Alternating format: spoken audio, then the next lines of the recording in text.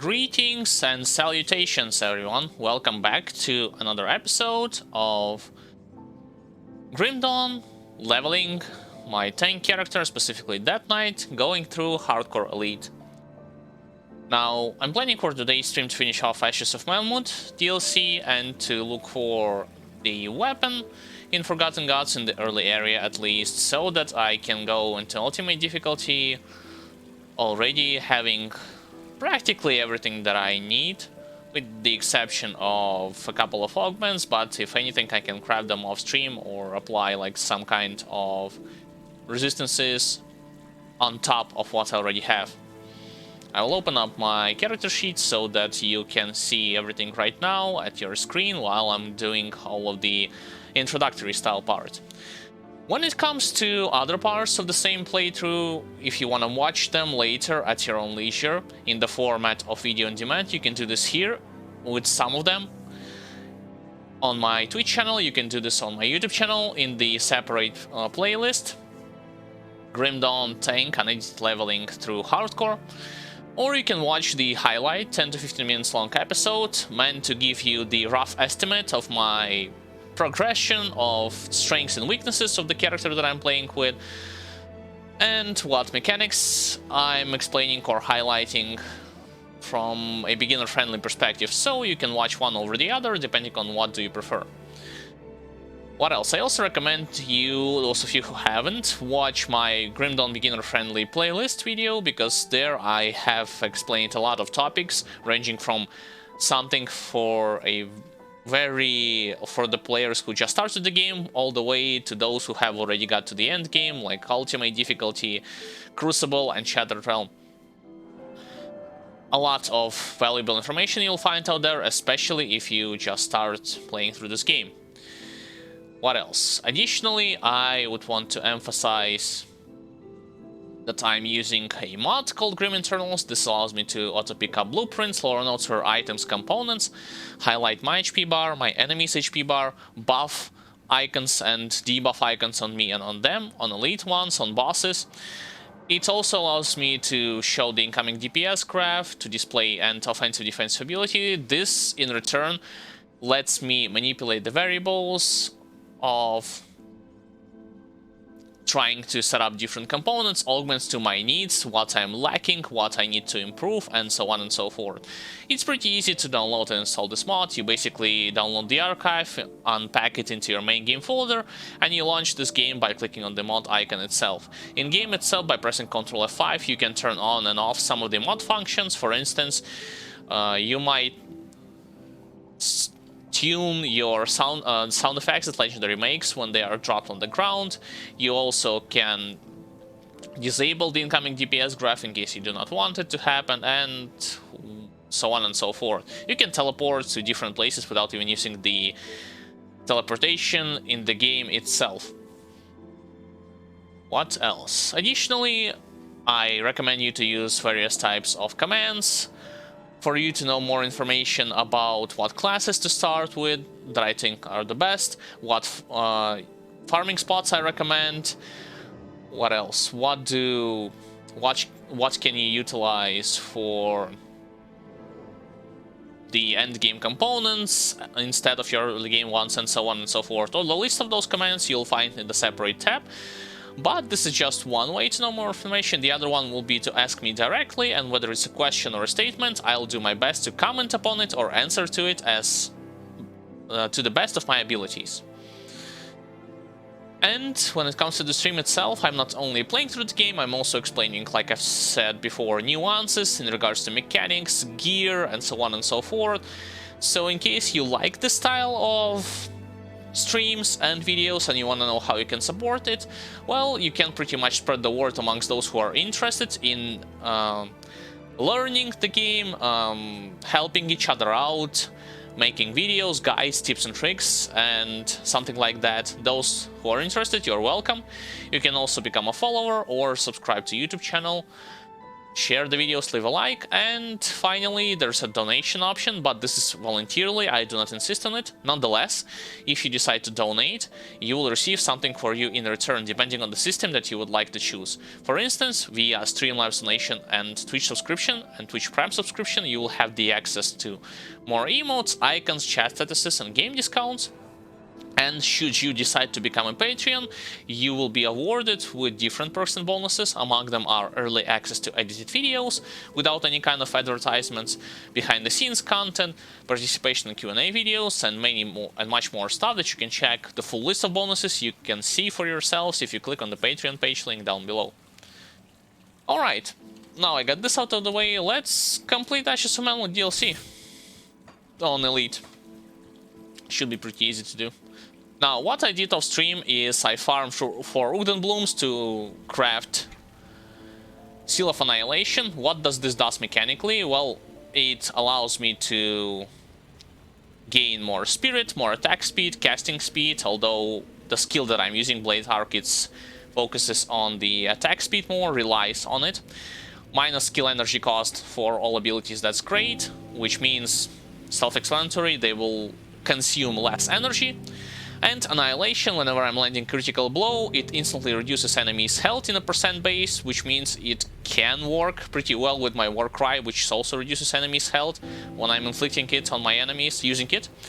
Minus offensive and defensive ability, 55, that's also great, and increases health regeneration by minus 50%. So all in all, it's great, and I recommend every character that specializes in dealing damage to enemies himself utilize Seal of Annihilation on his amulet as his end game component. Keep in mind, this Seal of Annihilation you can put only on an amulet, starting from level 75 if you have Blueprint. It drops randomly, so you cannot target farm it. I specifically got it from destroying one of the monster totems, so yeah. That's as random as you can get. Alright. Oh, almost forgot. Using Potions of Clarity, because I still haven't leveled up to full extent my constellations.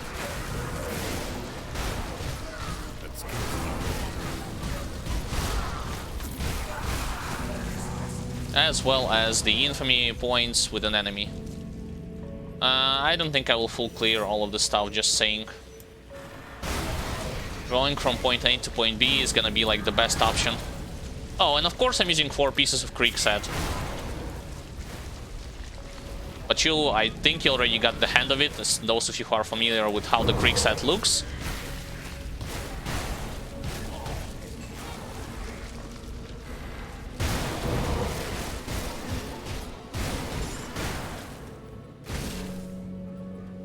Alright, can I save the kids and this guy as well? Because previously I wasn't able to do it.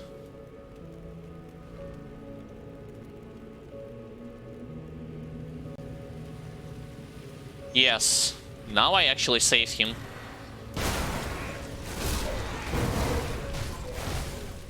Now, generally speaking, like in Malmut City itself, you would want as high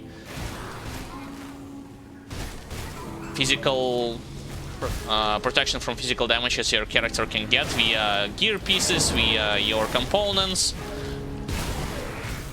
defensive ability and whatnot. Of course, do not forget about Ether, because it's pretty important, like almost every enemy in this place will hit you with it.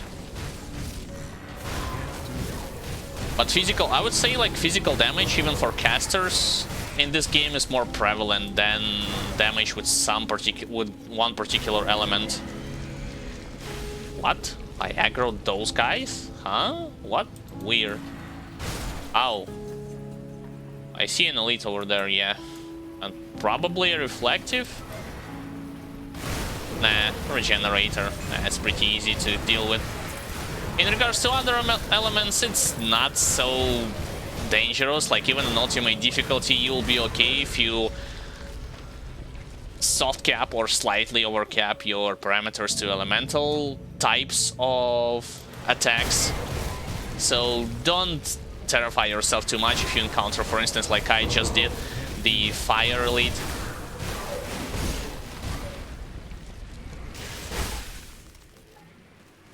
Can I go to... I don't think I can. Not from this place. Alright, let's go to the quest item. Help our allies. Kill every ethereal on sight.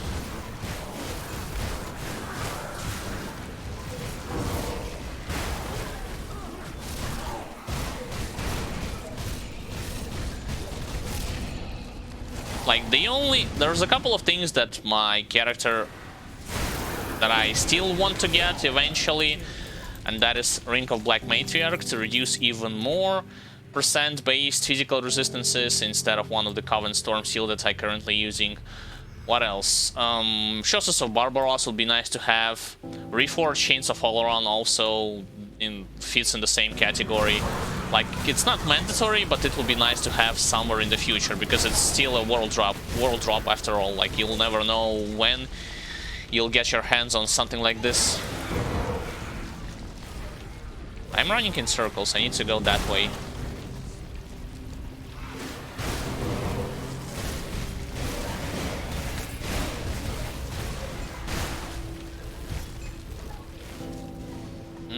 Can I go down the streets? I can, but I need to go, like, from that place, yeah.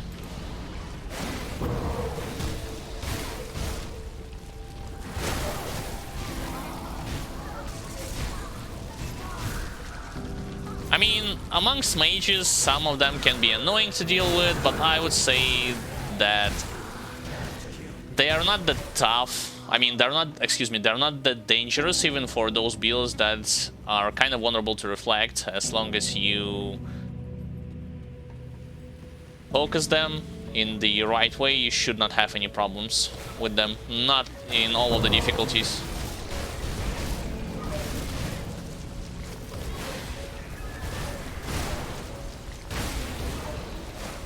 What else have I forgot to mention? I think that's pretty much it when it comes to, like, Ashes of Malmut, specifically the Malmut city itself. I mean, in the Ugden block, yes, you will be hit with poison and acid, vitality damage, and from some of the enemies to an extent with ether damage, but in, like, poison and acid damage is pretty easy to accumulate, same thing with vitality damage. I don't think you should have any problems with it. If anything, you can use for an additional protection some form of augments that your gear might lacking, or you simply did not put them on in your gear to begin with. Wait, how the hell did I miss that monster totem? It's ancient. I need to go back and destroy it for a chance of accumulating, for a chance of getting something good from it. Can I go down the stairs? I can.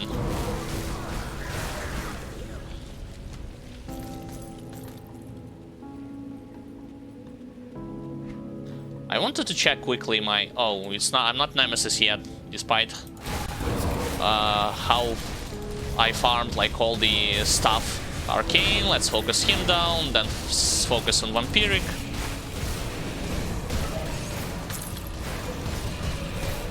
Bunch of Flesh Hulks left, they are not as tough as Ethereal Titans and Colossus, yep. Mythical what? Spellblade, Fire, Burn. Physical to fire on Eye of Reckoning. Yeah, I'm not gonna use it. I mean, I will eventually build a Warlord on softcore using Eye of Reckoning and going as glass cannony as I possibly can with Warlord, considering the fact that Warlord by default is one of the tankiest class combinations that you can get. But that's for softcore. Okay, I'm actually got to this territory simply because of the fact that I would want to destroy ether clusters and get ether shards from them. That's about it.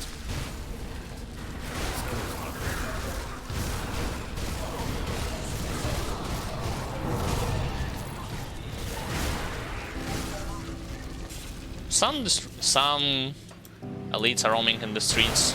So that's also nice for the extra experience.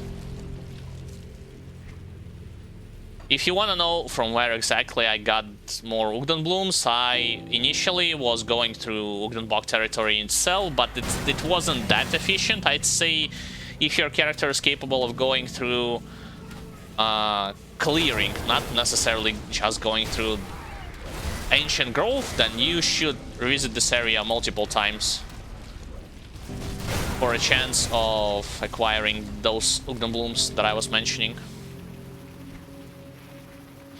Alright, on to the Keeper of the Gate. And of course I went in the wrong direction. Alright, alright.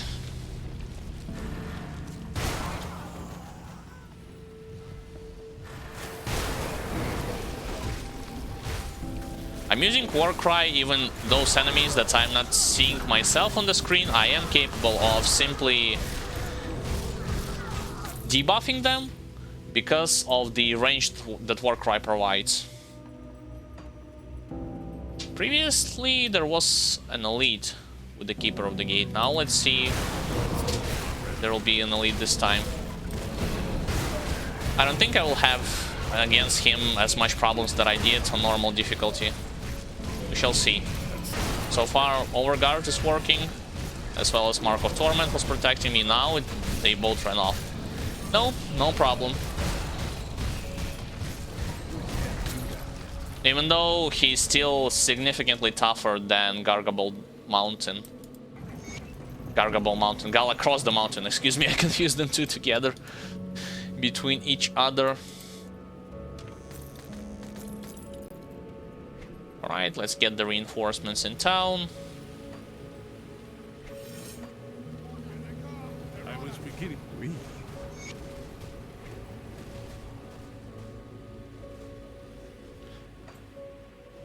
And let's get back to sewers.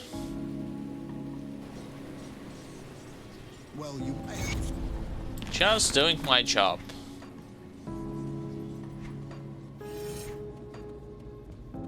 I've spoken with Corinia. I'll join the attack. I understand. Take care. Alright, and let's retake Steelcap District. Again, another big fight incoming. I think the remaining points from the attributes I'll invest straight into Cunning to have more offensive ability so that my damage will be higher and I will be critting my enemies more often. Because with that amount of HP and resistances, especially since I'm playing Sword and War build after all, I don't think I'll need to accumulate extra resistances. Yay, bunch of loot dropping left and right. Yep, so the area has been retaken. The thing that dropped is mythical Baldir armor, which is great, especially for the Blade Arc if you do not have any kind of alternatives.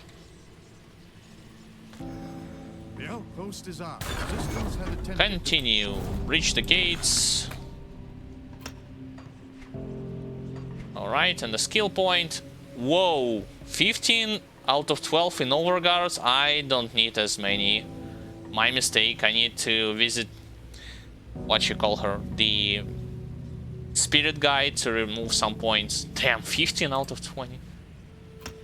10 out of 10 Mark of Torments. Alright, that's enough. Now I want to focus on shield training and all the remaining points. I don't know, I'll think I'll invest into Necromancers like Mastery Bar. Or put at least some points into Minier's Will, like extra ones. We shall see. There you are. For now, let's accept more quests. I don't need to go in that direction just now. 15 out of 20 in Overguard. That's definitely an overkill. Oh, and in case you have missed my explanation on Overguard, I actually provided it already in one of the video on demands and in the highlight video. Like, it's literally said, like, Overguard mechanics explained. You can watch it later to know more nuances about this ability. Alright, I think I accepted every quest in this area, yep. Let's go onwards. This is a dead end, only with the chest. Although sometimes you will see monsters roaming the streets. Alright, previously, remember, there was a weird mechanic. I mean, not mechanic, the weird thing that occurred. I was encountering a boss pretty early on in the streets. Ethereal boss, one of the optional ones. Let's see if the same thing will happen during my elite run through elite. And I meant to go to the second floor. Come on, stop bumping into walls. What a weird layout.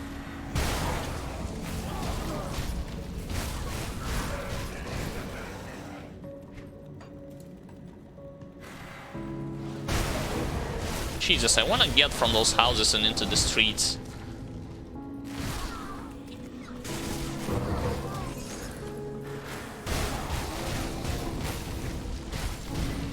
By the way, I still do not know why they have decided to put training dummies in this place.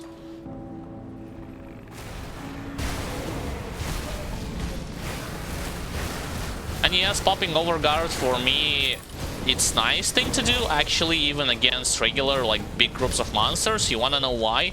Just because, like, let me show it to you. I'm using mythical Markovian shield, and it provides an extra utility for overguard. Once it's active, it gives you flat physical damage, flat means like straight numbers, and plus 200% physical damage to overguard itself. Meaning that whenever enemies are hitting you, you will hit them in return.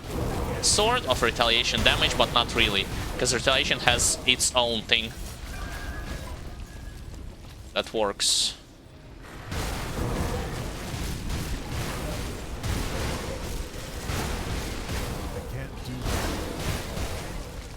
Yay, it's a cakewalk.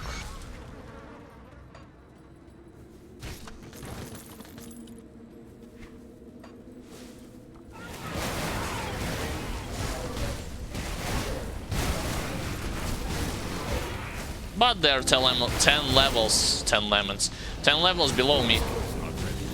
So I don't expect from them to present any kind of challenge.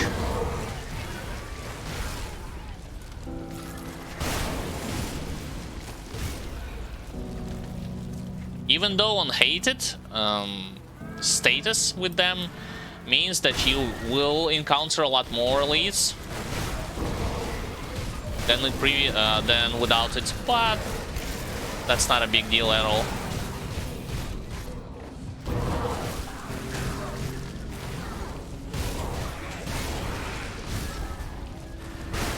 Alright, there's already civilians that I need to rescue.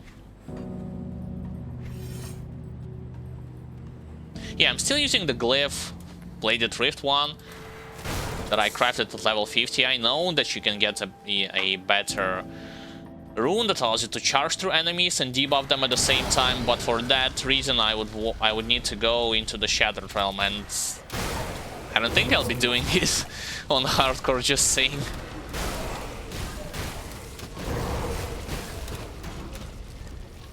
Alright, are there any elites, or those are just yellowish skeletons? Yeah, there's a blacksmith that once again crafts legendary items.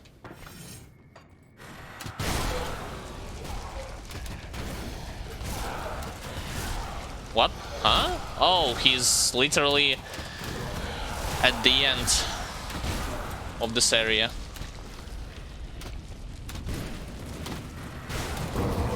Let's knock him down and kill him. There, one down. Luckily I destroyed the priest, so no more healing. And that's pretty much it for this area. Unless you want to full clear it, but I don't. You know what the funny thing is that I'm seeing from time to time on the elite enemies on higher difficulties? A lot of them,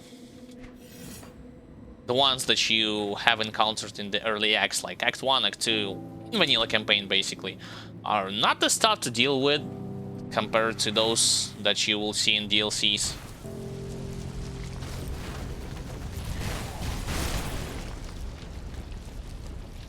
I don't know, maybe it's their stats allocation. I haven't. You can check the exact stats numbers on enemies when using the grimtools.com, because there's like a monster database which you can utilize to your advantage. But generally speaking, like even without database, when I was like going through the game and killing enemies, a lot of those elites and regular enemies from early acts, even if you encounter them in the DLC, they are like 30 to 40% easier to kill compared to the ones that compared to the new ones.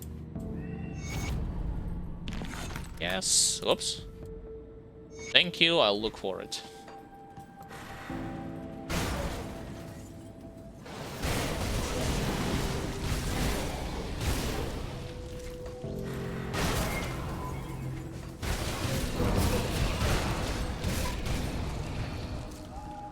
No Colossus.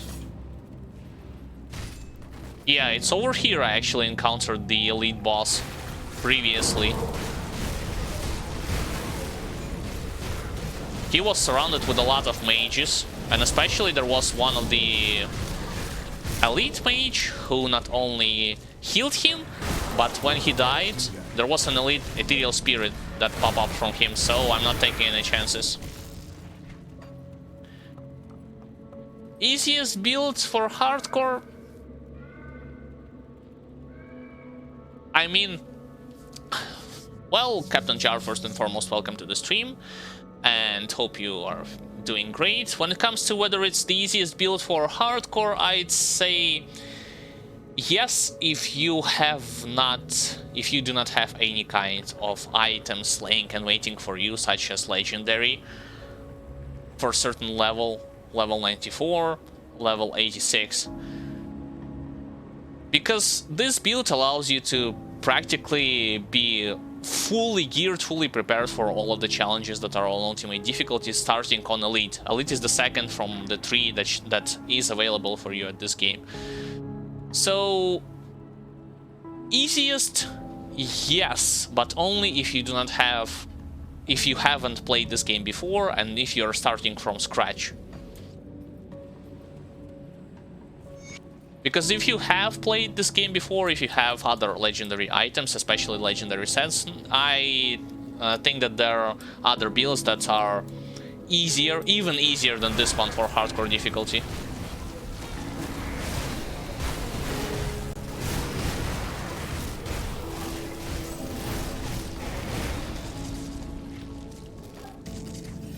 Alright, I actually cleared all the areas in this place and there's like no bosses.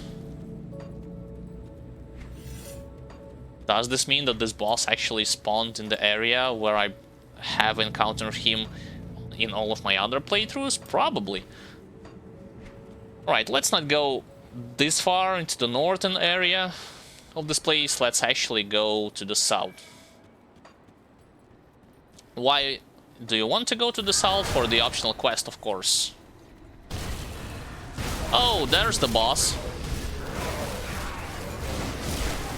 Let's use Mark of Torment on him and then nuke him down.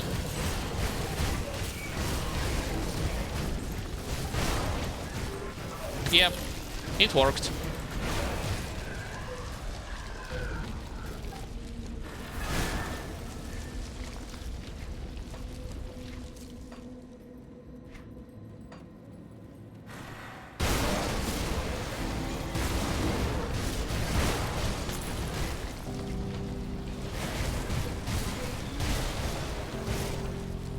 Of course, one of the important things that I would want to have for going on ultimate difficulty, but that's already in second DLC, I would want to look for a better weapon. I mean, I don't mind to have exactly the same axe that I currently have, only for level like 94.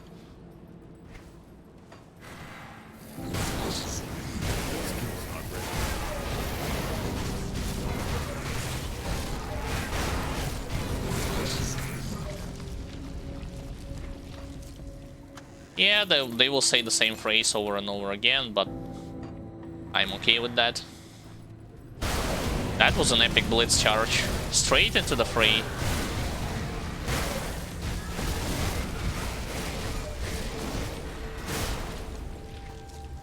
Alright, so currently I cannot go into the docks. I would have to do this a little bit later.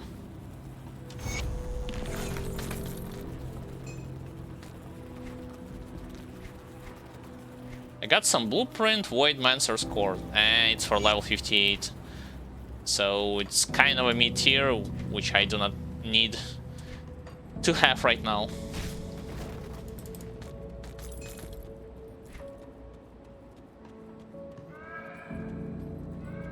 Alright, now I'm going straight to the back to the northern area. Actually, you know what? How much? Oh, I still need to go back to town eventually, so there's no point. I was thinking of opening the personal rift gate to save some time of running back and forth, but eventually I would have to visit town and sell my items, so no point of doing it right now. Wait. I've gone into... what?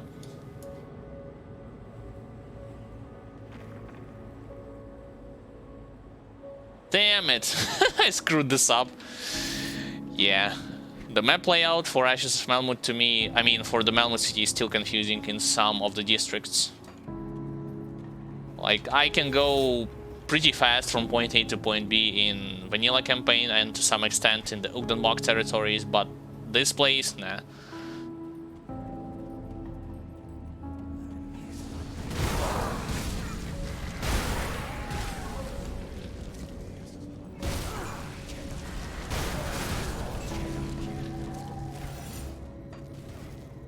There, let's help them out.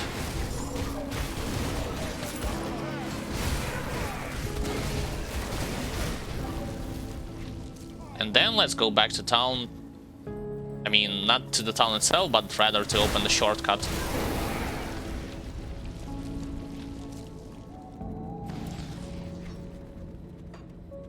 You can use this shortcut to return to the merchant, sell all the stuff that you have collected from your inventory if you want to.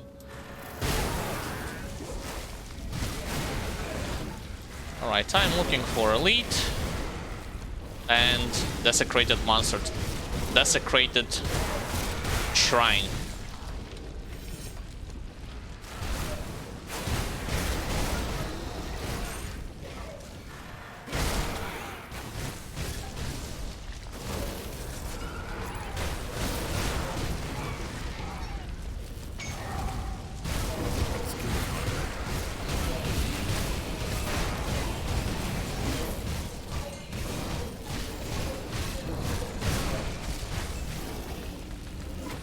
Alright, I think I got a blueprint.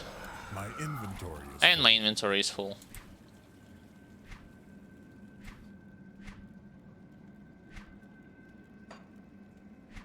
No blueprint? Strange. Oh, it wasn't a blueprint. I think it was just another rare item. Alright, so let's get back to the Devil's Crossing right now. Because in Steel Cap District there still are no vendors. Like, if you retake the district, then they will provide you with... they will have vendor NPCs, you know, faction vendors, inventor to remove your components and put new ones into your items and so on and so forth.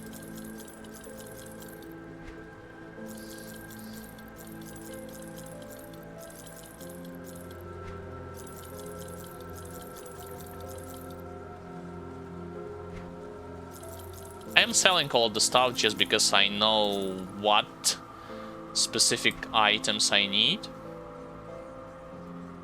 This is why, like, I have no interests in any kind of blue items, legendary items, and so on and so forth from this DLC.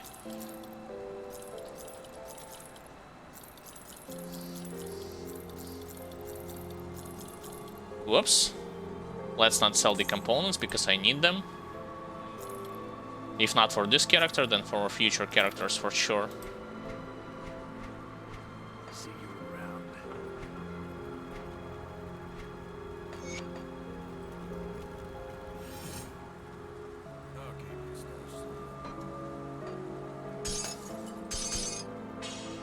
That's the quest item I needed for later. If you want to know how exactly I got like maximum resistances up to 85 and 83 or on the piercing, it's pretty much from my amulet. And this maximum fire resistance and cold does mean a lot when it comes to defense.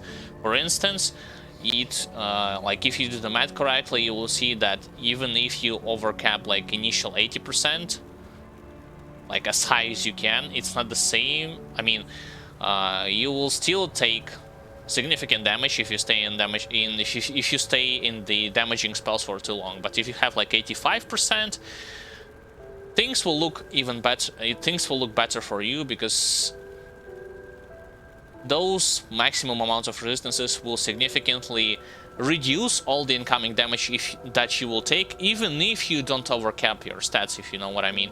Like you can have it on 85% and no more than that, and you can encounter enemies that will deal like the exact type of damage that you have built around like your resistances, but it's not gonna like they will not gonna critically strike you often, and they will not gonna deal like any kind of insane damage to you. Pierce, I think I got Pierce from like 3% extra. I got it on one of the items. I just don't know what kind of items it was.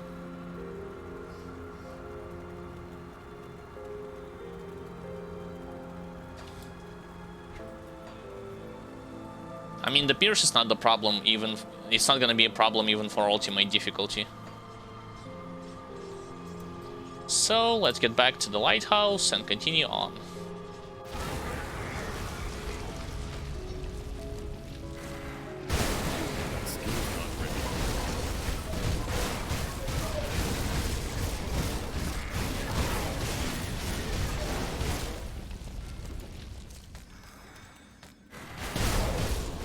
Yeah, there was another optional boss, but not a problem for us.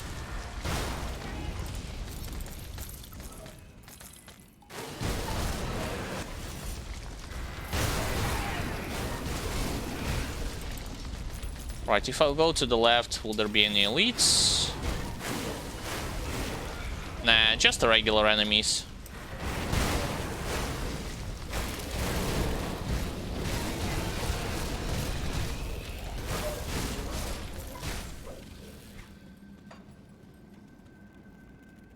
You can also check, like, here's the cool thing about grimtools.com and their database. You can check what items do you want in case if you're looking for bonuses to a specific skill. Like, let's say you're playing with Force Wave, or you're playing Arcanist or Shaman, and you're using one skill as your damaging ability, and you want to get like as many items that will buff your main damaging skills. You can do this. You simply can type like Primal Strike and select the necessary weapon, like two-hander, one-hander, ranged, and so on and so forth. And it's gonna show to you the exact items that can be dropped in the game, like starting from normal difficulty all the way through ultimate difficulty.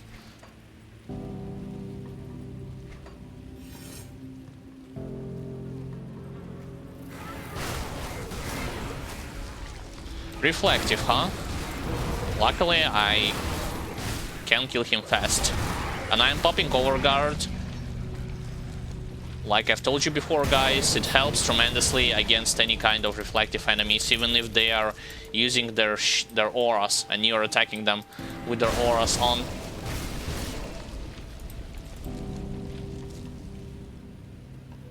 Open the Rift Gate.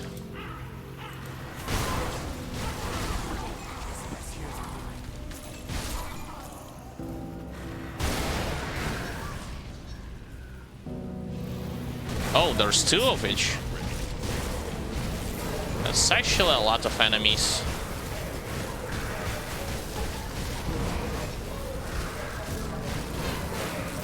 Stop shielding them.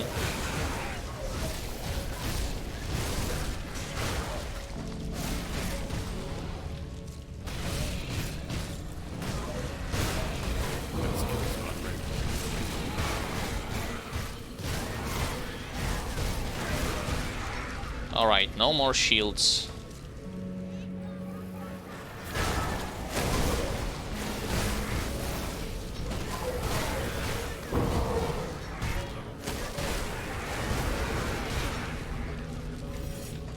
Let's collect another quest item.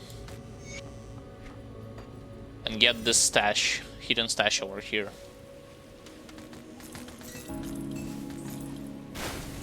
If you go, by the way, if you complete the same quest on ultimate difficulty, in this stash, I think, like, in 90% of the cases, you will get a legendary item.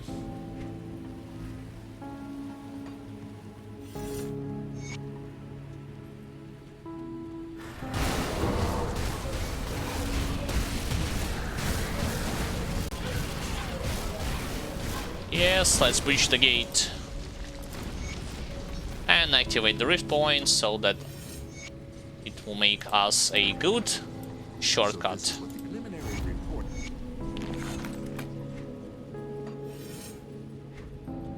I'm not going into Crown Hill yet, just because there are another group of civilians that I need to save, as well as once I will return to the hub area, back to the Steel Cap district.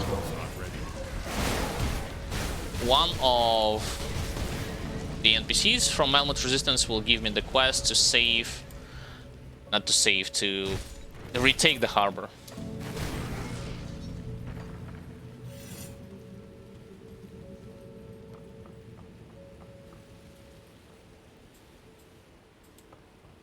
Alright, so saved a bunch of civilians in this place.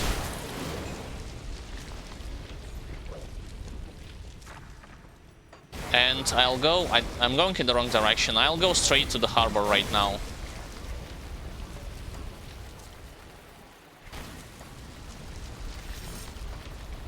When it comes to who you should focus among, like, Ethereal Titans or Ethereal Colossus, I would say that in majority of the cases you would want to focus... I think it's Colossus, either Titans or Colossus. One of them have the ability to reduce your skill that reduces your offensive and defensive ability simultaneously, even if they are not elite. So you want to focus them over the others. Of course, there are a lot of variables, like are there any arcane mobs around, reflective, support monsters. But if I'm just talking about general group of enemies that you're facing, and if you spot among them a couple of Ethereal Colossus, then yeah, for sure you need to get rid of those guys first.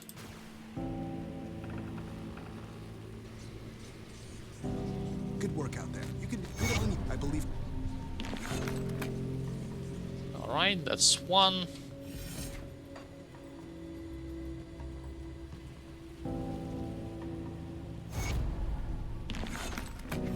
Chill later, thank you. Chill later actually will give you a bunch of items as a gratitude sign. I'm talking about the... Sounds like a worthy target. I'll do what I can.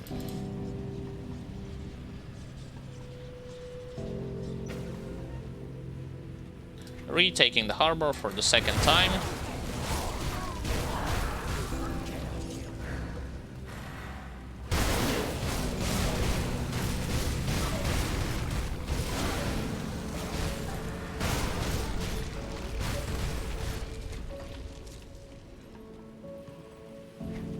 And then go straight into the fray over there.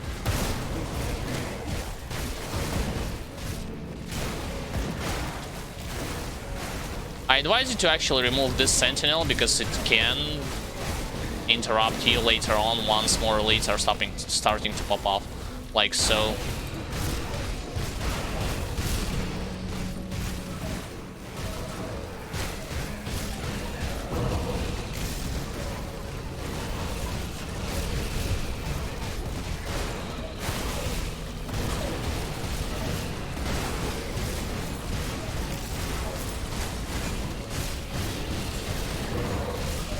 There's an arcane, focus him down.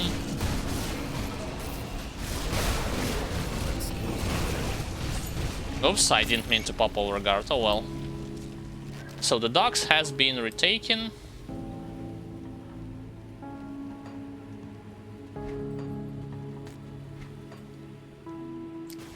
quickly return to the Steel Cap District and then continue in the Crown Hill.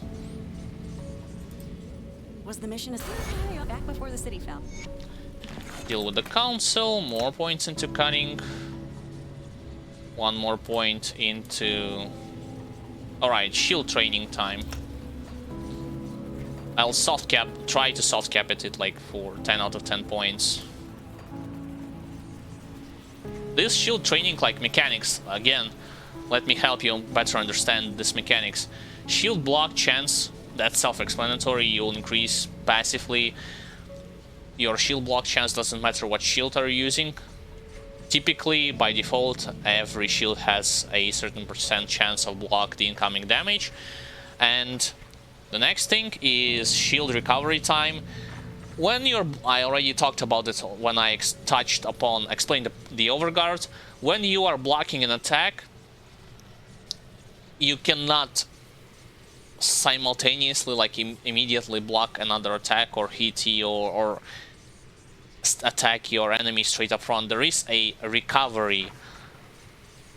There is a recovery animation, just like it was, for instance, back in the other action RPGs, in the old ones like Diablo 1, Diablo 2, you know, when the character raises his shield slightly and does this like grunt, like Of course, there's no grunt in Grim Dawn, but there is such an animation when you are doing the shield block stuff. So it lowers it. It allows you to quickly get from shield recovery time back to the offense or to your defense, whatever you might pursue in particular situation. Let's go to the Crown Hill. I think I'll go straight to the Council to my right.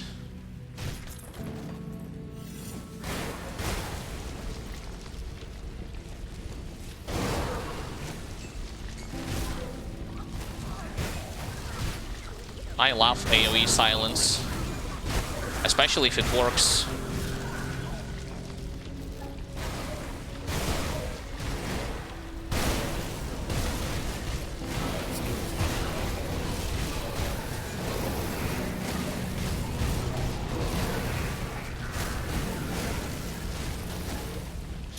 No problem.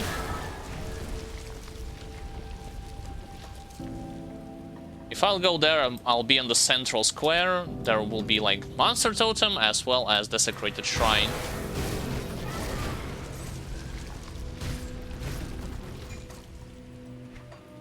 But first, let's deal with the council members. Like I've told you before, funny thing about those council members, like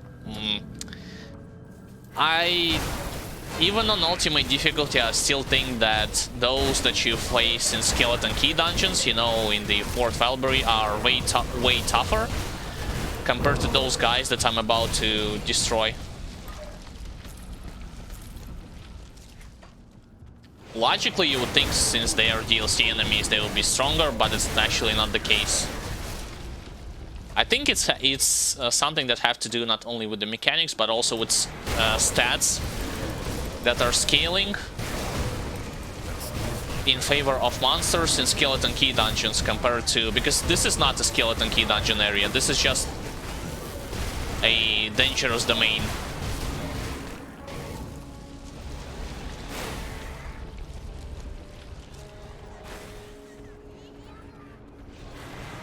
I shouldn't have charged in those little guys, should have charged in this Aspect Guardian.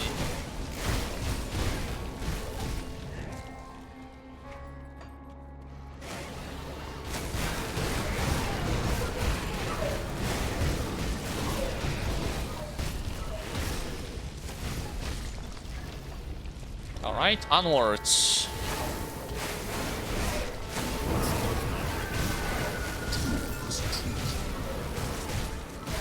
Yeah, they have the same lines, same voiceovers. Alright, council members. It doesn't really matter to what kind of enemy you will use Mark of Torment. What type of enemy in here. One down.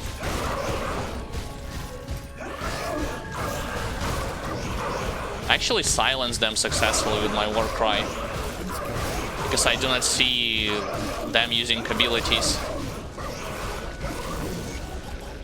Yeah, the crystal thing that you have seen right now, it serves for them as huge damage mitigation. Like, generally speaking, you saw how fast I destroyed one of them without the crystals on, and once you kill the others, once you kill this particular enemy, the other ones will get this crystal buff.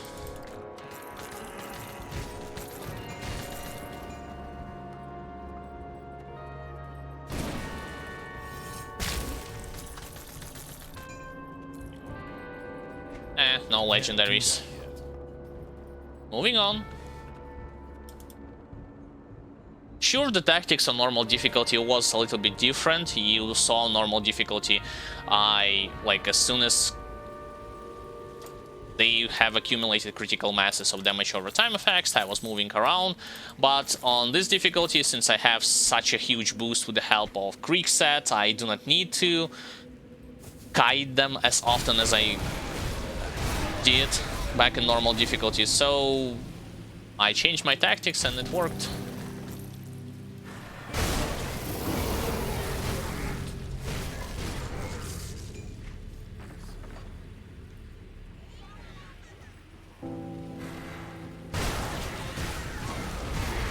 There should be a first vent somewhere in...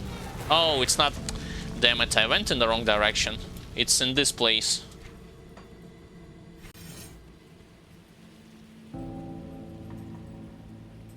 Actually, let's just do this. It will be faster than to run around, pass by all the houses.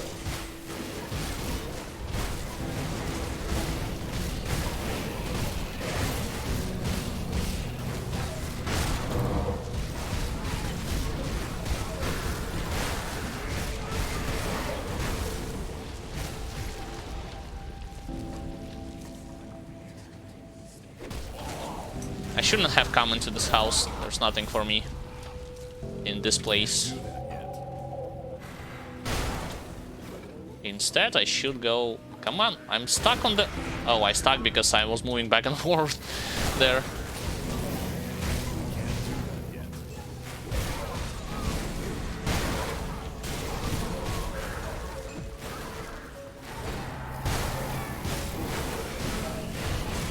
There's a Titan.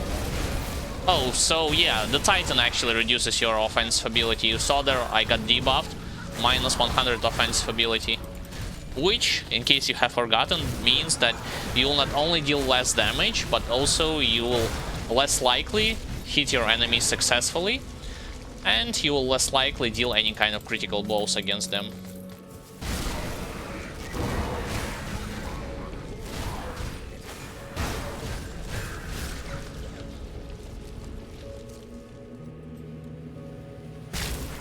Right, so the first vent has been destroyed.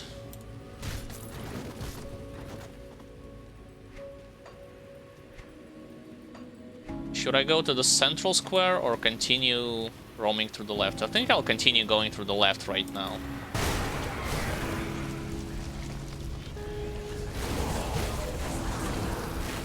Using Warcry, even enemies who are on the second or third floor, if they are present in the same area, they will be affected by the debuff from your Warcry.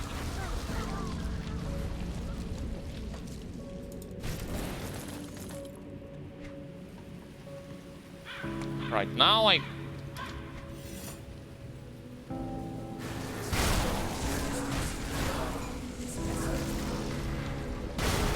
Thank God for the cooldown reduction that I had on Blitz.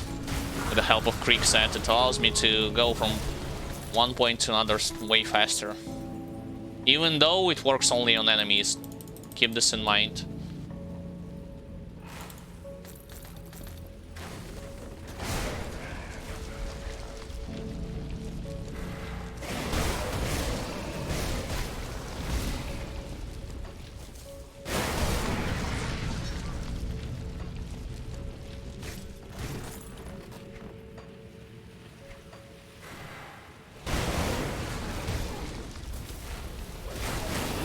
There's a lot of enemies trying to protect this vent.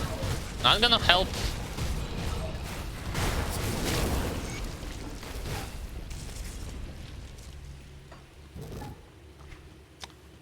So let me return actually to the square.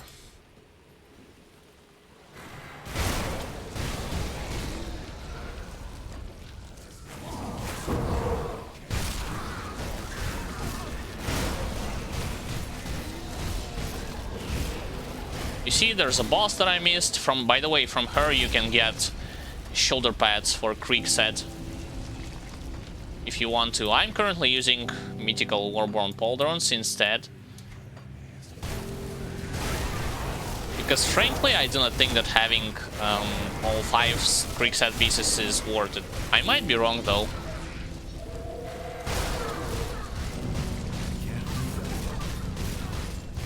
Should have used Overguard and Mark of Torment on her.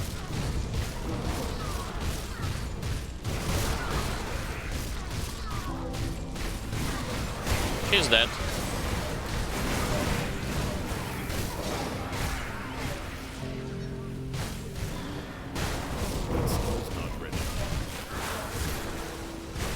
Let's clear the square from the enemies. If you are going here in from the square direction rather than going all the way from the left, I advise you to lure her away from those mages because they can heal her. If you damage her, they will heal her. I'm not even mentioning that she herself can apply a shield that will mitigate any incoming damage that she'll deal to her.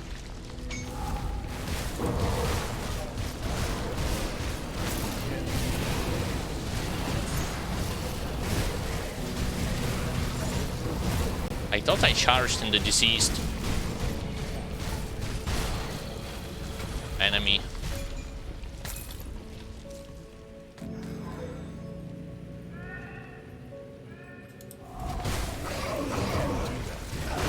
Unstoppable, defender. 2 unstoppables actually. Why is he running away from me? Feels weird for a Flesh Hulk as well. Oh, Mythical Black Watch Seal. I remember this item. I was using this a lot on my Infiltrator when I was leveling him up. It's best in slot blue item if you do not have any kind of alternatives from a legendary variety, such as Belgothian Sigil, or there's like another ring from Forgotten Gods, Orisia. I forgot the exact name of it.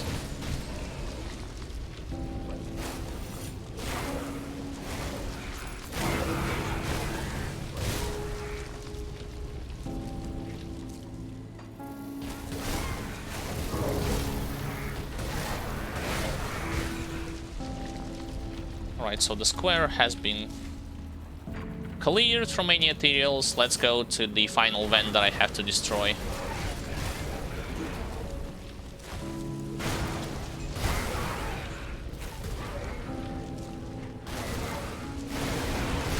Wait.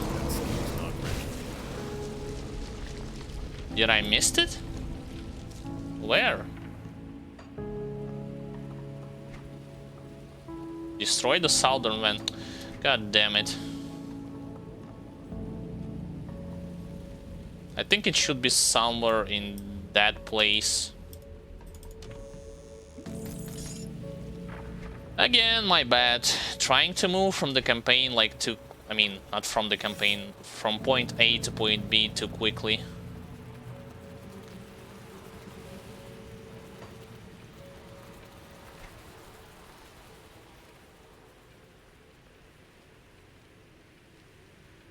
This is the place. At the very end, I mean at the very beginning of the area. Teleport? Yeah, I teleported, but stuck against the wall.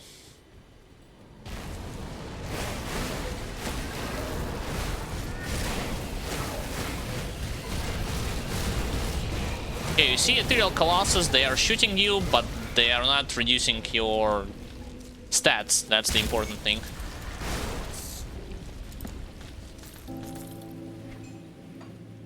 Finally, the pathway to the final boss of this DLC has opened.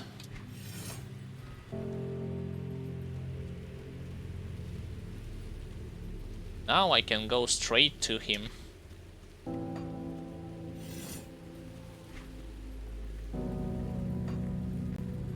He shouldn't give me like any problem at all in all of his phases. And it's not only because I have good amount of resistances. Generally speaking, people consider like Ted and Marcel not a tough boss, even in Crucible and Shattered Realm if you encounter him. And remind you that bosses in highest like waves in Crucible or in highest shards in Shattered Realm, they are way tougher, significantly tougher than campaign counterparts. So hopefully I'm running in the right direction.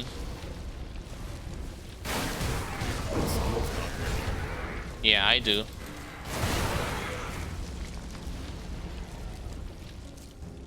But this is a dead end, which is unfortunate. Let's do something like this.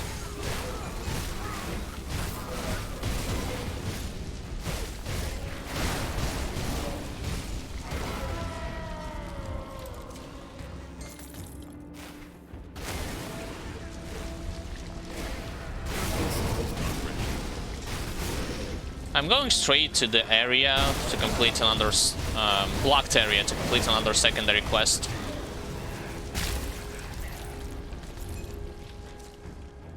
Cruel's Edge. It's not good, right? Elemental to physical. I mean, it's not for the skill that I'm using, so this is why it's not good.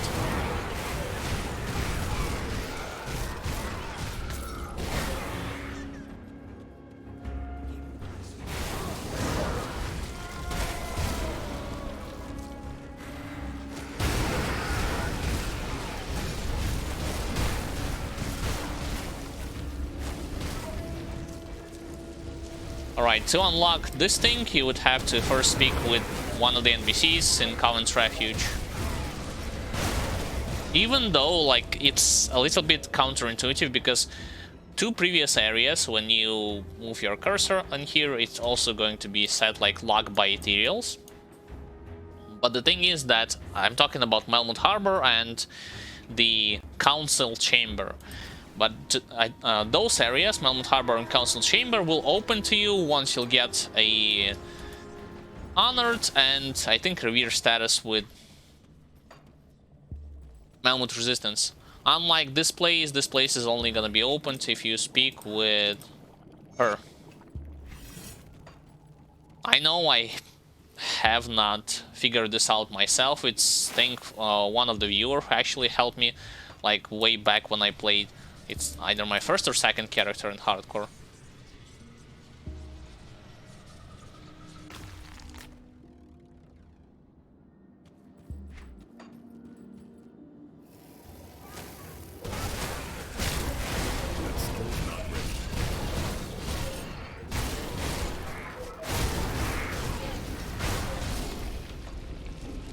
Yeah, let's clear this little imps. Wait, let's open up the chest first. So precious few.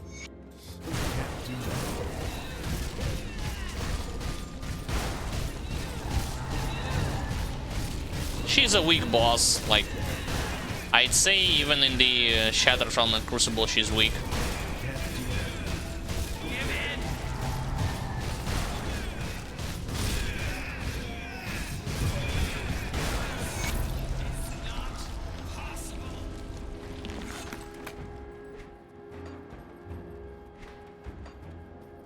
Wayward Soul reached rank 17, but I think it's not the maximum rank.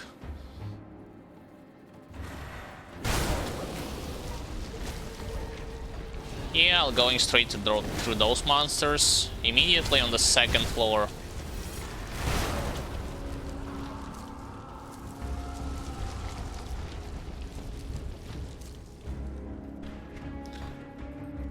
On the second floor, what do I do first? I'll always go all the way to the left.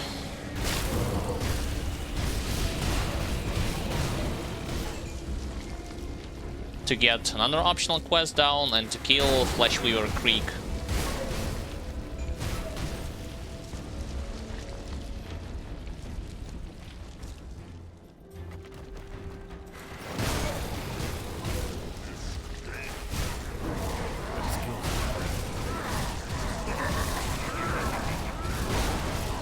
Arc of Torment is working perfectly.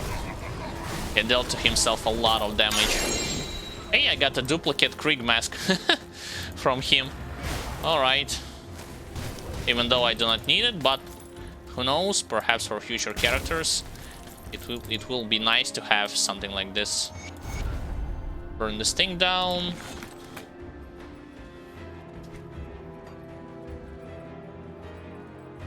Now I want to look for Guardians and kill them.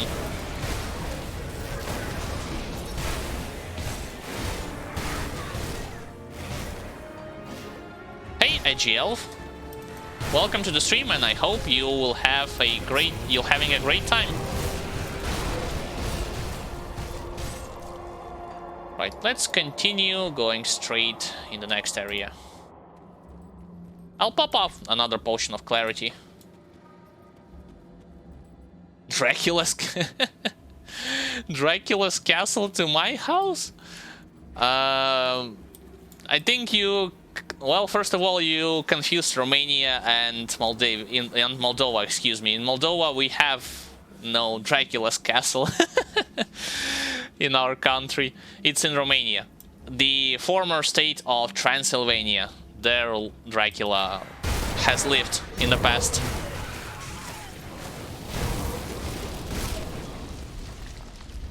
By the way, I wouldn't mind to visit Dracula's castle if there will be any kind of tourist thing that's happening.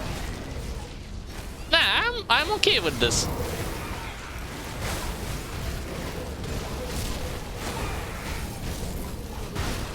I actually haven't seen on YouTube.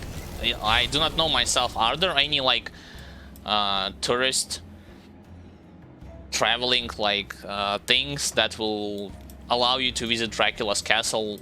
Not only look for it from the outside, but like go into insides, look in the chambers and the rooms, and so on and so forth.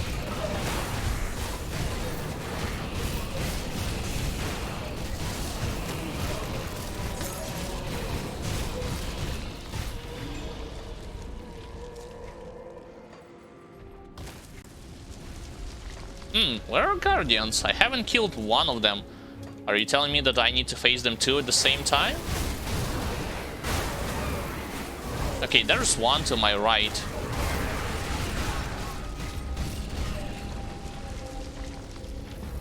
And the second one...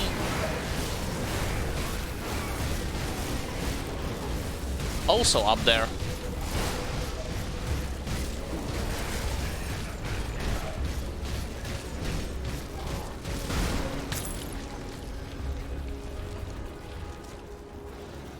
Yeah, like, the mountains I also, like, want to visit sometimes. Not for the sake of skiing there and doing all sorts of winter sport activities, but rather just traveling through mountains like themselves. Going as high as you can, of course. There's some kind of physical preparation needed and medical thing that you will not pass out on a certain altitude. But I would want to do this. I wouldn't mind.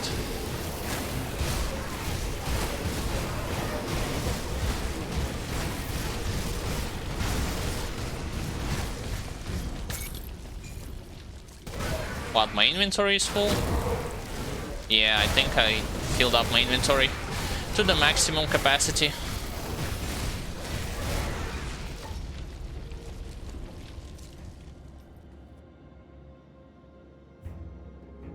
If you are wondering why are you not receiving any kind of experience from this guy, my guess it's gonna be explained somewhere down the line in the later DLCs if they want to create some kind of a quest line for this guy, like for future territories. Or in Grim Dawn too, like who knows.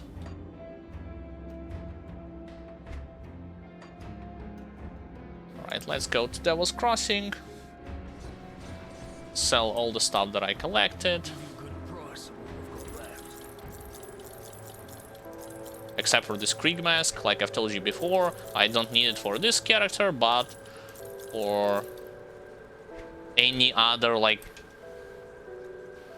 characters, this thing is good to have. Because, remember I told you before that Krieg said it's not only useful for a Death Knight, you can use it on a Battle Mage, you can use it on as a physical internal trauma, you can use it as an ether damage set. Sequel? Oh yes, they are working on the sequel. It's in very early development, and in regards to the expansion, there will be expansion a content update. It's not gonna be huge, it's gonna be a little content update somewhere in the beginning of the autumn, where they will expand on the territories. Like, let me show it to you. In the vanilla campaign, there will be... Remember when you were going in the homestead? There was like a bridge somewhere in Old Arkovia, in the Twin Falls Rift, that you cannot cross this bridge. The bridge was destroyed. Now they will recreate this bridge, and you will visit the areas over there. That's one area that they will gonna expand upon. The other area in main campaign that they would want to expand is, of course, in the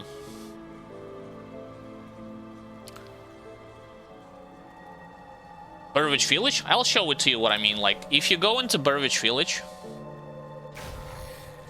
and you will go, not here of course, you'll go in the direction where the first DLC is.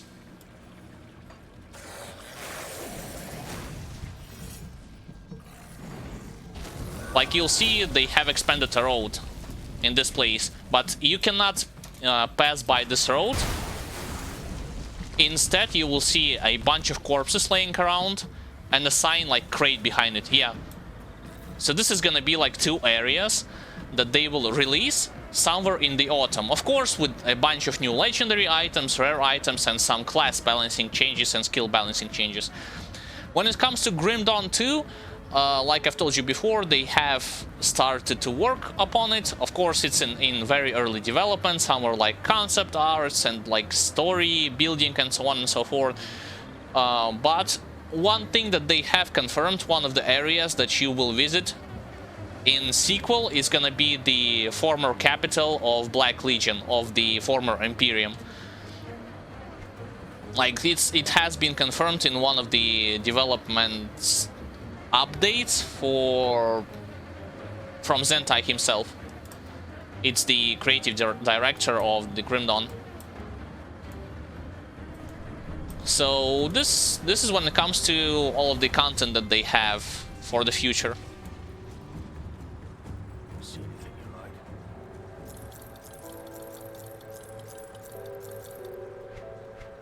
There's actually a couple of screenshots, like if you look at it in Google, I think you may find it when it comes to this development update for the autumn, this future patch. They have included a couple of screenshots with new territories. Specifically the ones that you will visit when you cross the bridge in Twin Falls.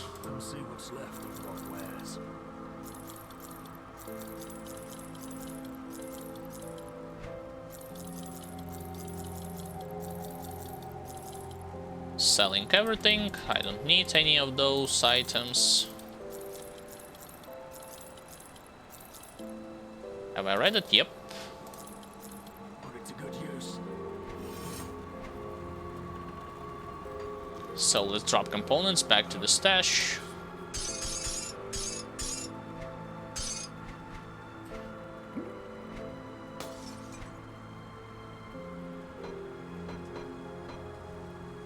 Krieg mask, put it over here.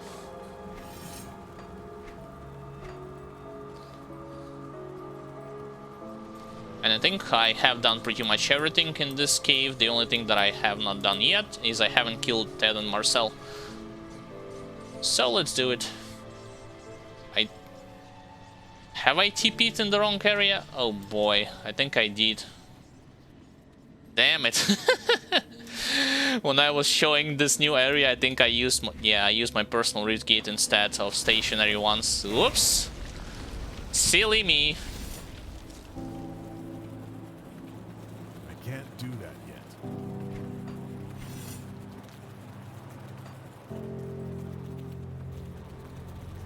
Whoops. Well, sorry. Sorry if I offended you. I mean, the final boss is called Theoden Marcel, so I'll call him Theoden.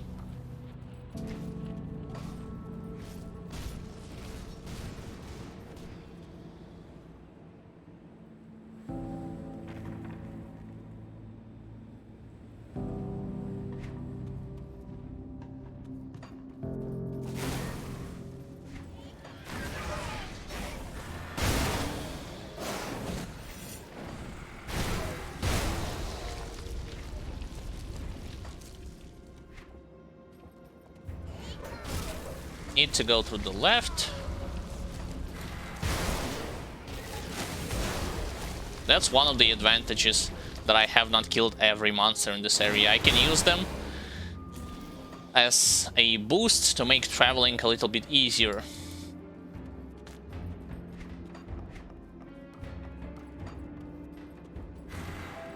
Like so.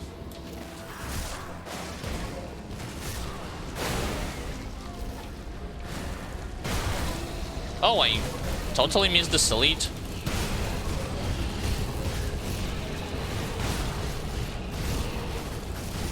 Did he drop something? He dropped a blueprint.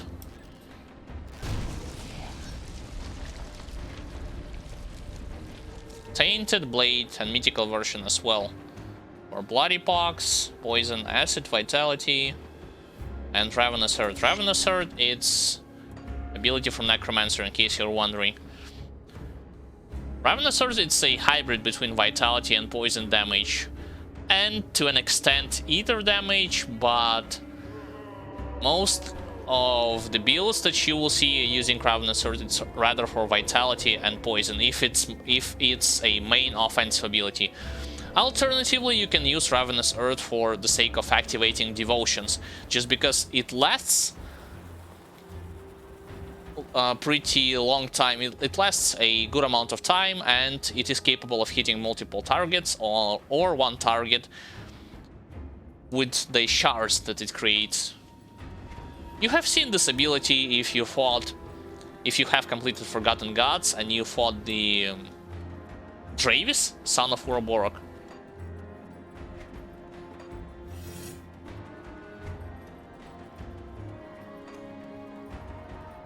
Alright, Ted and Marcel, I'm coming. Just hold up.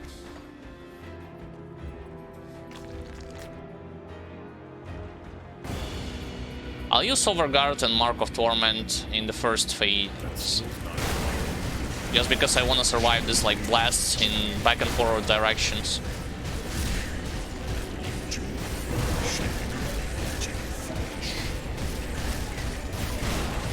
Alright, first phase down, second phase. Mark of Torment almost up.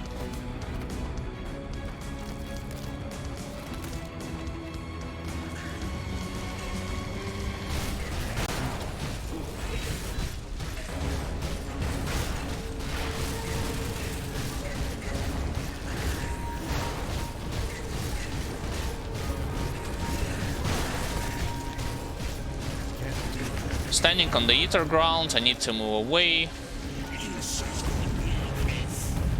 Alright. Now the third phase.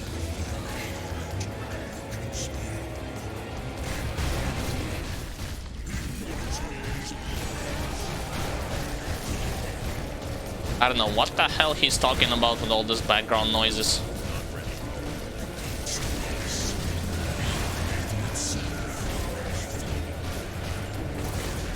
I'm okay with getting hit by this ability. Mark of Torment again. He should be dead.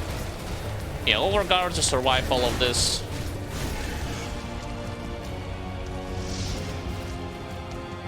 And that's about it.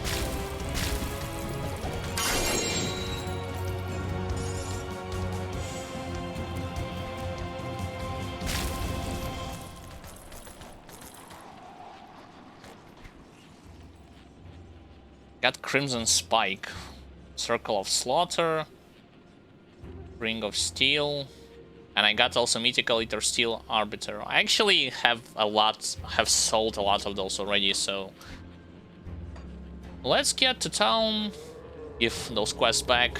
Chances are that I will gain an extra level from it.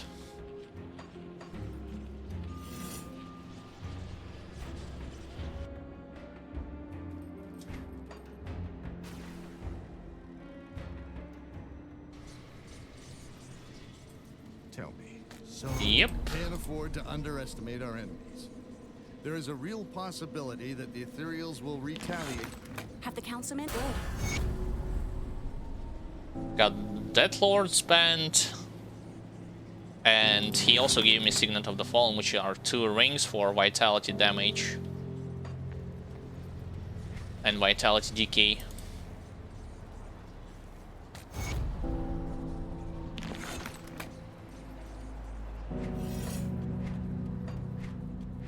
One more into cunning, one into shield training.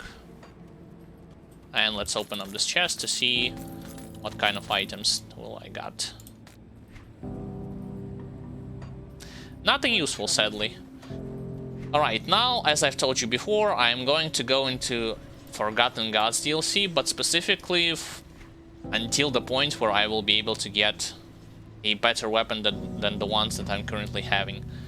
Like, I don't know how long it will take until some enemies will drop it, but this axe in particular drops from a lot of enemies. From elites, from bosses. Wait, there should be green portal around here, if I'm not mistaken.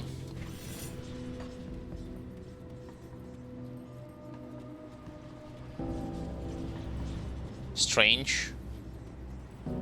Alright, then let's teleport into Forgotten Gods from Devil's Crossing.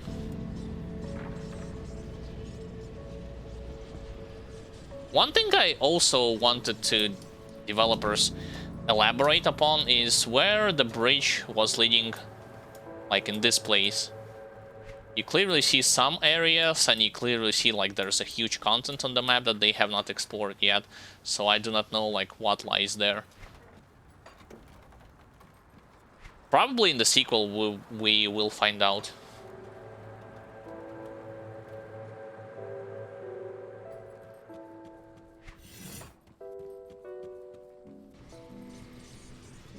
Right, so this rift point has been activated. You, the 3, go to... Now let's quickly do the challenge, accept every quest that they will offer. The emissary warned.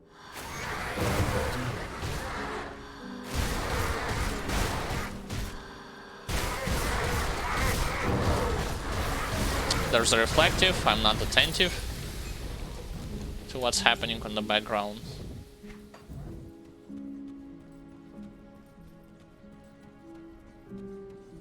I could hear the back. I'll speak, and as always, for the sake of saving as much time as possible, I'm joining with Cult of Solile. You, Solile does. The forgotten. Speak. So, the servants have. I'll bring. And I'll find.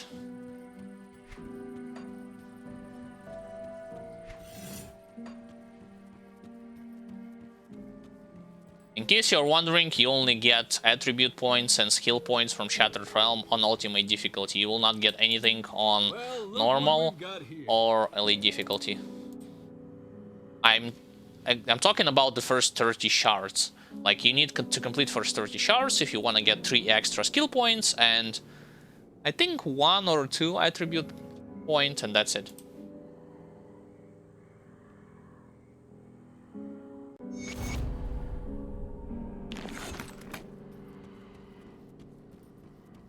There's like additional quest.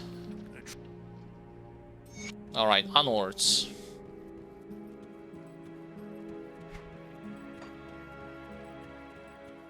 Usually you have, when it comes to the axe that I'm looking for, it drops from Grobbles, it can be dropped from T-Rex, you know, local version of it, anyway. It also can be dropped from Scorpion elites specifically. And there are a lot of those enemies in this place, at least in the initial areas. Not ready.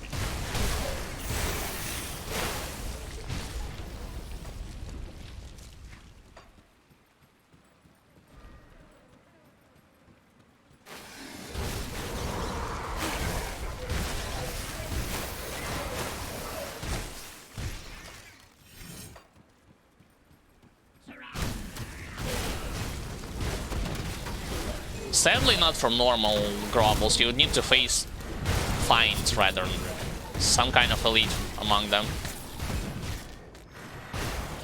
You see, that's what I'm talking about. Superior Sand Claw of Electricity. Sand Claw, excuse me, Slicer of Electricity.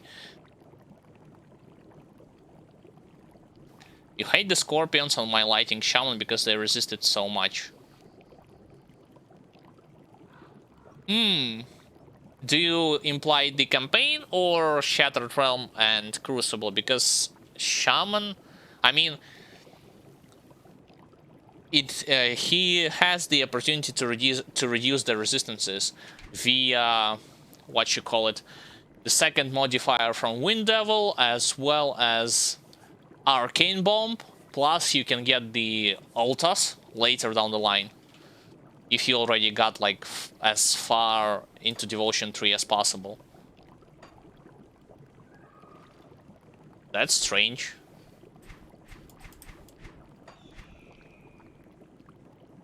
Like, it always, like, when people are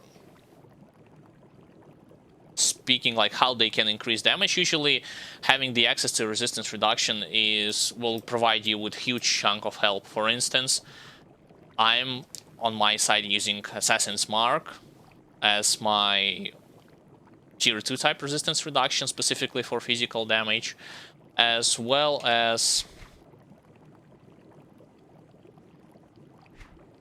Warcry with the Break Morale. Plus, I'm using a Blitz with a Blind Sight.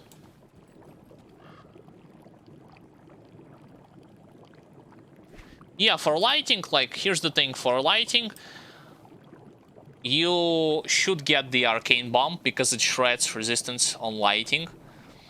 That's number one. Number two, you should have the, later down the line, like, way later, once you get to tier 3, Hand of Ultas. It also reduces elemental resistances. You can combine all of this with the Roven's Crown. That's already 3 elemental resistances that you can get. And finally, the Wind Devil skill itself, I think, is the second modifier that says like -% elemental resistances on enemies. So all of this combined together should give you the huge boost for shredding their defense and letting you get from one point to another more quickly. Alright, so I got Superior Sandclaw. Let's see if I will be able to find something better.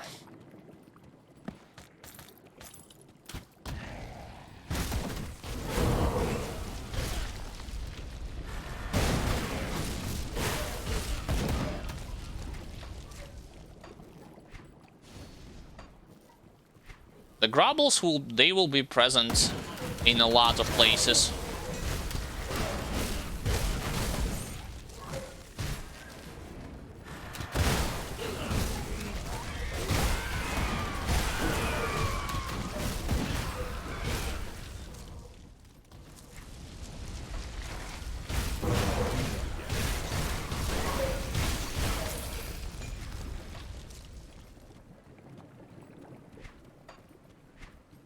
Oh, and especially if you decide to combine Shaman, let's say you're using elemental damage or lighting damage in your case, which is a part of elemental damage anyway, you can combine Shaman with something like Inquisitor, and Inquisitor has the exclusive ability at the end of his mastery bar that lowers enemies' resistances even higher when it's active. Like, all of them around you, they will be like having minus elemental resistances. Like, when it comes to mid or late game, you should not have any problems with your Lighting Shaman.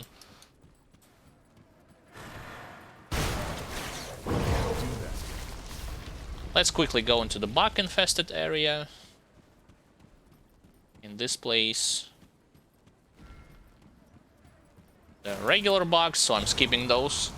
I'm just looking for boss. Oh, affected.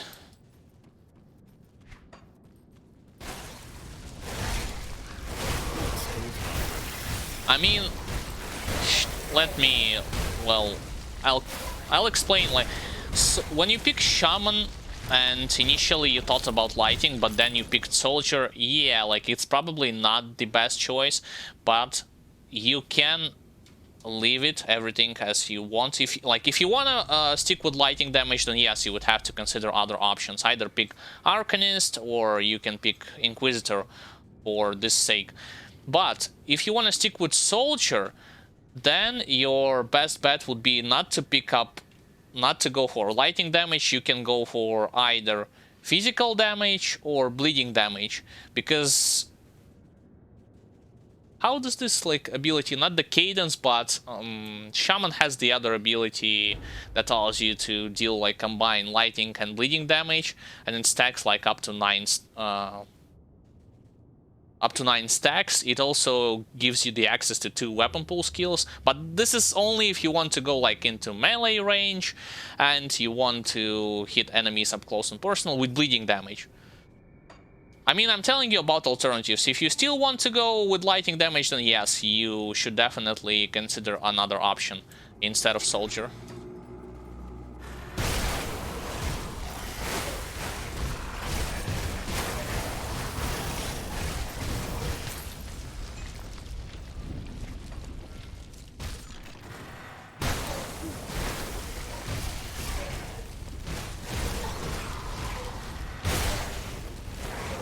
Once again, this green force wave that you're seeing on the screen, this is ability that I have on my gloves. Specifically, when I'm dealing any kind of attack, it's creating this force wave, does physical and ether damage combined.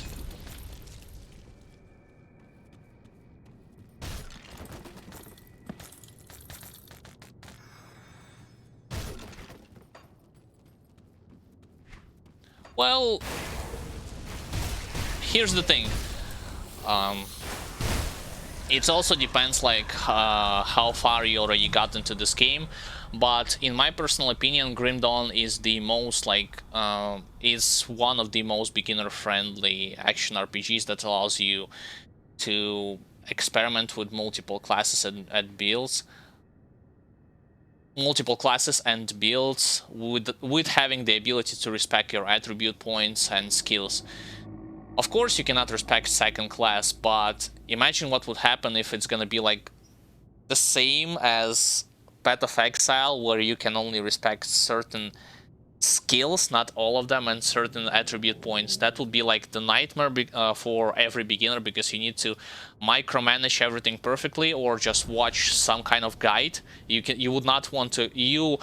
Like, it prevents you from experimenting and creating something yourself. Instead, you will just watch some other builds, copy it, and use it as your own, quote-unquote.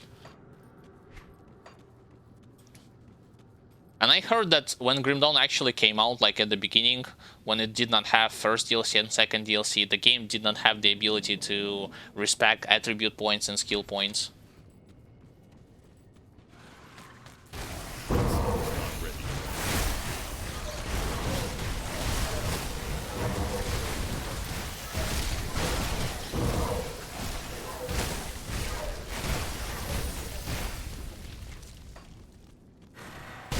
Alright, so I killed this bug.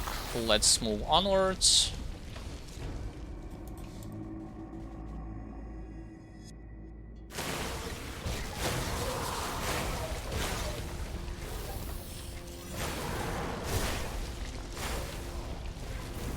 I'll skip regular ones.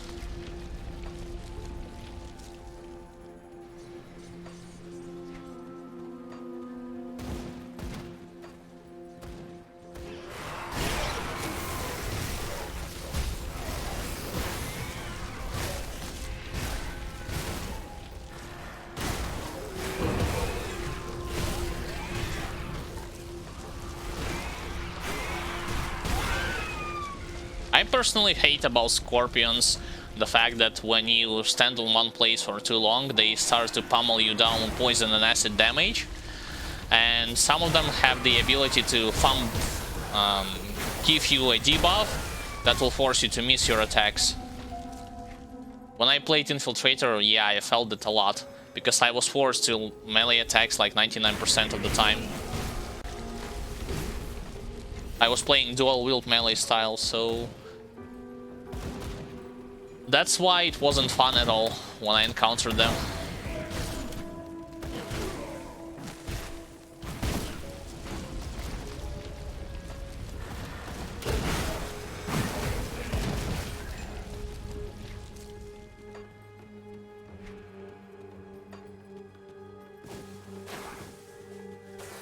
And those are regular white mummies. Skip.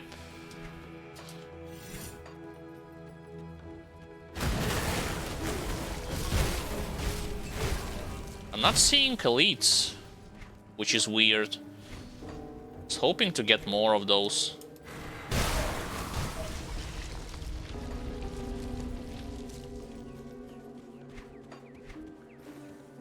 Have I got another axe? I did, but it's bad because it gives vitality damage. I wonder what does Sandclaw means. Oh, the Sandclaw is the name of the weapon. Yeah, never mind. So it's the same weapon that I have, only it has a boost to my stats. Improvement over them.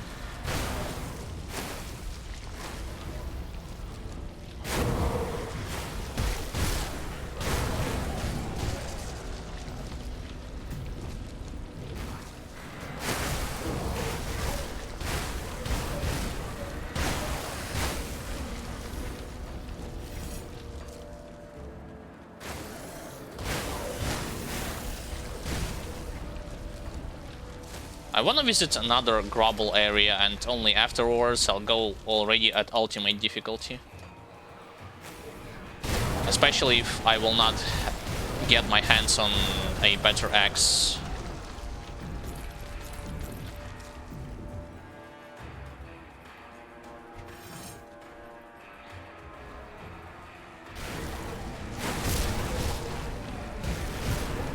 Those earthquakes that you're seeing when enemies are hitting me, this is a proc that I have on multiple items. It literally says earthquake. It deals physical damage, internal trauma damage, slows them, slows their movement speed, slows their attack speed.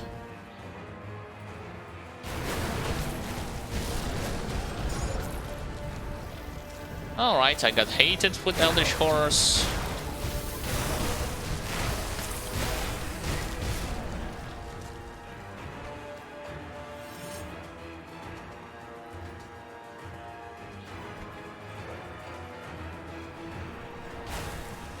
Let's get to the Eldritch Totem.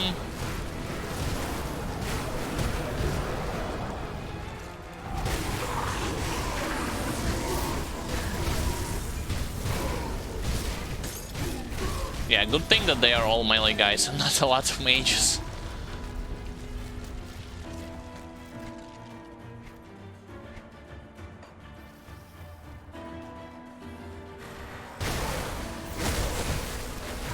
I can literally just run past those mummies and nothing terrible will happen. And spirits. Why? Because I do have a passive source of damage from my Spectral Rat. And two of my blades, Sigil of Blade. You know, those swirling blades that are circling around me.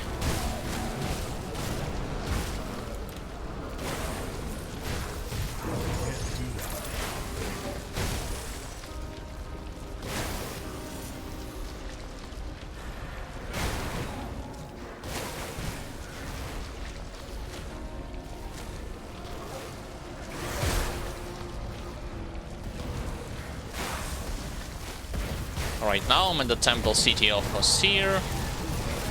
That's a lot of ancient armors.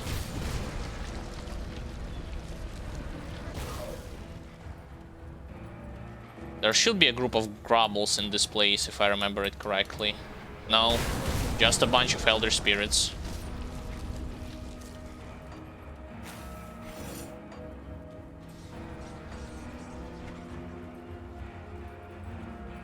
Wait, how did I miss this turn? Oh, it's because there's nothing there. Yeah. Silly me.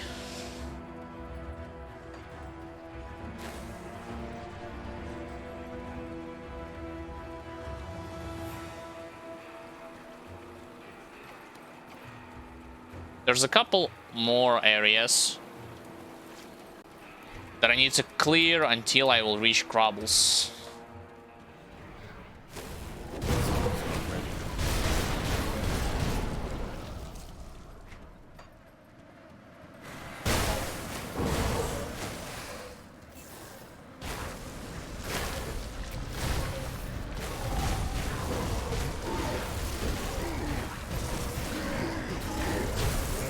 There was an arcane actually roaming around. I saw them in the very last second.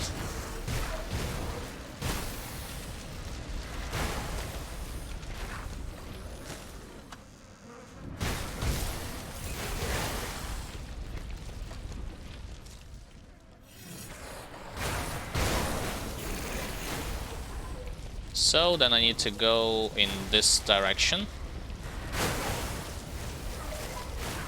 Right? Yeah.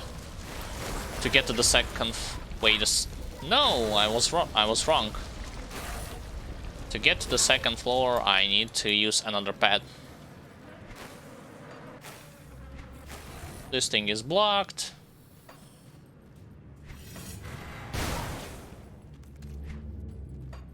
When it comes to Forgotten Gods, like, mostly you wanna focus your resistances, excuse me, on the elemental side of things. And resistance defense against physical damage. Less likely you will be hit something with something like Ether, Chaos, Poison.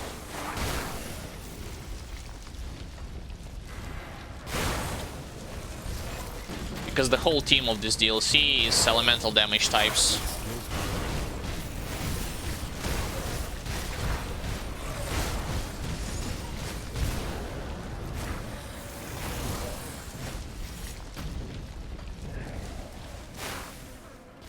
Nah, I'm running through those, I'm not killing them.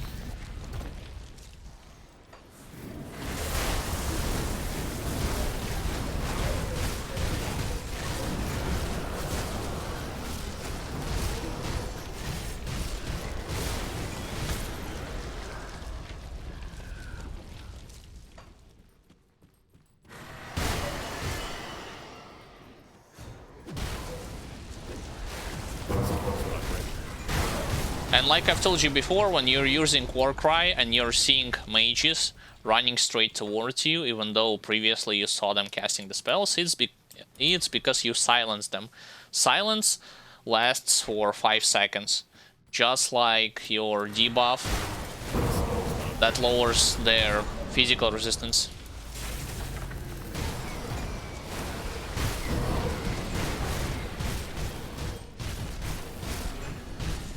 Wow, what a glitch. Look at this. Poor statue, stuck inside the wall.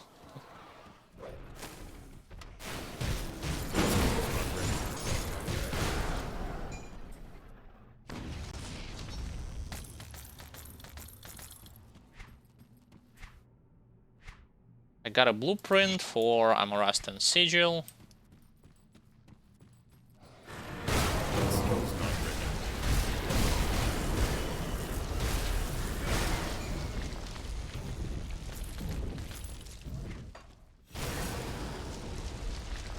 Almost got to a desecrated shrine.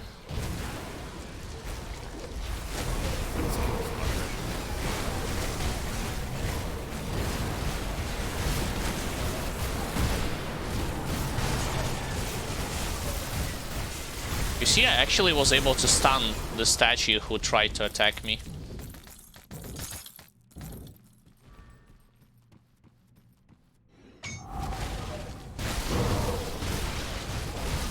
One elite? Seriously?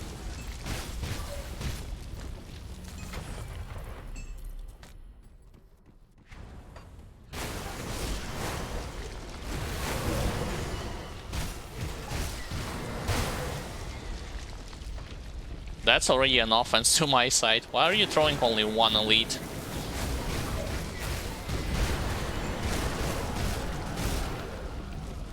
Now to kill this guy who shoots lightning.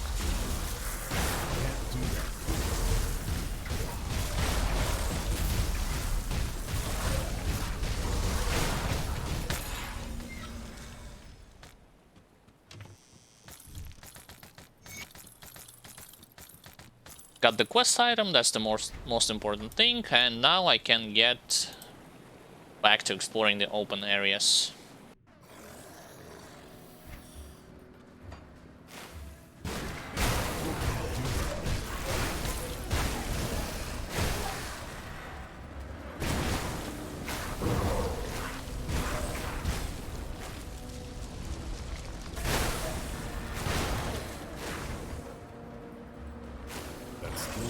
I should use more often my glyph of seal of glyph that allows me to teleport.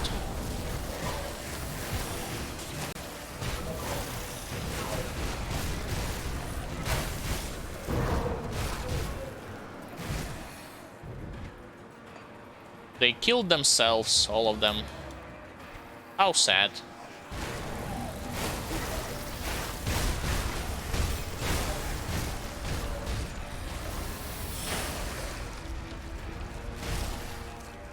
Alright, let's save those guys.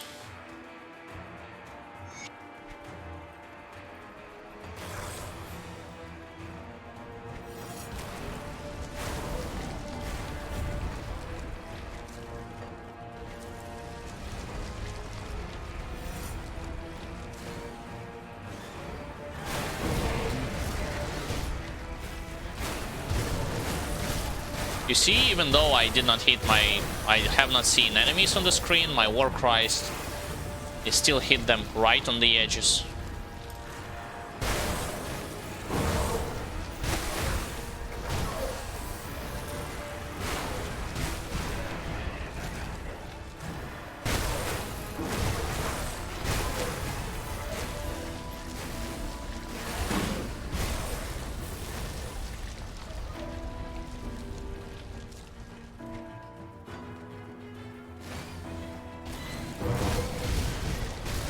I triggered the swiper, I did not mean to do it.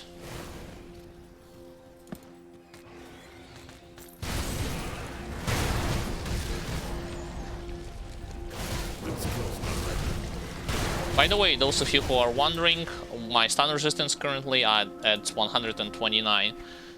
So yes, it's gonna be lowered on the next difficulty on ultimate, but I'm totally okay with this.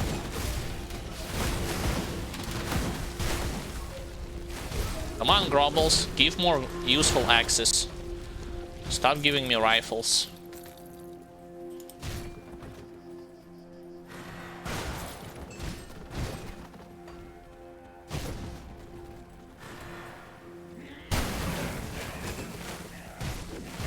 Those guys didn't give me anything. Wow.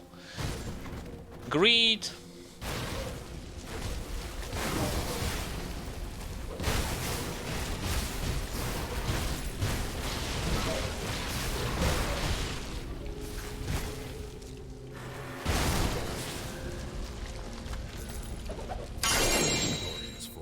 I got the duplicate mythical grasp of Unchained Might. My inventory is full. Which I do not need. I'm currently, like, I don't know if if Krieg's gloves are better than mythical grasp of Unchained Might. I mean, it gives useful bonuses to Mark of Torment, and it also allows you to not get shoulder guards. Like in my case, I did not farm shoulder guards, I got gloves instead. But Grasp of Unchained Might on the other side gives you bonuses to Blade Arc, to Alaron's Rage, and so on and so forth. I'll give you a good price of what I've got left. Right, so I'm looking only for axes. Everything else selling.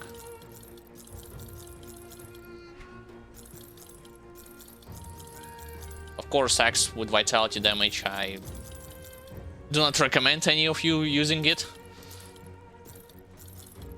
Vitality doesn't go well together with your physical and eternal trauma builds and or bleeding.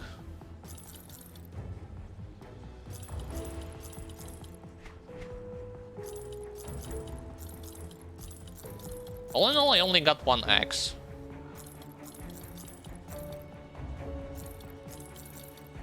Put it to good use.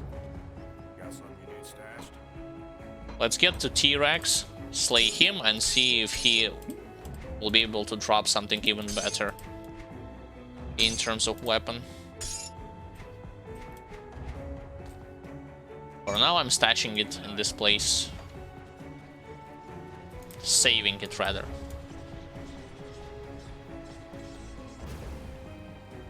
Grasp of Unchained Might, and onwards.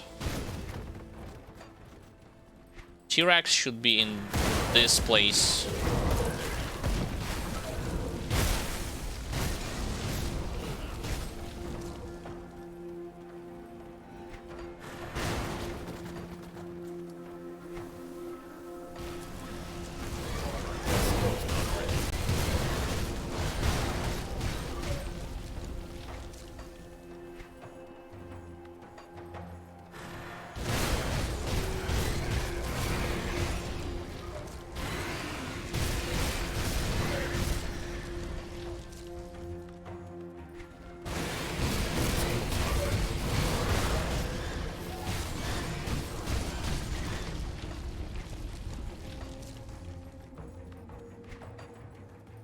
With the exception of this place, I can only visit like one more area immediately after the core Karen docks, and that's it.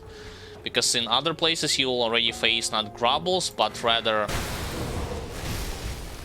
eldritch enemies like Korvax Chosen, and from them the same axe, like it's not gonna drop. Hey, it's a monster totem, and it's a T-Rex. Alright, T-Rex, get here.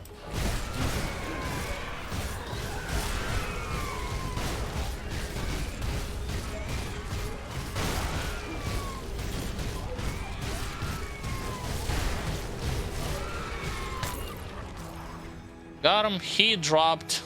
Wow, he dropped with fire damage, with lighting and fire at the same time. Not good.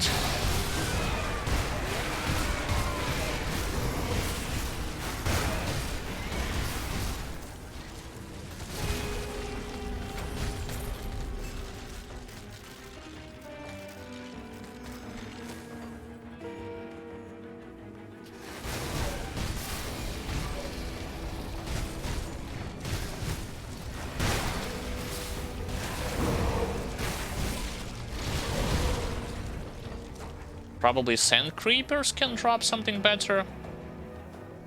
Vampiric of Electricity. It's not better. Superior Slicer of Electricity was better.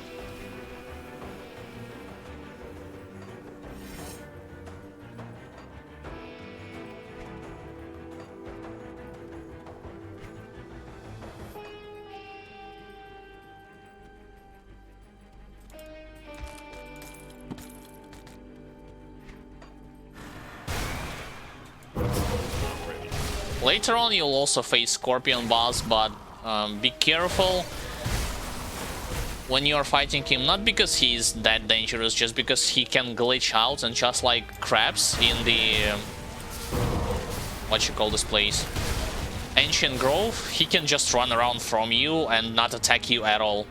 Like, it happened to me multiple times already.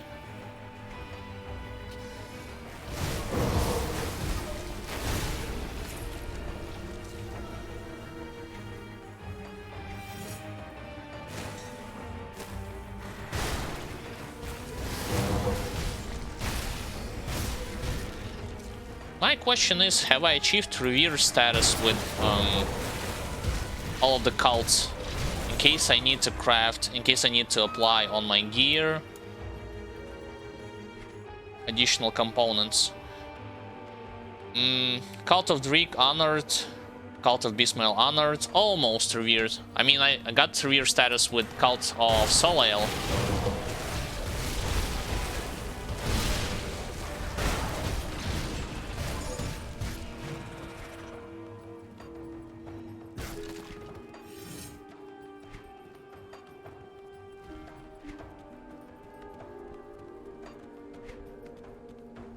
I'll think after I will complete those quests, you know, the ones that I did, Eye of Occur and speak with the Conclave of the Tree, then I will be revered with them.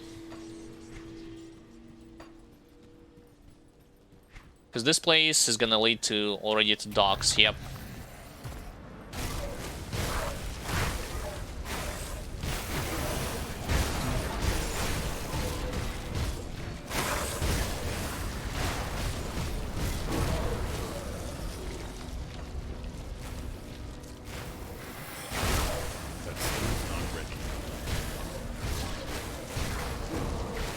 Hey, there's more scorpions. I wonder what are they doing, like, right next to mummies. Usually you will see them next to snakes. Or grubbles.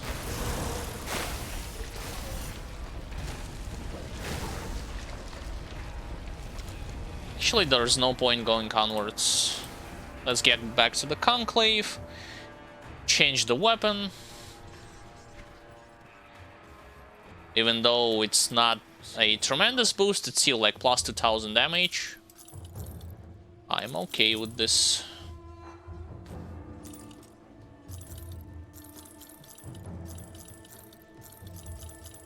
And we shall go. I shall go straight to ultimate difficulty. Got something you need stashed?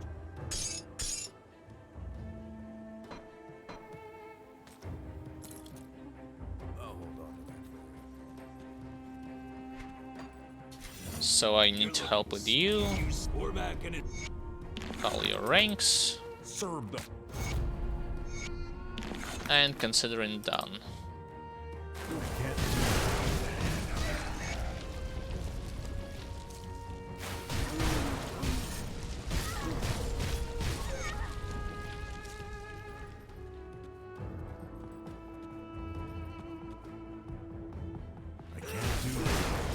Doesn't really matter in what order you will kill them. I mean, most of them are okay of you killing them right then and there. Even if you read through whole lines of their dialogue to get an extra lore note.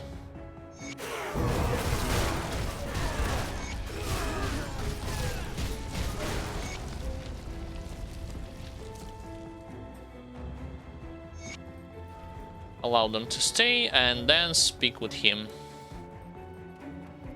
Serve the. There. Now to grab this weapon from the chest.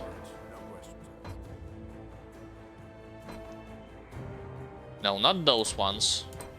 This one. So what do I have? I have Malmut's Will and I have Whirling Blades. I'll keep an eye on this. I can use already the inventor in this place. Although it's better to do this in Malmut because Malmut's Will, you know. I need this component.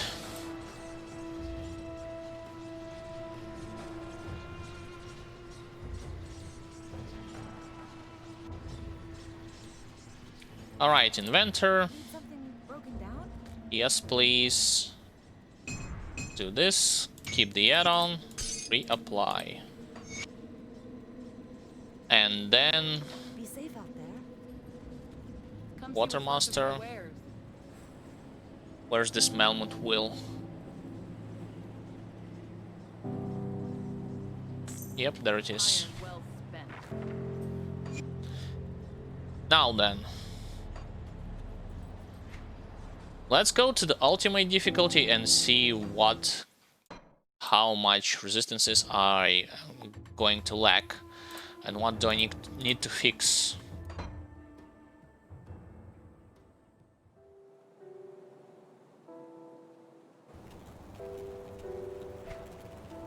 Alright, so elemental is okay-ish, with the exception of fire. I need to fix poison and acid resistance.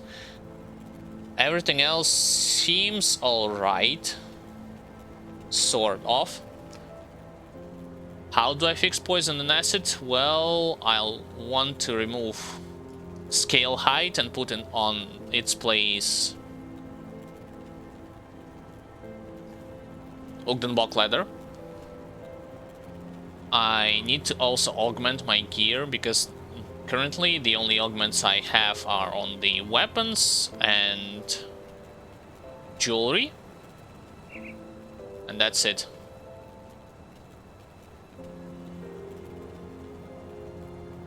Stun is also okay.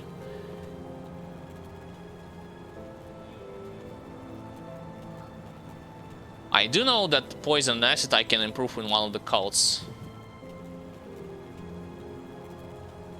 The problem is, like, if I removed skill height, then my armor absorption will not be 100%.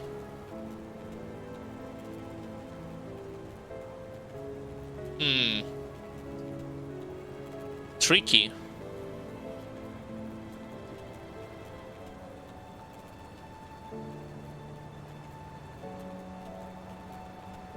Anyway, so we're going to the back to elite difficulty. I saw what I need to improve. On elite, you might want to ask why, and I'll explain to you. Just because I have already unlocked every kind of friendly faction, and it's easy. I mean, it's only logical to do it here. Now, who provides poison and acid? I think it's Cult of Dreek rather than Cult of Soleil. Let's see. Defense ability, Pierce Vitality, and it's pure chaos. I need poison instead.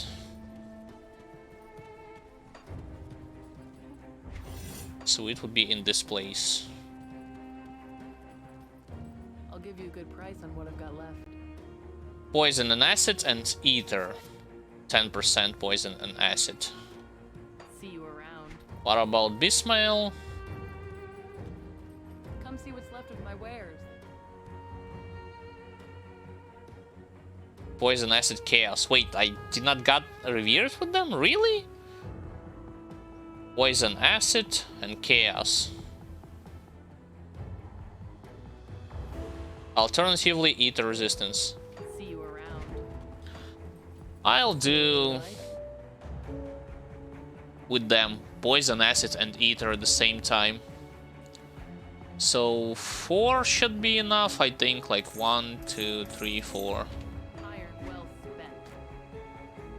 spent. 1, 2, 3, 4. Now I wanna also have more elemental resistance, Come see what's left of and my I wares. have not seen who among them will provide extra elemental resistances. Iron well spent. Probably it's either Malmut or Black Legion. Let's TP to Malmut and see what they have to offer.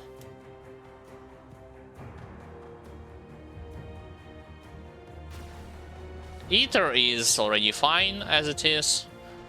I need to increase my elemental resistances. Come see what's left of my wares.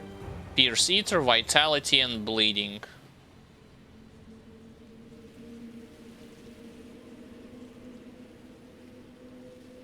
And just vitality, so it's not Malmut.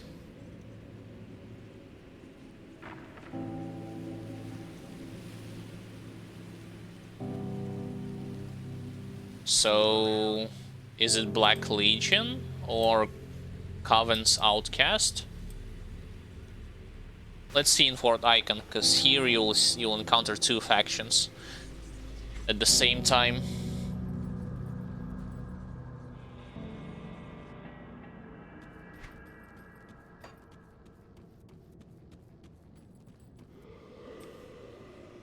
Ether, fire, cold, cold, lightning. It's not elemental.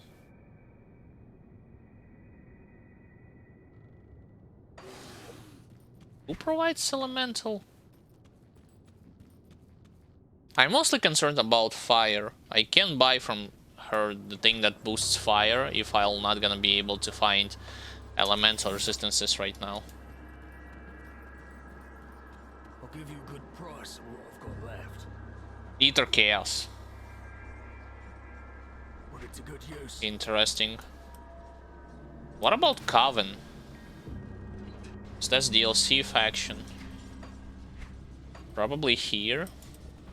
Come see what's left of my wares. Yeah, there it is, Coven.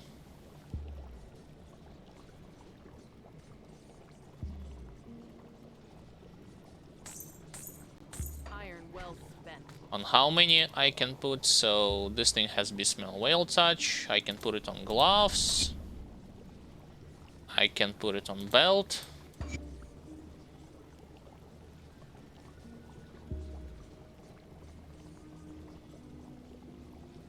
And I can put it on to helmet? Yeah.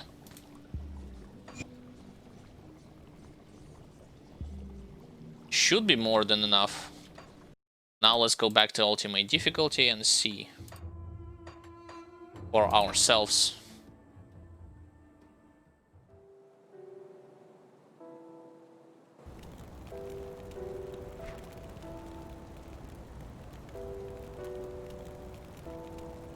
I think it's good enough for the campaign.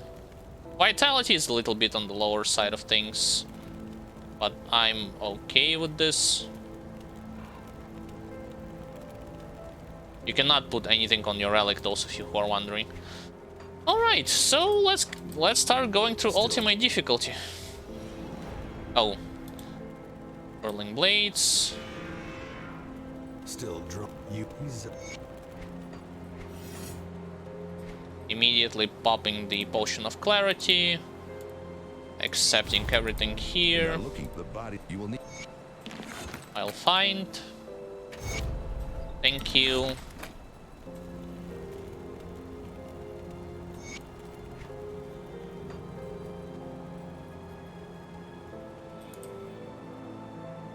What do you need? I'll get. And finally her. Greetings, child.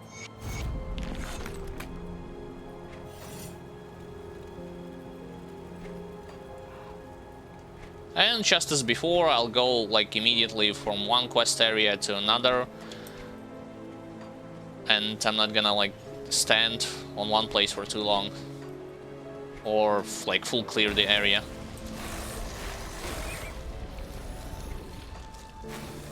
The only exception will be elites. Of course, if I encounter elites, I will stand and fight until I get rid of it.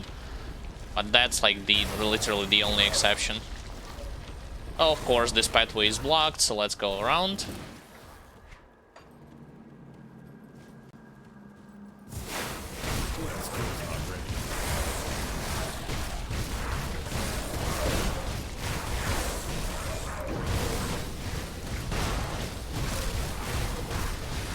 I missed him?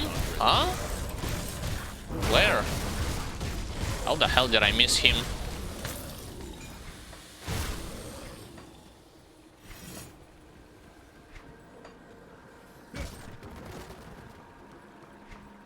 And the central pathway is also blocked. God damn it. You need to go all the way around.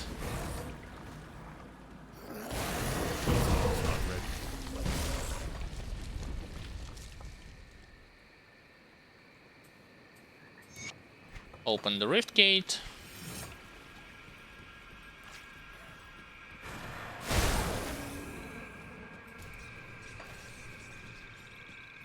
Of course, do not skip those ether clusters, excuse me. Because they will drop you ether shards always.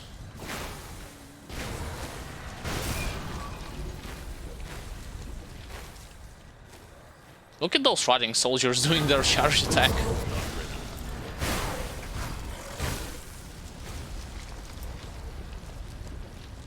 Trying so hard, yet they are still not catching up with me. Hello, where did you come from?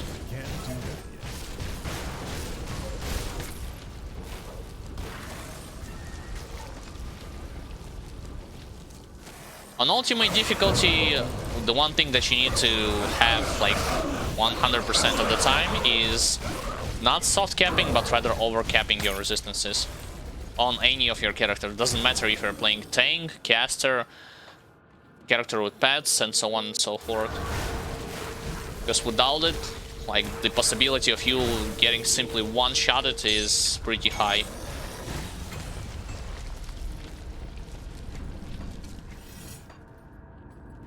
So we killed this guy.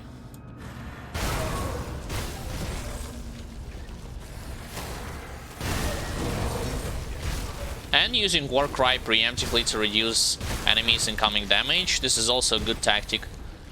It doesn't only reduce the resistances, the Warcry itself will reduce their damage from any sources that they have, like damage over time effects, physical damage, elemental, you name it, like it reduces everything.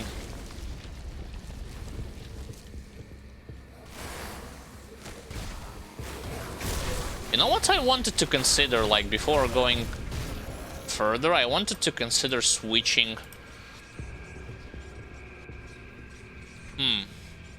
Should I do it? Like it gives +2 to Blade Arc, that's the problem. There is an amulet that gives +5 to all of your resistances, maximum resistances. I need some time to plan. I'll speak. I have scraps with me? Yep, I do. The captain send you over? You prep up since this. Level up. More offensive ability. What else? More shield training. Welcome to brief. You don't remember it. I have to. Another one into shield training. How many more? I need 2 more points.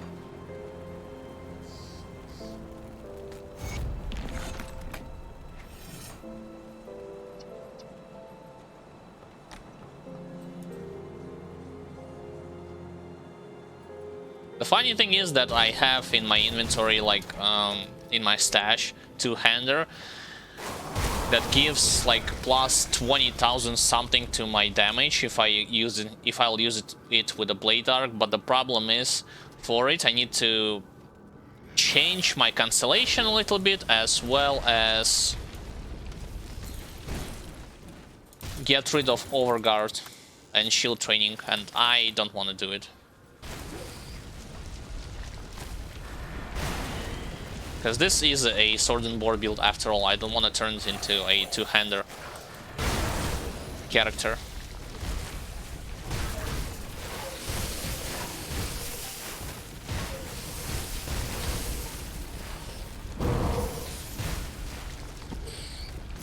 On ultimate difficulty, there is an increased chance of you finding something useful from regular chests, from corpses, by defeating enemies, so from time to time, do not skip any interactable objects and enemies like running around you.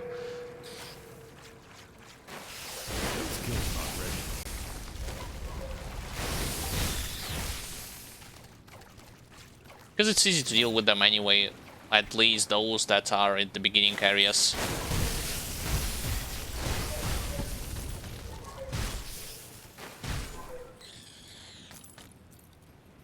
Got more elixirs, continue onwards. I'll go straight to the boss.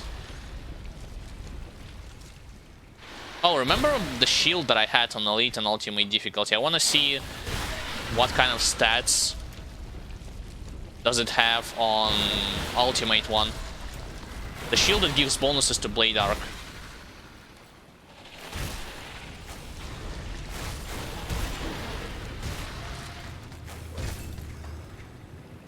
Do I have sleep necklaces? I don't, so I got one.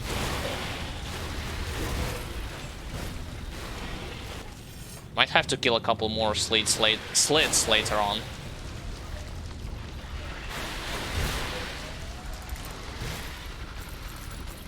Oh, the boss immediately aggroed? Really?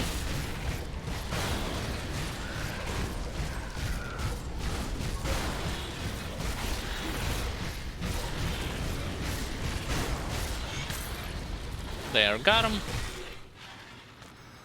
Mythical Flesh Eater, that's for vitality damage.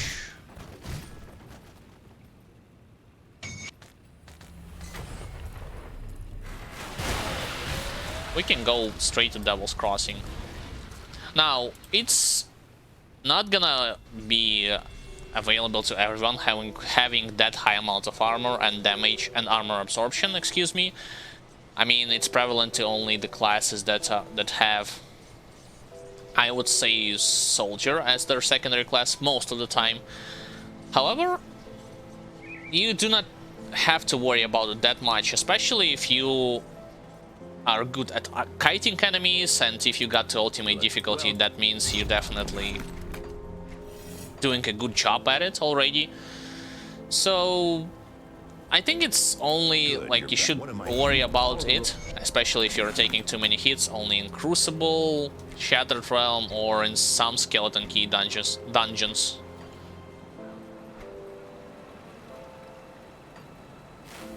Actually, while I'm at it, I might as well complete the first part of the Hidden Path quest line, so that I'll not do it later.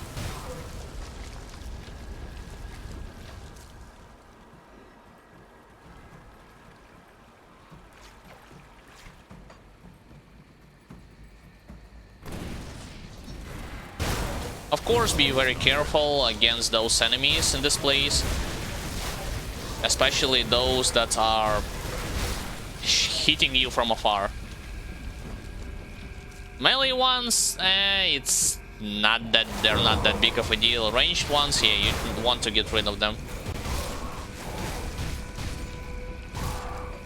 As a melee character, as a ranged character, if you have a huge area of effect spells, for instance, like a, I don't know, Primal Strike would be a good example, or Trozen Sky Shard, or like Albrecht Ether Ray, you can hit basically everyone at once, then yeah, like, you do not have to follow this advice, because you'll still like melt everything on screen.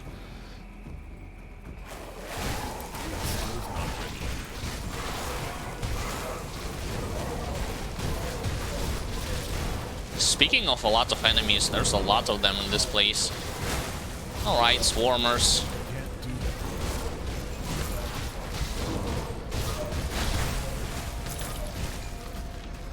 Max Strength and also adds Decree, Shadow Grasp.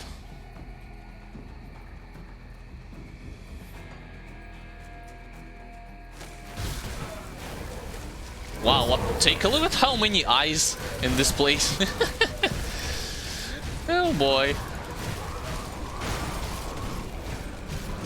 I'll stand here just to get those eyes closer to the aura of my Spectral Red. That does like passive damage on its own. There, got him.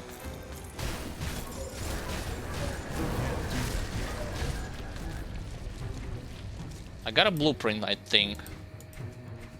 No, never mind, no blueprint. Was mistaking one thing for the other. Alright. So, what do I need to restore this thing? I need Riftstone. Yeah, sure. Oh! I do not have Blacksmith. Never mind. Moving onwards, I'll restore it later. I forgot that I have not rescued Blacksmith.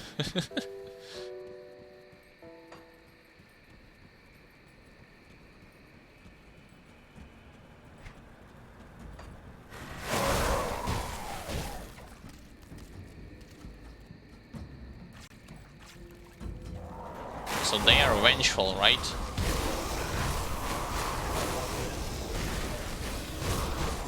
Oh, and there's an elite to my left. I don't mind having him, even though he's a supporter.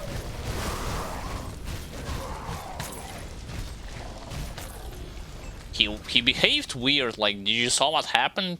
I knocked him down one time, next time he activated some kind of aura, probably the aura that gives boost to the stats of nearby monsters, and then he just was looking in the opposite direction. Weird. I'm still thinking that this is something that has to do not necessarily with the monster himself, but rather with the fact that he got knocked down beforehand.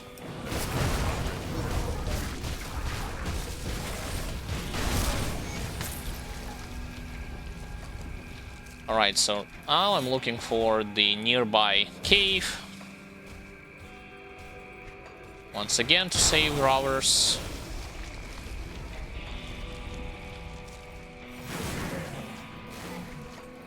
Hey, it's a monster totem. Oh, it's level 1. Not good.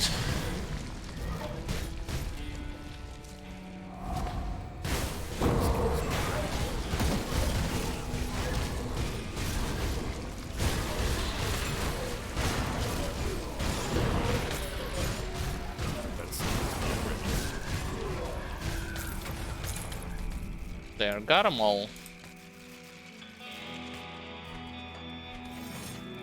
This cave can be like located in 3 different directions, so you just have to keep looking for it. It could be to my right as well, so this is why I'm doing that kind of a backtrack.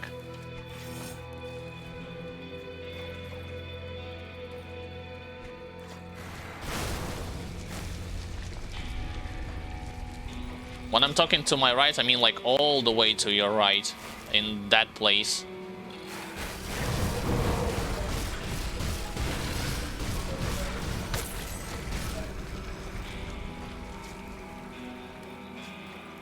Is it here? I'm not seeing it.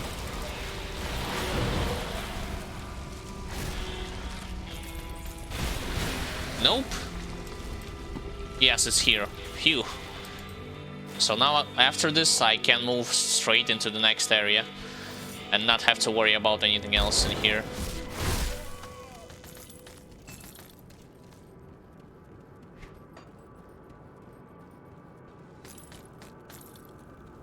Alright. Talk with them, and you're free to go.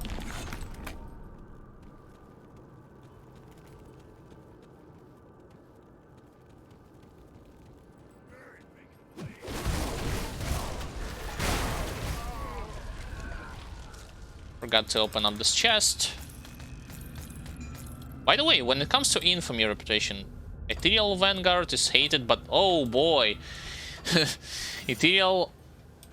regular Ethereals are not even close to Nemesis status, so I was hoping to face Valdran Storm Scourge. You know, an Ethereal that has one particular dangerous mechanic for a player. He is capable of stacking a lot of electrocute and lighting damage to you if you're standing close enough to him for a longer time than necessary.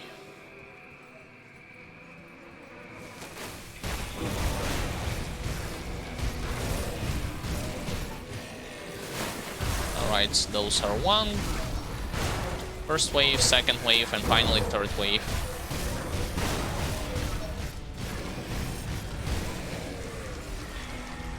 Got him. Basically, Valdran has a mechanic that, like I've told you before, will accumulate damage over time effects on top of you. To get rid of it, you want to run away from him, but he can teleport you close to him, so, and vice versa, he can teleport himself close to you. Whenever you are playing a character that does not have a very useful damage, however, you can play around this mechanic. How exactly? If you have damage absorption. If not, then I would recommend you to just hide him and bait him for utilizing teleport. He also have a sort of frag grenade abilities, you know, lighting jacks or storm jacks, just like demolitionists have, but they do not do that much damage. And finally, he has a blast when you are standing close to him in a short radius that reduces all of your elemental resistances. But once again, it's only dangerous if your defense is not high or if you do not have damage absorption. Like, that's the only two things that are really mechanics that can be troublesome for your character. Even though they can be easily, if not avoided, but rather mitigated.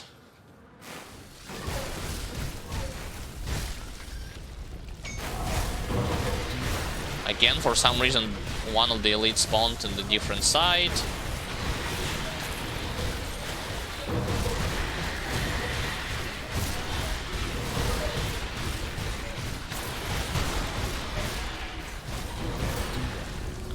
Level 100, ladies and gentlemen, maximum level has been achieved. One more point into shield training and 1 point into cunning. Don't worry, this bug that shows that you have reached level 100, it's gonna disappear when you log into the main menu and then log back into the game.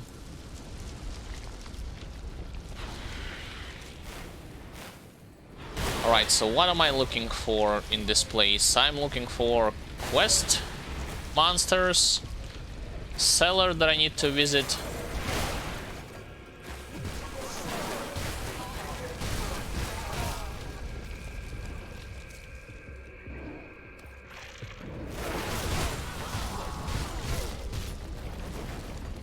Yeah, I'll ignore a couple of those demons, so why not?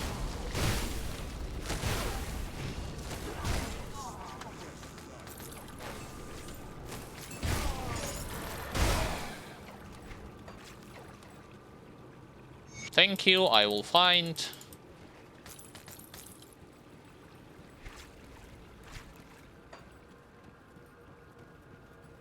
There will be like no challenge when it comes to the first act of the game, and to an extent the second half.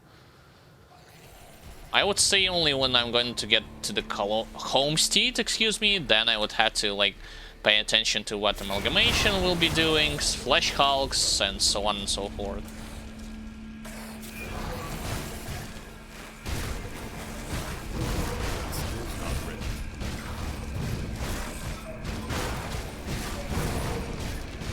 By the way, no matter what, this guy will heal himself, so he has a healing potion on him.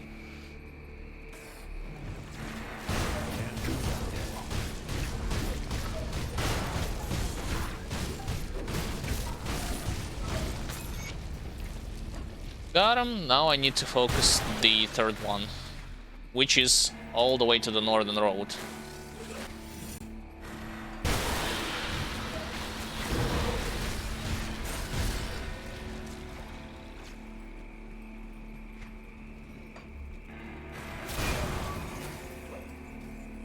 There he is.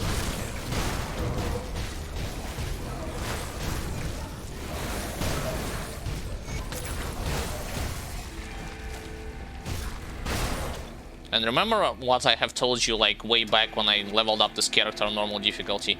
Any knockdown or stun of your own can intercept rotting soldiers' attempts at stunning your character. Even if you have already seen the blitz animation, which in return means that they are going to stun you, you can intercept them.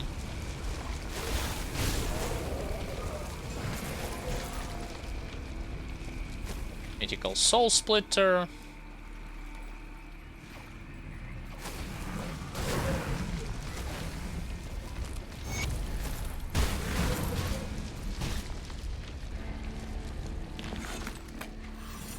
And an ultimate difficulty, like I have said in the previous video description, and I'm saying this on stream, I am going to complete Skeleton Key dungeons.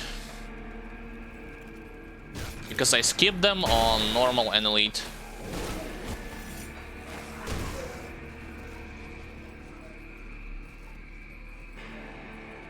Right, let's search for this vendor in this place. To my left and then go to the right. If he is not here.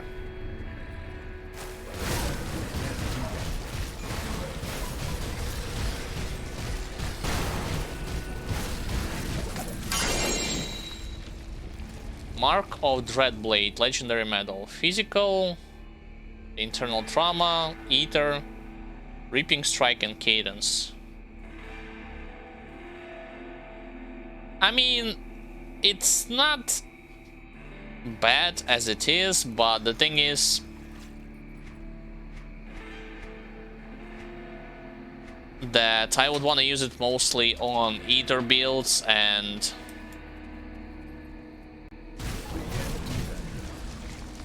I'm still concerned about the fact that it provides like only 61% physical damage compared to mine like 149.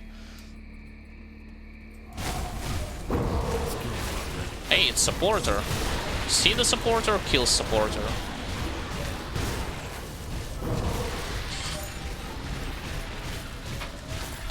I can't carry anymore. I can't carry anymore. Okay, my inventory has been filled to the maximum. Let's go back and sell some stuff quickly.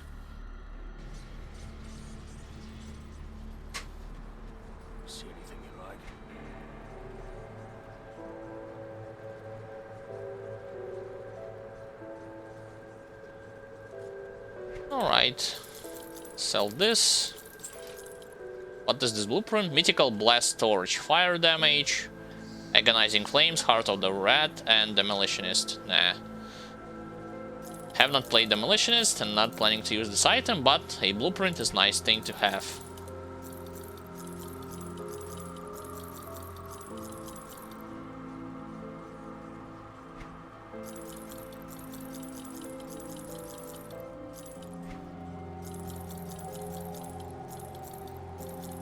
Honestly, I don't think that there's like any items that I need from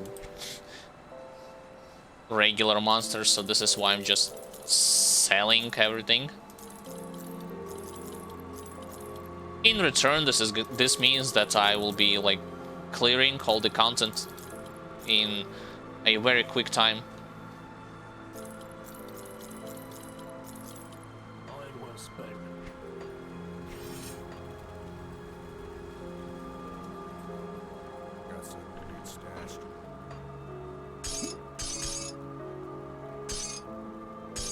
Why are they always give me the overwhelming amount of those slit necklaces? That's weird. Runestone of Drake, I don't need it with me right now, so I might as well just put it here. Wait, on ultimate difficulty you preserve Seal of Morganat that I got from normal difficulty? Really? Huh? That's weird. I only got this place just because got the seal from normal difficulty, even though I did not plan to go into Skeleton Key dungeons. I checked that area to see if there was any elites. And I thought that when you go from one difficulty to another, this quest item will not be preserved by you.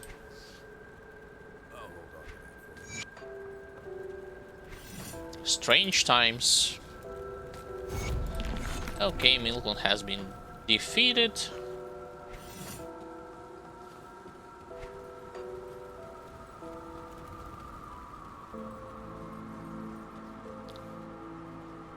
Vindicated and righteous.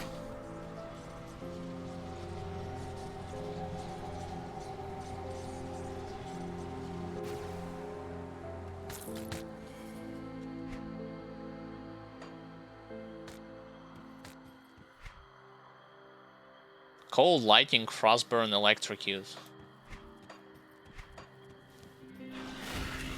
Wow, this merchant again like spawned in the right side. Really? Throughout all three difficulties, I was forced to go first to the left, and then I eventually had found him to my right.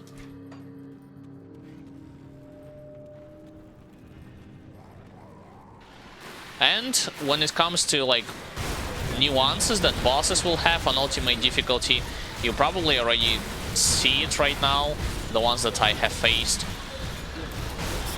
They have increased their attack speed, their casting speed, and movement speed. At the same time, they also have increased stats.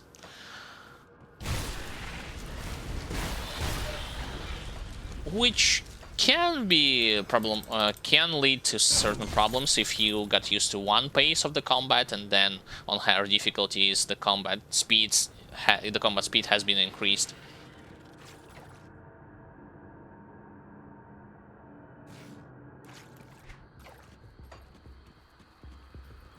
Yeah, that's the merchant.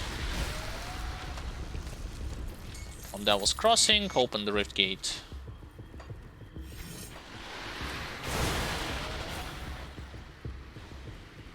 Personally, when it comes to Nemesis faction, Nemesis boss from Beast faction, I still would have preferred developers have included the option to fight Chupacabra, the Endless Menace, in vanilla campaign. I know some of you might think that some of you who had fought this boss, oh, this is gonna be like too difficult for a person to fight in terms of mechanics, you know, comprehending what does this boss throw at you, what do you need to watch out for. I do not agree with it.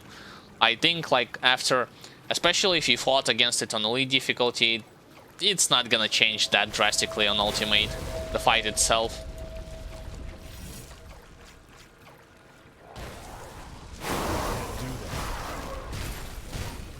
Because the Beast faction, like with or without monster totems, the Beast faction was already enemy faction that you become nemesis with first. So why limited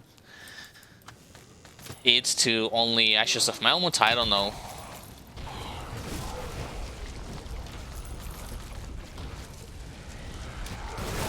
Alright, I'm only looking for elite and bosses in this place.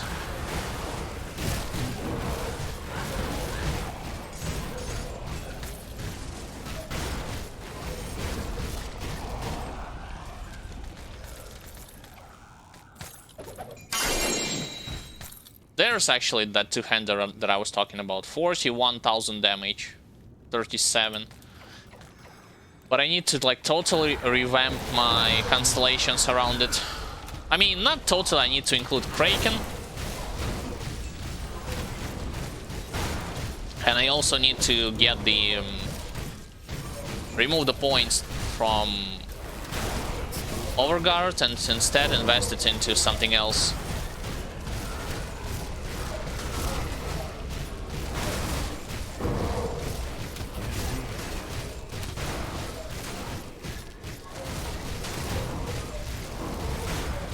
Almost. There. Got him.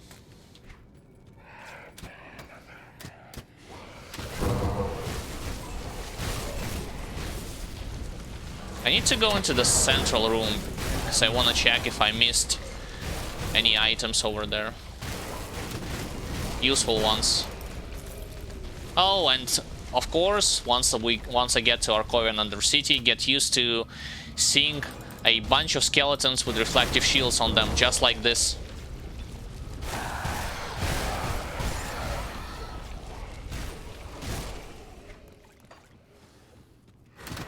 So I cleared this area. What about Arkovian Undead? Still a long way to go till Nemesis status.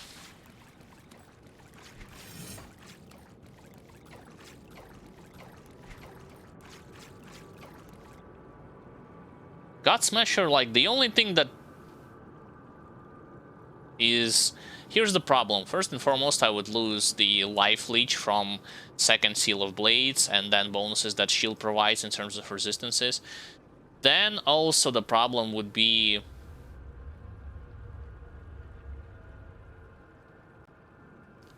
when it comes to doing all the components and augment stuff.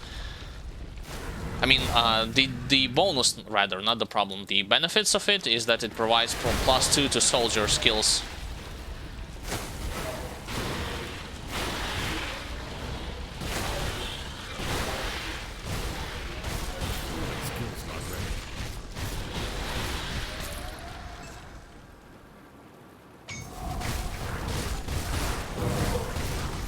Ice Rod and Swift.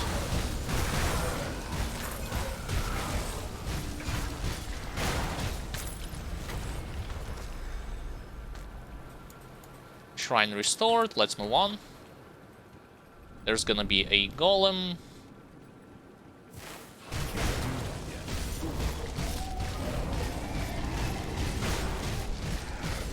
Golem does not use any kind of reflective auras, instead he uses internal trauma himself. Just like I do, partially.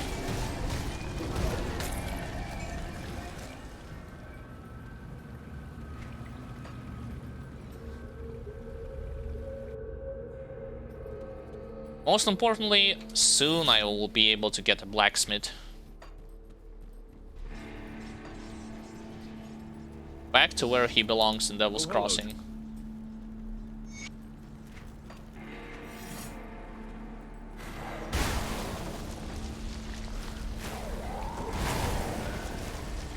And also I wonder if I go straight to cultists, will the pathway to their lair will be opened or not?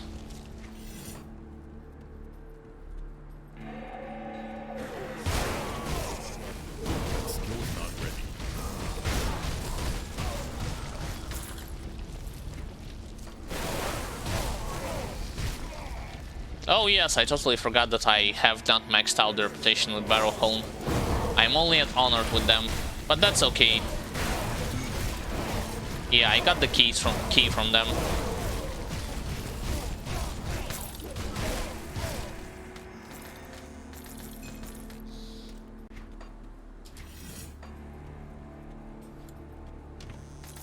which means I can kill Salazar Tonic Blade already.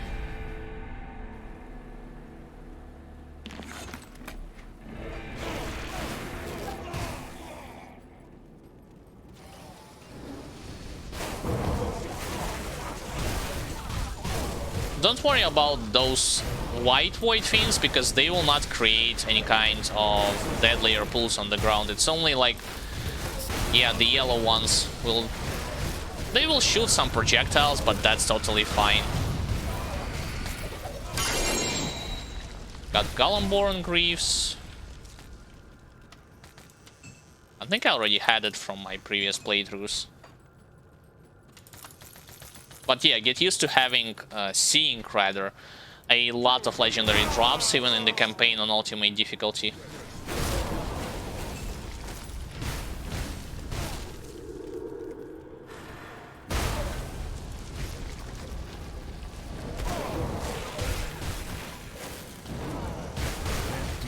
Hello, Bruiser.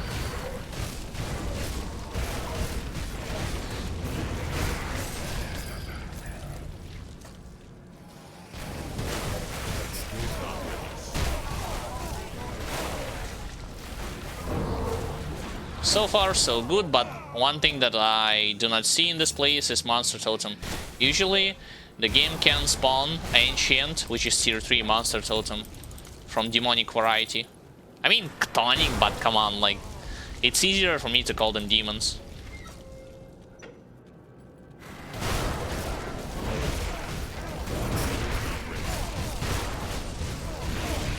I should move from the seal. And this guy is easy also on ultimate difficulty. Like, the only thing that... The only time that he's hard to deal with is on normal.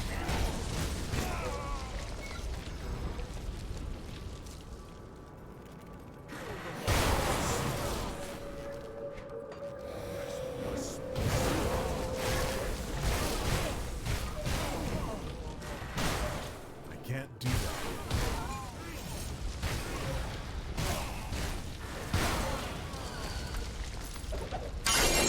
What have I collected? I clicked on it too fast, I did not notice it.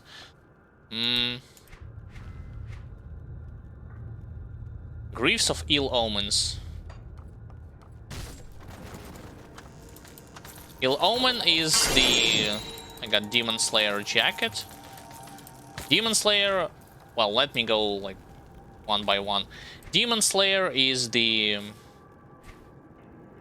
set that you will use if you want to play, for instance, Nightblade and Necromancer or Occultist and throwing knives, because knives, they do vitality damage. Yeah, it's called Phantasmal Blades.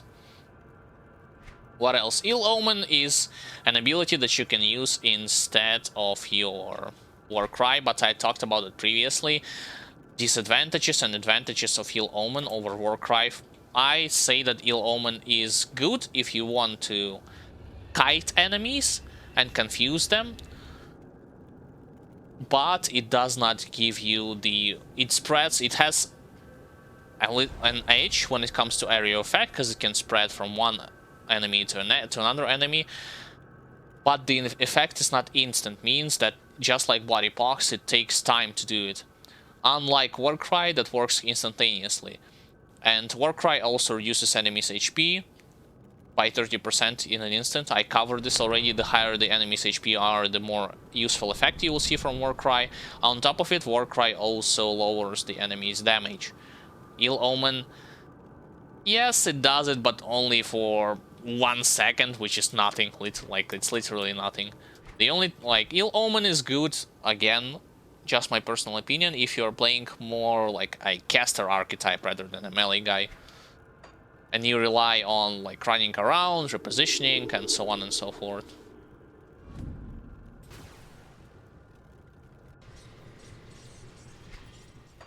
Now, let's go and save Engrim.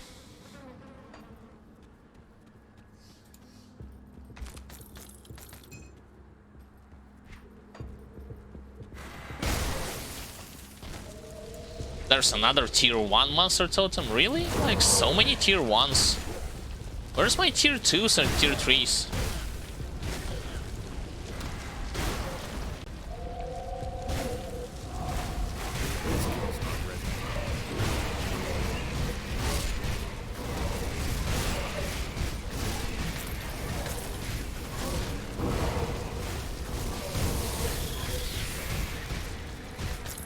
There's a bunch of elite birds.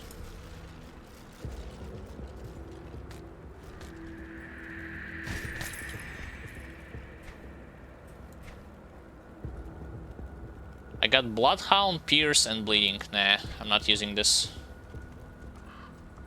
Move along now, straight. Oh, come on. Get out of here. You could join us. Open the rift gate. Open the rift gate. Same deal, going straight into the center. Now, when it comes to those early game grubbles, yeah, sadly they do not drop, they do not give you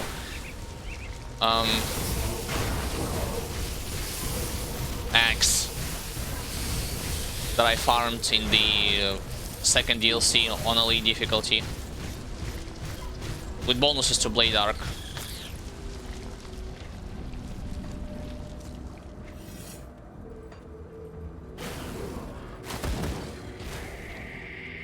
No, the central passage is blocked, so I need to go to the left instead.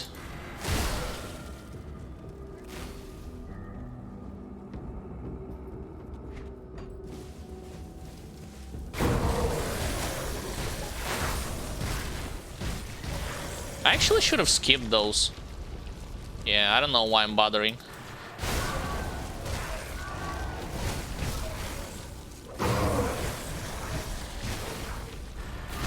Looking only for ether shards, and that's pretty much it.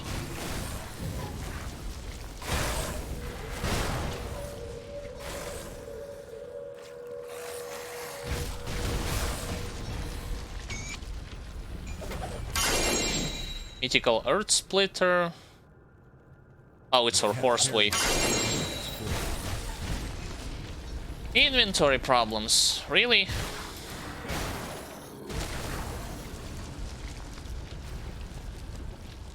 It fills up so fast. I'll give you a good price. All right.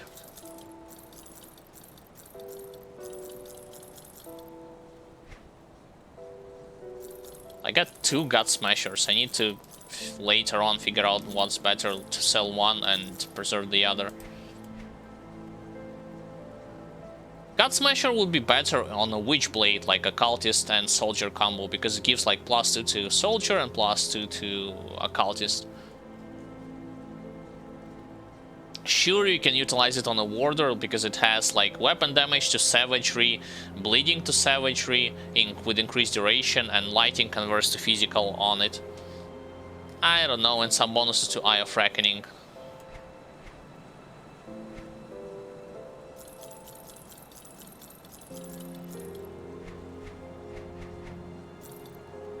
Alright. What else have I collected? Golemborn Greaves, I think I had them, so I'm selling them.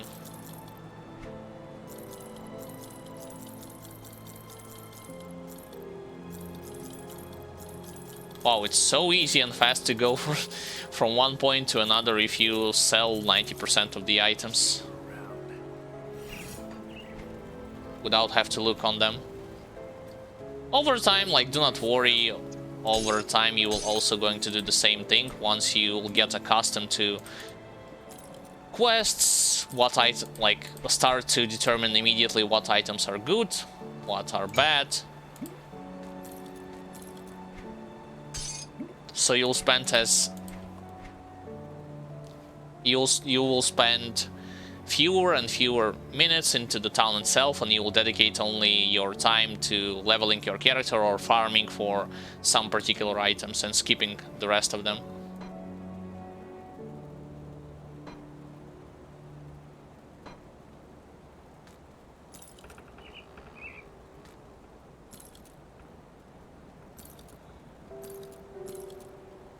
Where will I put this Gut Smasher?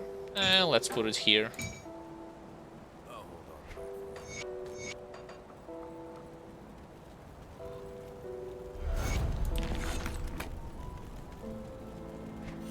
Shifting Sense, rank 13.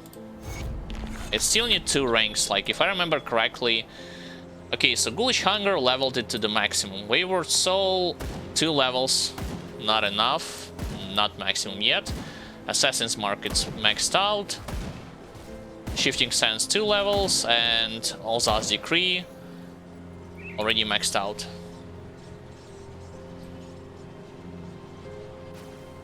So what was this Earth Splitter? Oh, it's for one-handed Force Wave, got it. It's not bad, actually, by itself. For a legendary item, and if you want to use one-handed Force Wave, yeah, you can utilize this weapon, I think. Although, here's the thing, if you want to use one-handed Force Wave, you want to keep in mind like several things. Number 1, it has a cooldown, so you cannot spam it, unlike with a two-hander. Number 2, for you to reduce this cooldown, you would need to look for a set, legendary set item called Octavius. It will allow you to reduce the cooldown on a Force Wave, if not to the same spammable degree like it was before, then very close to it, meaning that you will not gonna see any kind of drawbacks when you are using a one-handed Force Wave. The only problem is to get Octavius, it's a world drop, so you will never know when you will get your hands on it.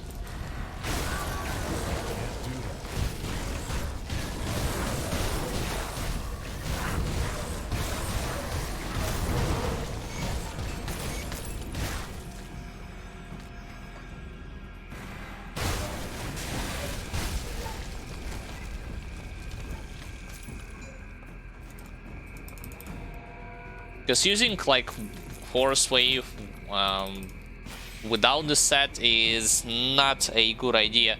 Force Wave itself has a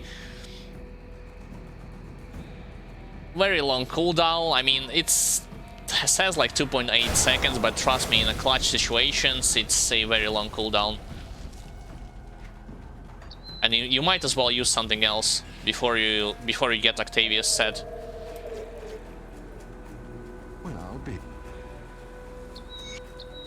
Alright, saving Colgrim. Really? Both of those passages has been blocked, right? I guess I have to find another way in.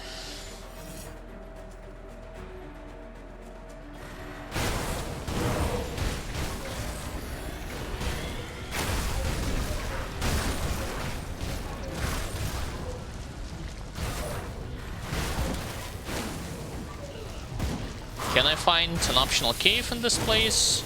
Let's see. Nah, it spawned in the other area. Probably to my right.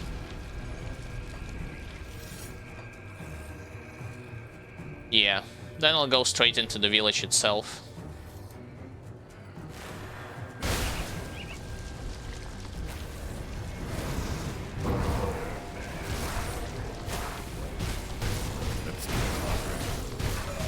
Already a welcoming party.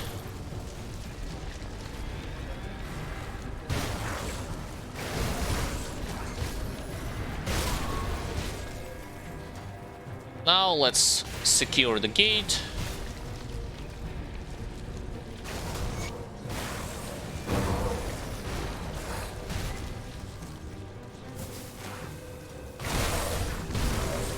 For some reason they do not...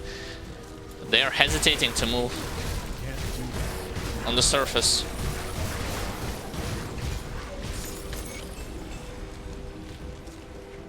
So the gate has been secured. Now let's not skip this house just because I want to spare Direni for now and kill him later in Act 2.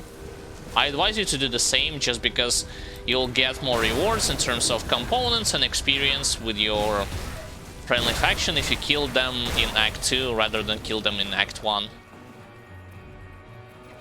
What's this? This is Ether Ward Forsaken, which means here too.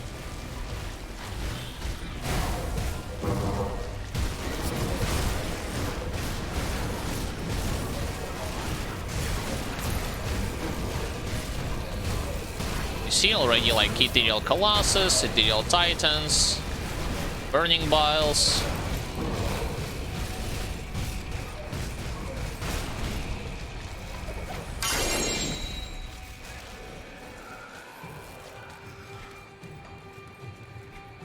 Got Runegard Greaves, but I don't need those gloves. Actually, let me take a look. What do they have? Oh, just a bunch of tank stats. I mean, defensive stats and no offense.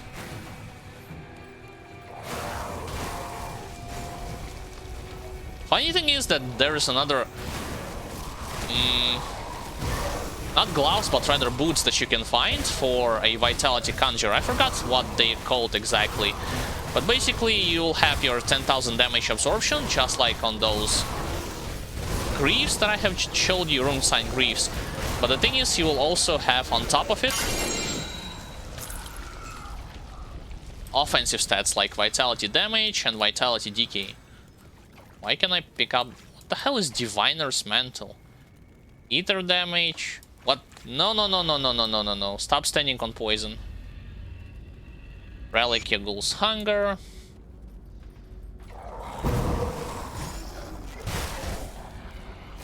Let's look for the stash first, and then I'm gonna destroy the monster totem.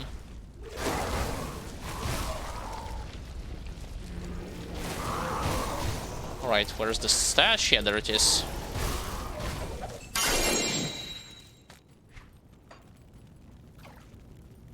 Isn't this shotgun saying that you'll collect later down the line in one of the Tonic Cruise gates? I think I'm right on it.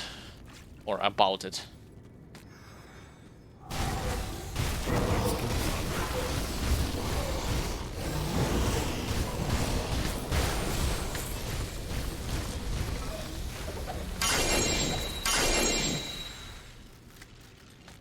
Undying Code and Leviathan.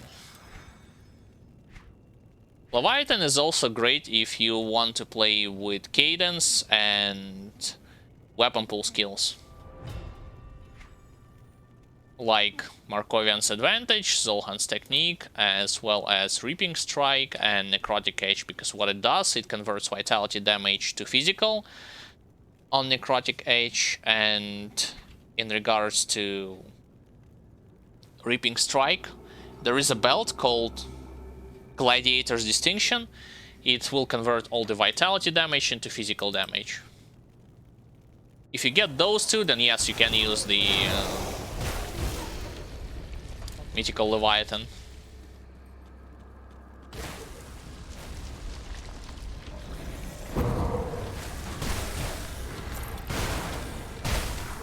Overseers just completely ignored me.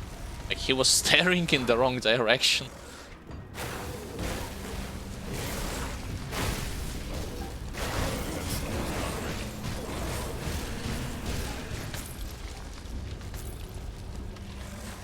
Again, I'm popping Overguard, not because I want extra protection, but because I want extra damage in this place.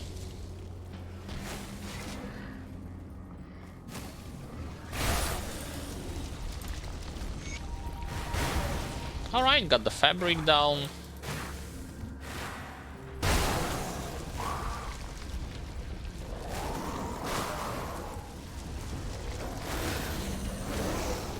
Can skip those, because they're white ones.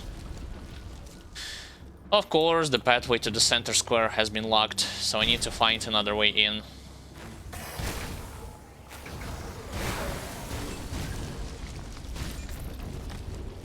Through the cellar. I have not visited the cellar in previous two difficulties. This is literally the first time I'm doing it.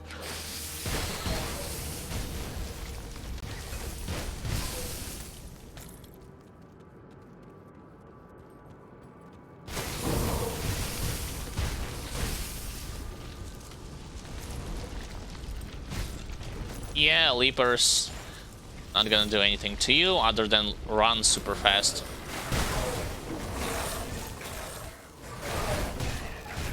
Okay, you see my Warcry actually destroyed the boxes and barrels. It's because it does damage, like additional damage with Ether.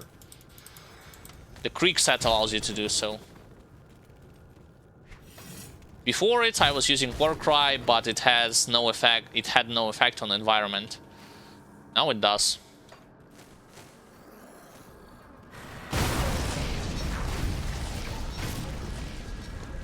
I'm going here to activate the portal immediately.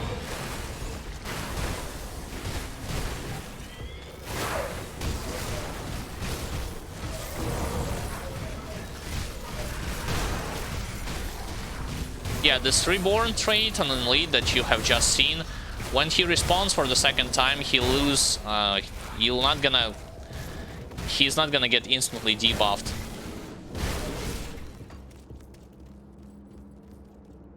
You would have to apply all of your debuffs the second time, just like it was with the statues in Forgotten Gods.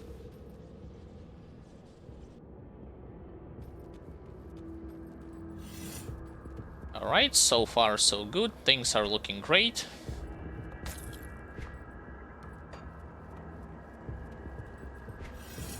Let's free the inventor, ignore all of those guys. Actually, I need to clear the Desecrated Shrine. Oh boy, Ethereal Spirits, my favorite types of elites.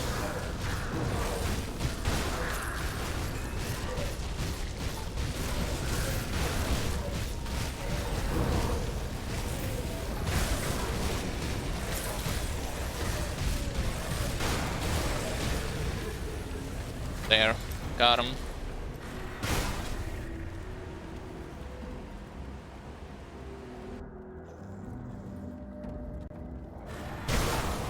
One thing that I want to do later on, once I get the bottles to respect my attribute points, and I will visit Mystic to remove some of the points from soldiers that I don't need.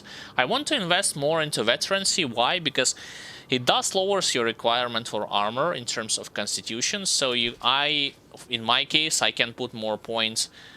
Instead of putting them into physique, I can put them into cunning and increase my damage.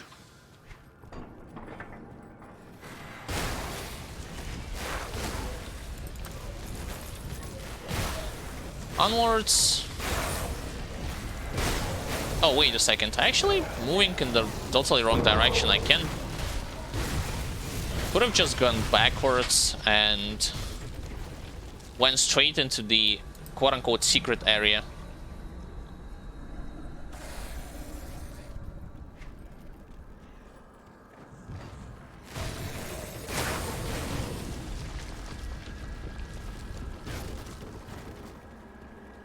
By the way, when it comes to helping this guy, I think you cannot do it. Like, on all of the difficulties, he'll behave weird and he starts attacking you. Doesn't matter what kind of dialogue option you will choose. Initially, I thought that it depends on the difficulty. Now, it's point like it doesn't really matter on what difficulty you're playing.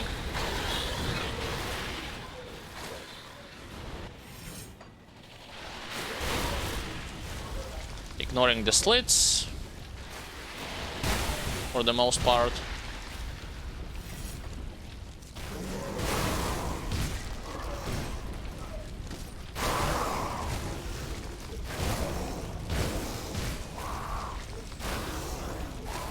And going upstairs in the Burial Hill. I mean, it's called Hallowed Hill, excuse me, not Burial Hill. Okay, I'll use the another potion of clarity.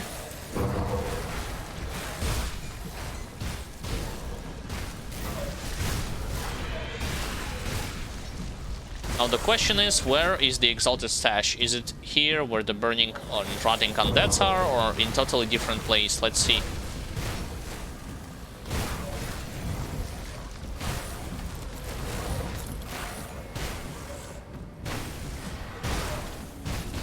I don't see it in this place. Nope. So it's probably down there.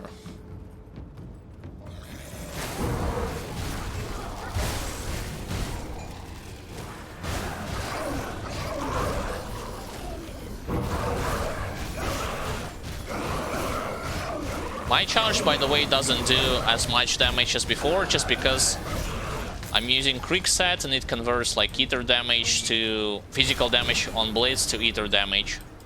I know it's not optimal, but I'm mostly using the charge for reduction of enemies' defensive ability.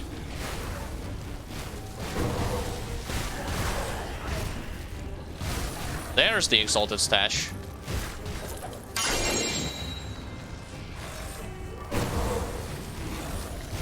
Got Amatok Step from it.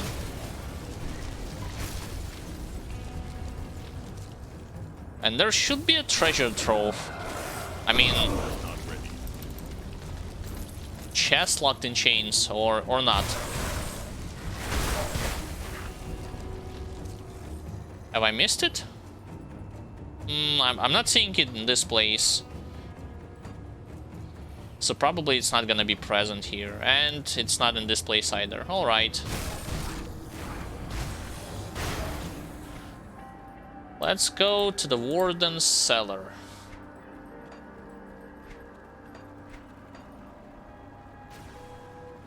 Because we are done here. And just like on Elite difficulty, you are looking for, in this place, you are looking for the Ancient Ether Warp Totem.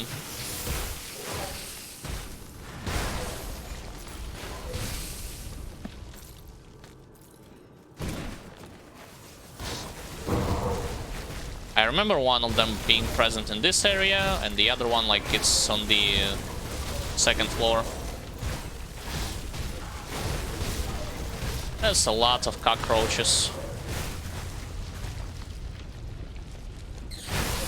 Okay, so it's not here, which is odd, but I am willing to explore a bit.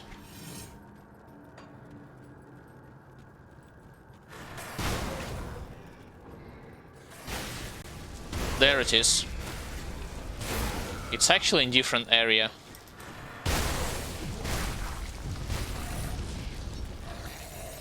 So I need to backtrack a bit where the Spider Slayer are. Actually, it's good because here I can open up the passage that will lead me to the hidden spoils.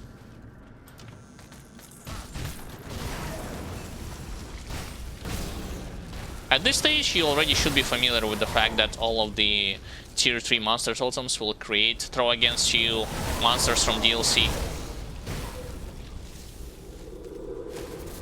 Oh, it's actually one square room without any kind of... Like, it's not gonna lead to additional exits. Using Mark of Torment.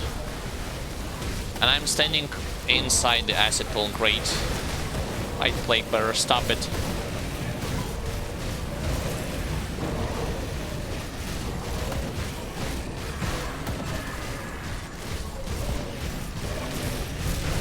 I wonder who the hell created... Oh, it's those worms. Like, I defeated already Plague Bearers, and I was thinking to myself, who among them were creating those acid pools?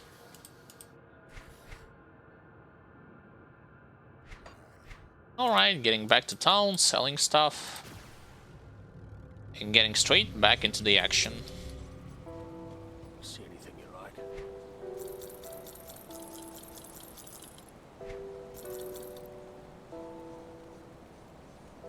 I don't know if this thing is great, like chance when hit, if you're playing Pierce and Cold.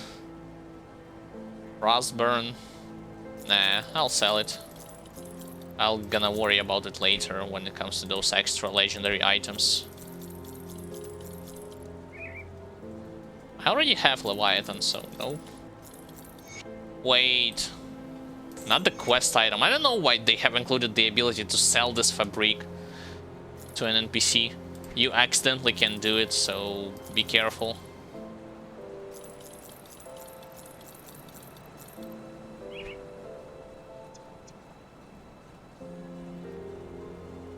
This Undying Ode, I don't know, I don't like it.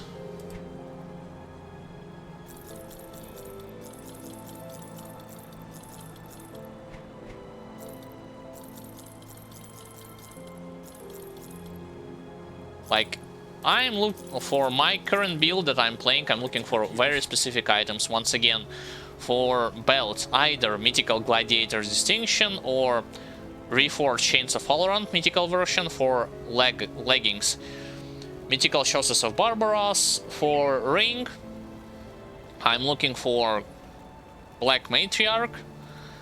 And when it comes to metal, like, I don't know. I don't know if something can top those current, like, rare items that I'm wearing when belt and metal.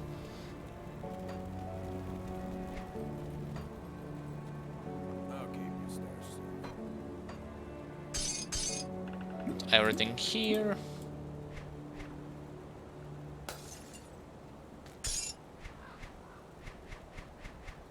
I'll keep an eye on this. There. Now let's talk with all of them. Thank you.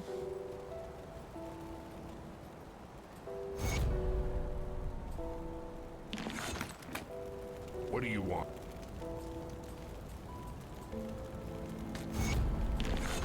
It's strange that he says, like, we have a deal, but I already cleared the whole place. There have been Warden Creek.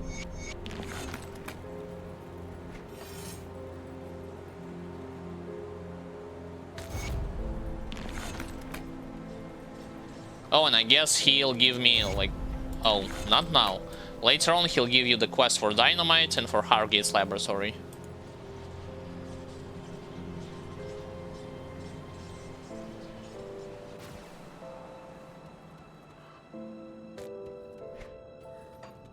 Now I can go to the second floor because there's nothing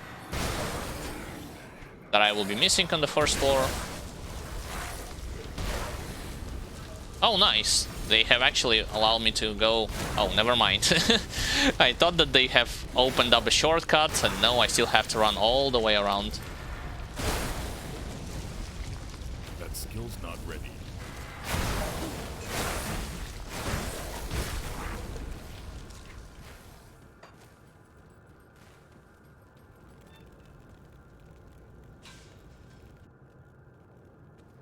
It actually feels even faster compared to Elite difficulty for some reason. Like, me going through all of this. Perhaps because just, like, I'm focused on a very specific things and I'm ignoring other parts of the gameplay that includes, like, looting and looking through items. I saw an Elite on top.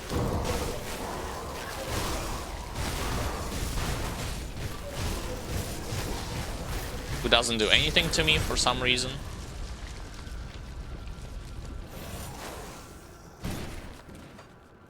Going here just because I want to visit Spider Lair and check whether the Exalted Stash spawned in this place or not.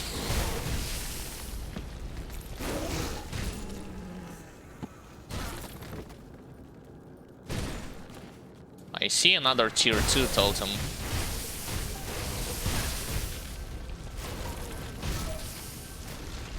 No, it's not here, so it spawned in different place.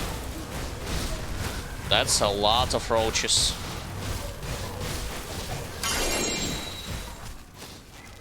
Got a legendary from them. It's a world drop, poison and acid, resistance to life reduction. Goose Rament.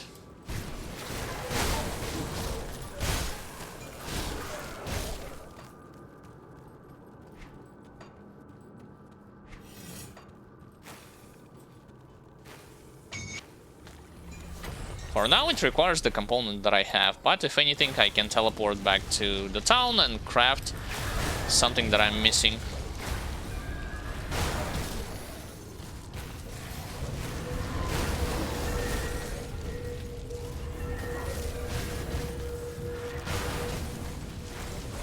Alright, no more ether clusters.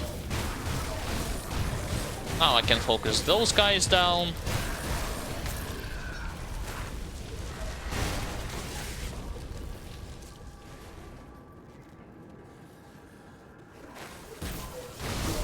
Again, what's with the cockroaches all of a sudden? Where are the beasts?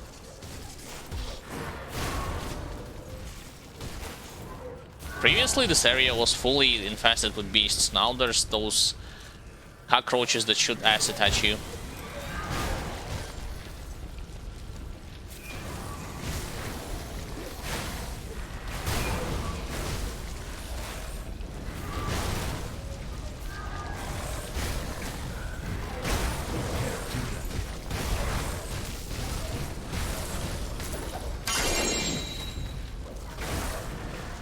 An underworld drop. Push onwards.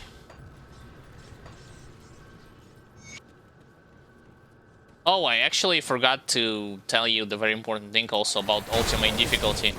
Remember how in previous difficulties the game said to you that once you overlevel your enemies, it doesn't matter if you kill like significantly overlevel them, that 15 or 20 levels higher, they will not drop any kind of components and they will not give you experience and faction experience also. It's not gonna be a problem on ultimate difficulty. Even those enemies in earlier acts, they will give you components, augments, experience, like you name it, they will give you all.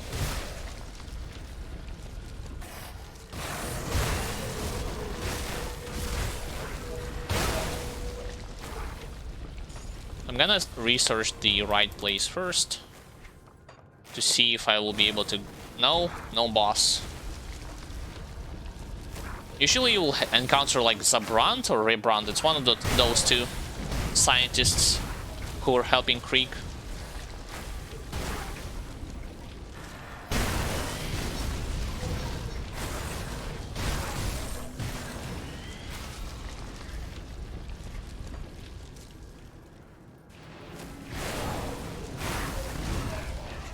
Let's go into the spider lair. That's kind of an interesting placement of Ether Cluster to block your way from going forward.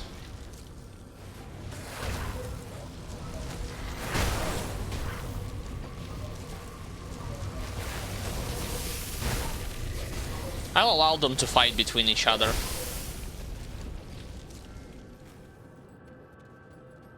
Because I'm interested in Exalted Stash.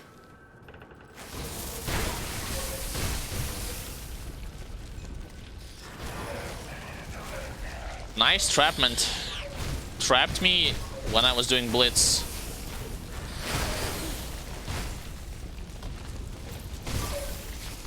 What the hell is Mark of Stone Wheel? Physical internal trauma, shield block, a bunch of resistances. Maximum cold, fire, lightning resistance. Physical... Oh, it's for retaliation builds. It provides 200... Is it flat or is it percent? Yeah, it's flat. To your physical damage retaliation.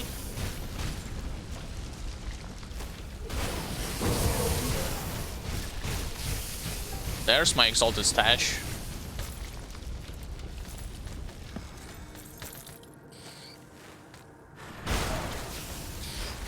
Now I just have to destroy the monster totem and I can go straight to Warden Creek.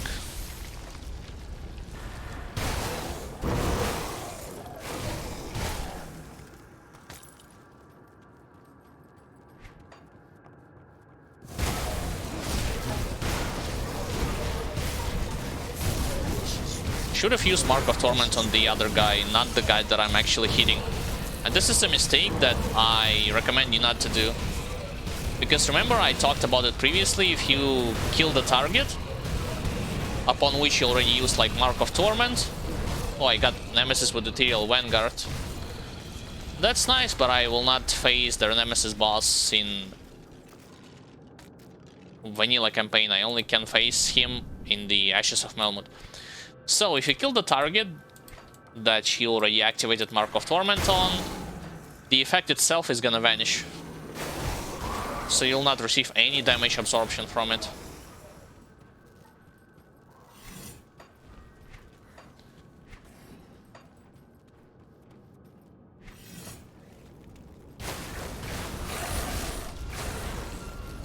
Alright, just ran past by them.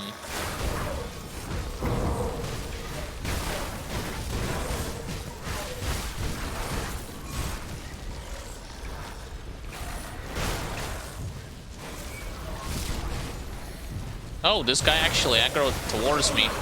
Haven't even seen him.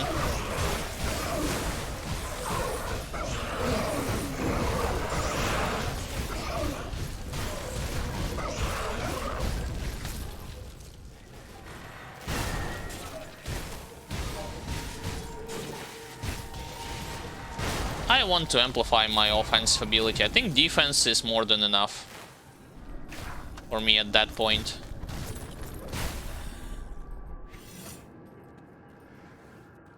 Alright, let's face Warden Creek.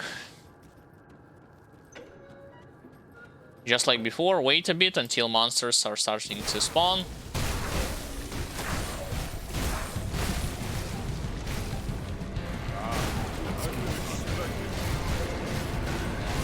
What the? Why is there an elite? Really? Now I have to split my damage.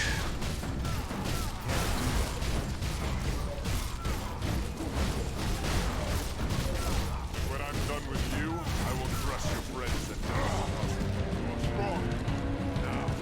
and Mythical Massacre.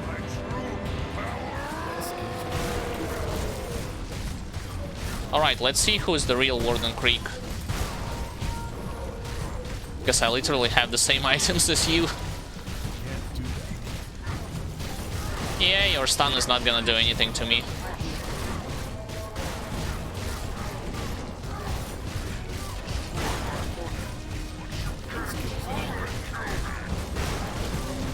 Got him.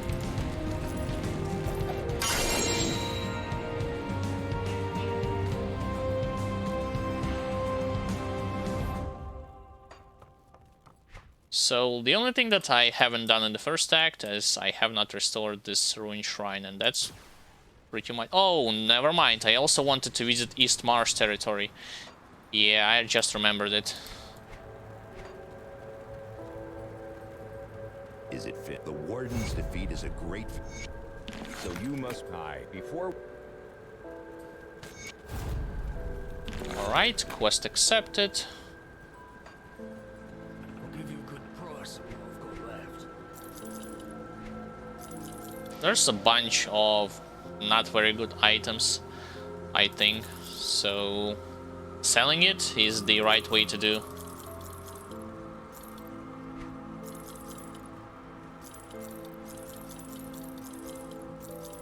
With the exception of ointment, of course. I mean, it's not an ointment, it's ectoplasm, but it's useful on some of the builds. I mean, in the very early game, if your energy, total amount of it, as well as energy regen is not that high, and you are using some kind of an ability that requires a very high amount of energy regen and energy in general, you can utilize ectoplasm. For instance, those blades that Nightblade are throwing, those knives, like in 3 direction. Again, I forgot how they were called exactly. You can utilize this. They are doing an insane amounts of damage, but they are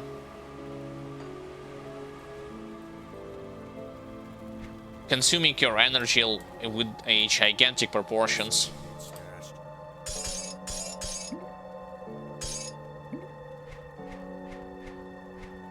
So I need scraps, right? I need at least...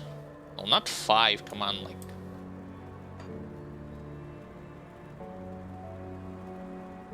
I'll grab 50 with me. And this thing I'll just drop here. Because I want to use it on both bridges, like on the bridges that will lead to the East Marsh and on the bridges that will lead to bandits. Yeah, but we're done in the first act, so pretty easy stuff on ultimate difficulty, with a hidden path as well.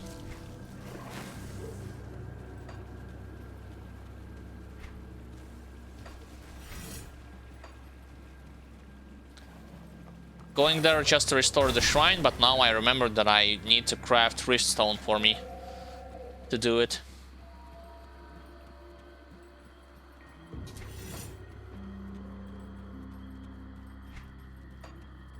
Yeah, I missed a couple of enemies, but, like, it's up to you whether you want to full clear all the territories on ultimate. I mean, the risk, not the risk, but rather the chance of getting something useful from an enemy increases. And from the destructible environment, I talked about it multiple times. So if you're one of those guys who want to open up every nook and cranny of the map, kill every enemy, then yes, you will be significantly rewarded should you decide to do so. What brings you to my forge? Especially if your build includes in it the items that are wall drop. Like, you'll never know when you'll get your hands on something useful.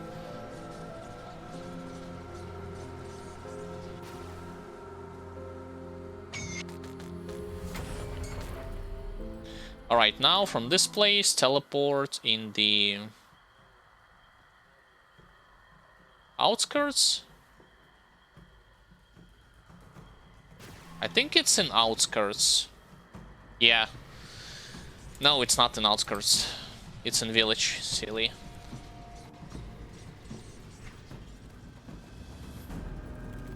Now let's go to East Marsh. Specifically to defeat the boss at the end of it, and I want to have a look at its shields, its stats, whether or not it's gonna be worth it to pick up. Crippling is not great because of the slow attack speed. I will not attack as fast, and I will not regenerate my health because of it as effectively as I can.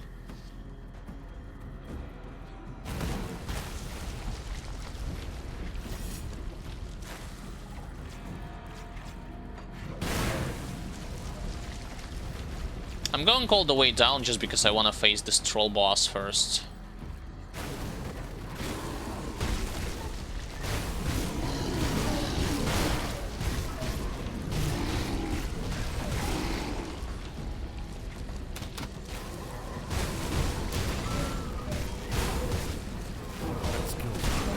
Don't worry, he's not gonna stun me or do significant damage. Even with all of his shards. Or not.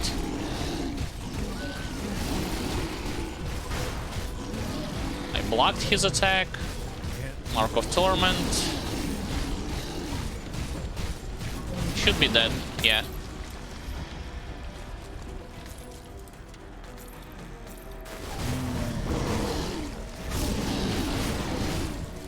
Now let's go straight to the second one. Cruel Edge converts to physical, Deadly Momentum, Shattering Smash, and Smite.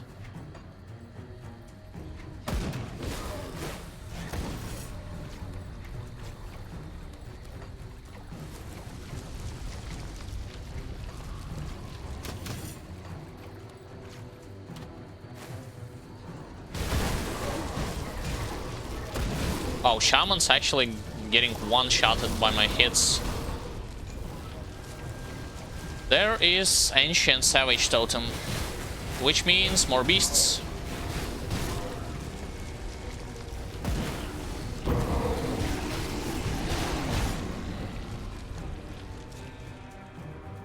I'll wait until my Warcry will recharge.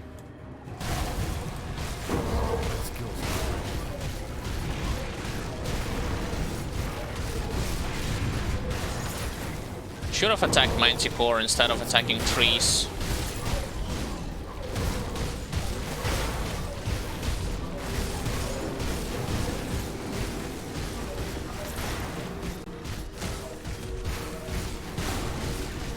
Thank you for actually getting the Ugdan Blooms for me.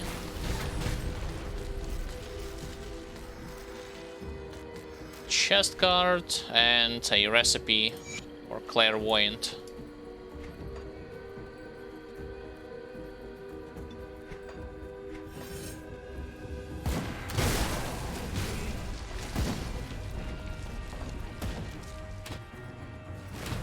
Even those Grobbles will not give you the axe with bonuses to Blade Arc. Like, they give something for Spirit Blades, if I'm not mistaken, that's the exact name of this item.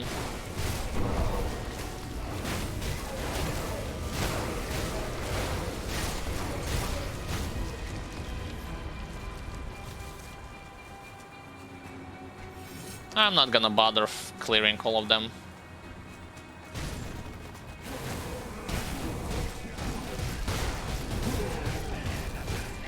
That skill's not ready.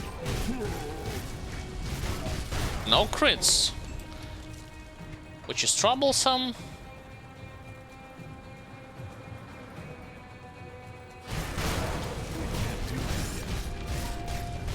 Alright, let's see what this guy can do.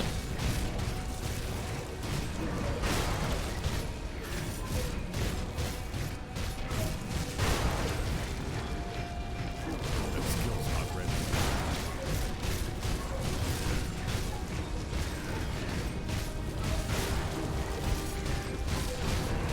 That skill's not ready. And finally he's dead.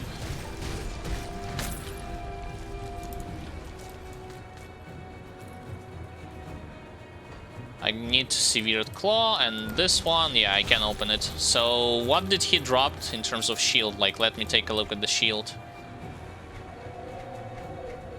Wait, he didn't drop the shield. Oh boy. I was hoping to get it. I got this on normal and elite difficulty, and I thought the chances of you acquiring this item is 100%. I guess I was wrong. So, what do I need here? I need Severed Claw.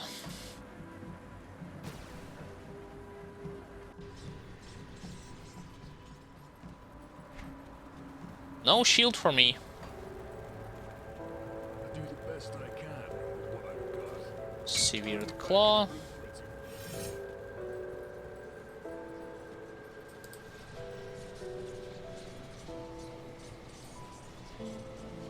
Later on, I would have to return back to this area, but only for Hidden Path questline. Again, Time Warp Walkers. Already got them. Now we are legit 100% clear with this area. We can move to the second act.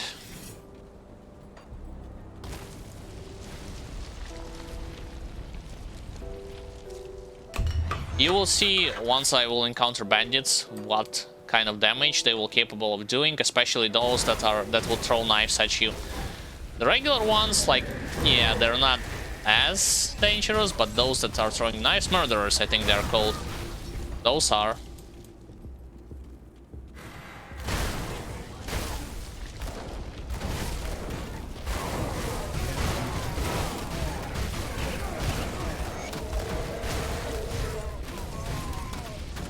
That's because they deal like combined pierce and vitality damage as well as lowering your resistances.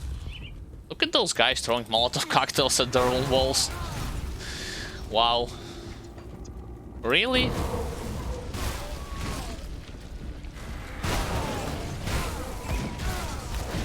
One lucky thing that they are susceptible to any kind of hard knockdown, hard crowd control effects. Stun, knockdown, freeze,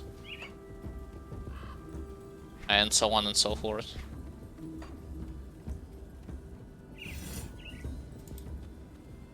Let's talk with you. Devil's Crossing. And I'll see you there.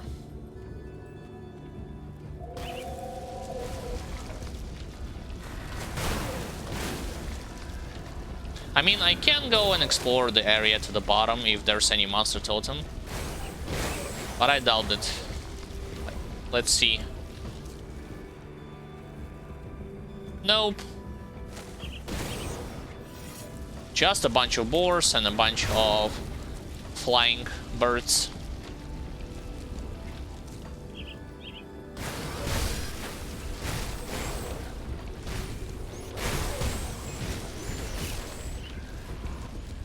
Accept this quest.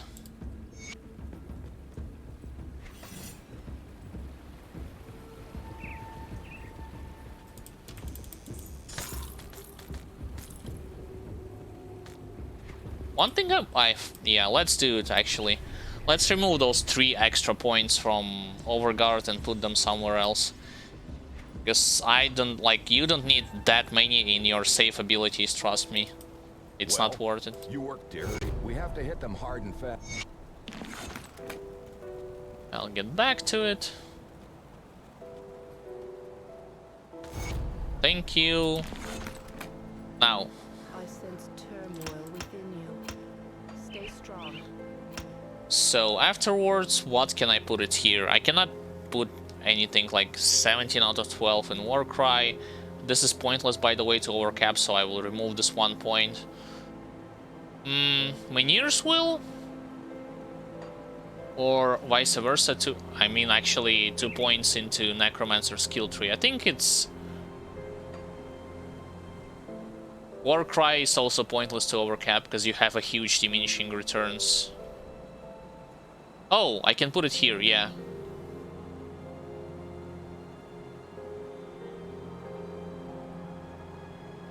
But then again, currently I don't have any kind of bottles to respect my attribute points, so do I need to do this right now?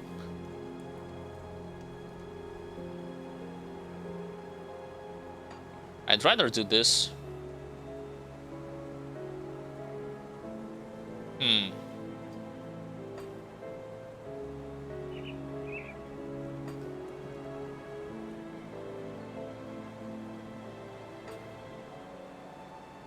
Alright, let's... More points into Mastery Bar.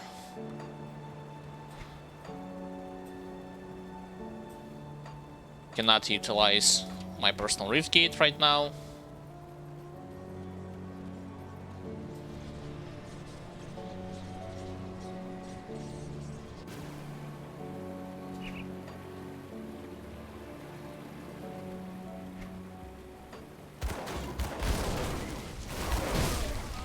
So I have actually soft capped the shield training. Now I will work on, when it comes to additional skill points that I have, I think I'll just put them into Mastery Bar to have more cunning, to have more physique and spirit.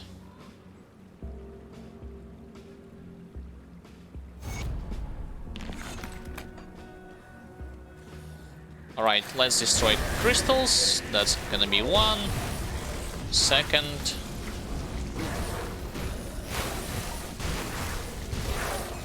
There should be 3rd, or not. Nope, it's not here. God damn it, those skeletons with reflective shields.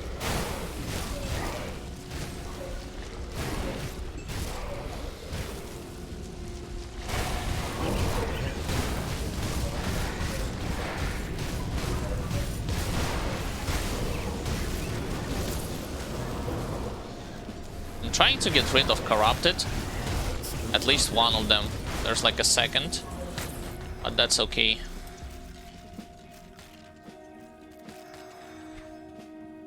I got Blueprint. Beastmail Domination.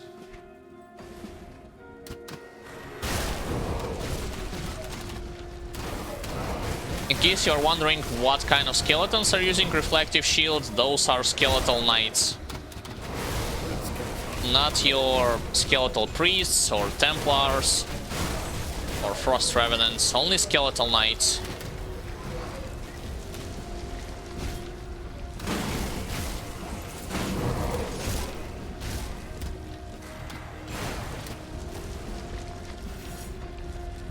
So now I can go to the cave and kill ghosts.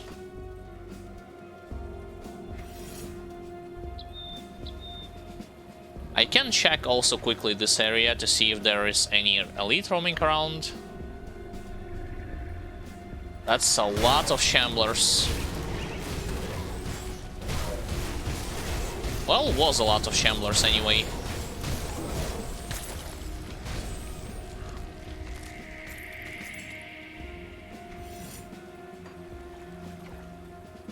Nope, no elites. I can't do that yet.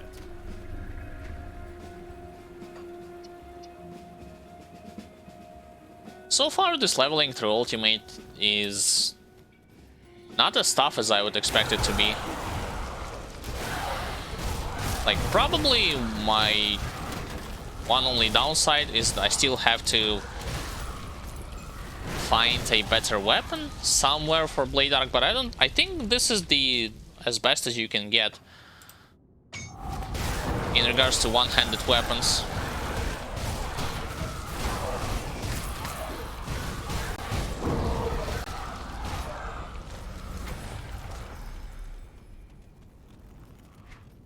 Now let's go kill this boss on top.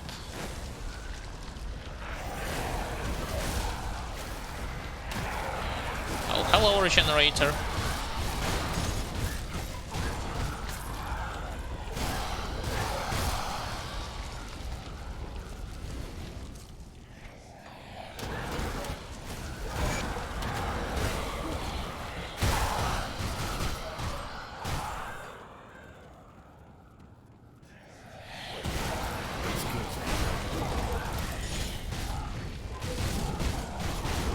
Trying to use the alright, I'll kill you without this bladed rift glyph.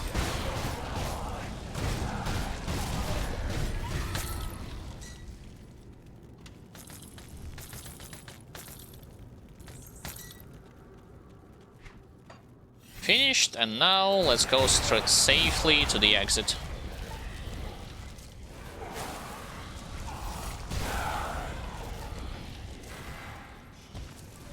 Now that was a charge.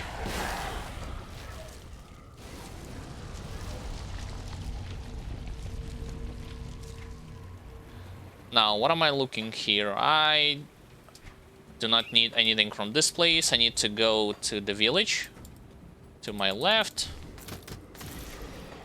And I can blow up immediately the pathway to complete one of the quests for them. But I still need to look for their elders, which is unfortunate, and you cannot, once again, you cannot do this quest preemptively. Even if you go there without accepting the quest, elder will still, for some reason, will ask of you to go speak with the one in the with someone in the village.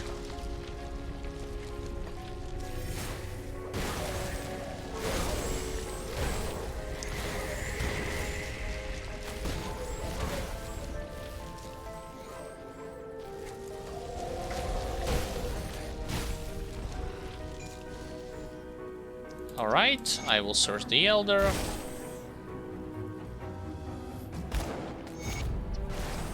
And yes, I already destroyed this barricade.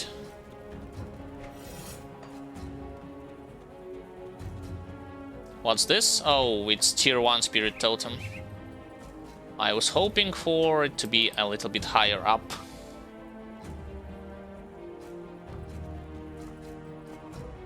By the way, you saw, like, even spirit totems was mixing those elites between one another. There was a couple of bone golems, but there was also ghostly crabs that you have seen already in Ashes of Malmon DLC.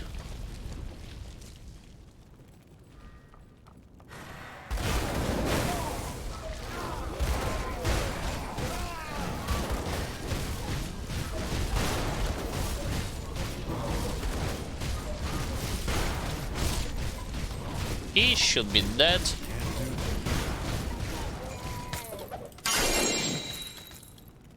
Mythical Crystallum, Lightning, Electrocute.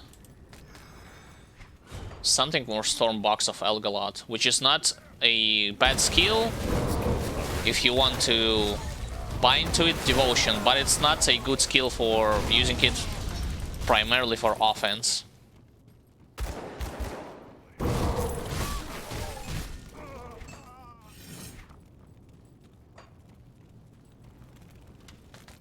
Most importantly, I got dynamite from this place. Extra one. One from the boss and one that was lying around near him.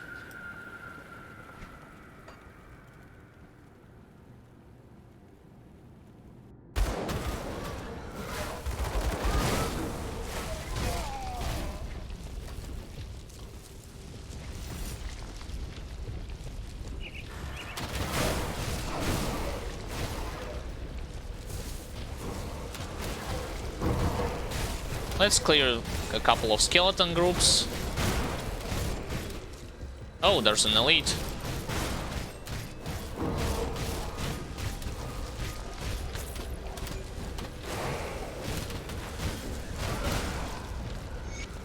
I will do as you ask. And now, only thing that I need here is to open up Hidden Spoils chest.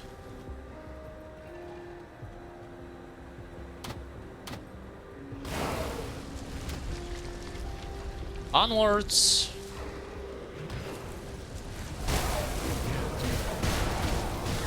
I'm attacking the wrong guys. I need to kill Reflective.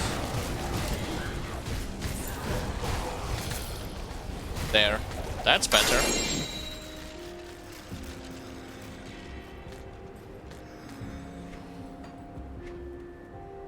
What have I collected? Mythical Fates. Oh, got it.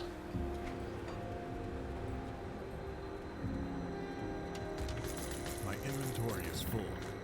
And of course I filled up my inventory. Okay.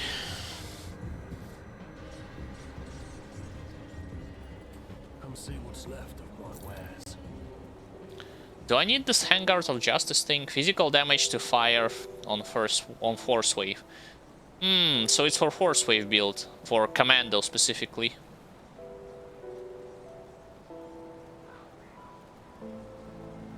I'll save it. The rest I'll sell.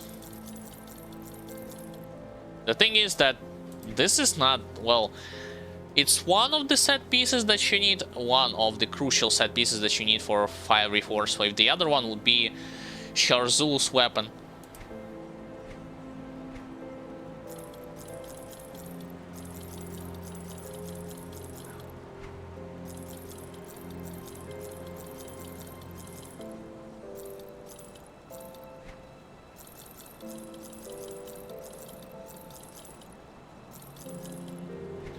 Alright, and finally, this stuff. Damn, that's a lot of selling that's going on. Almost got 7 million scraps.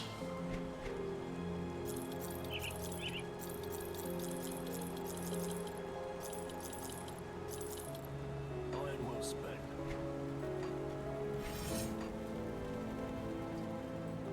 Safe storage, no questions. I got 14 Ugdam Blooms, so I can craft one component that I need in case I would want to replace something from my current equipment. Quest item, gloves. Let's put gloves in this. Oh, no place for them. Alright, alright.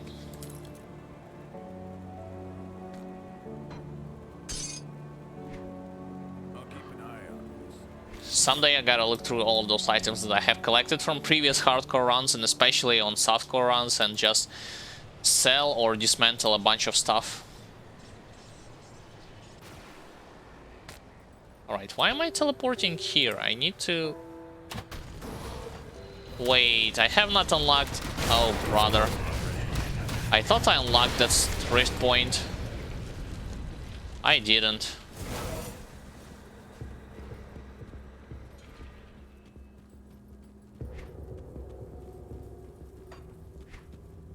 I actually just ran past it without even noticing it. Yeah, here's your amulet. Open this stuff up and moving forward.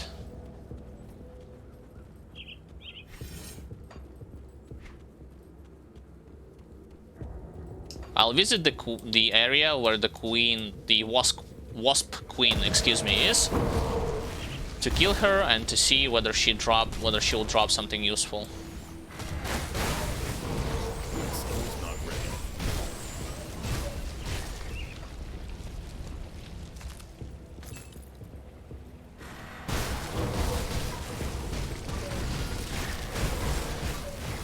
Yeah, there's gonna be a ton of elites, I imagine, in this place. I'm seeing already 3. There's like a frenzied.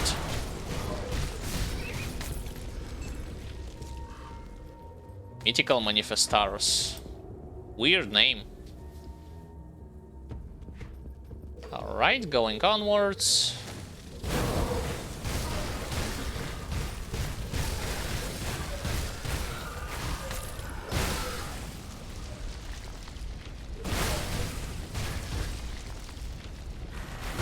There's the queen, popping my cooldowns.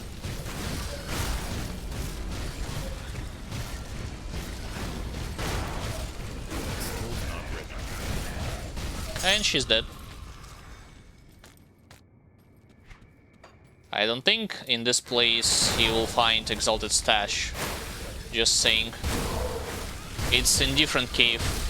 Already when you will go to the Twin Falls territory.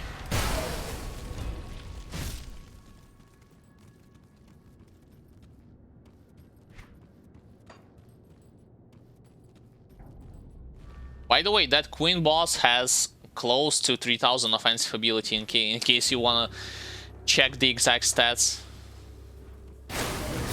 Oh, there's even more elites. Defender and supporter.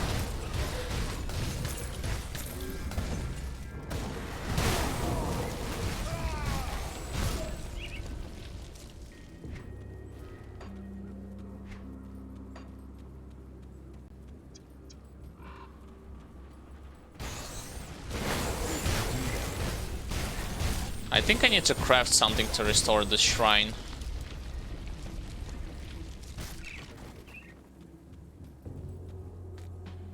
Whoops.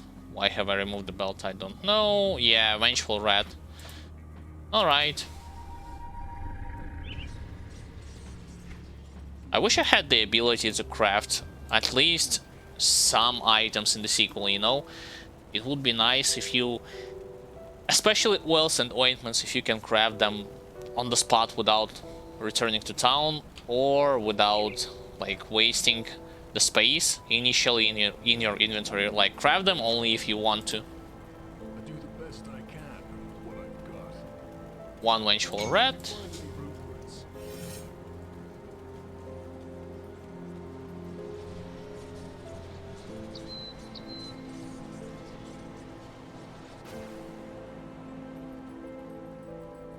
Oops, forgot to restore it.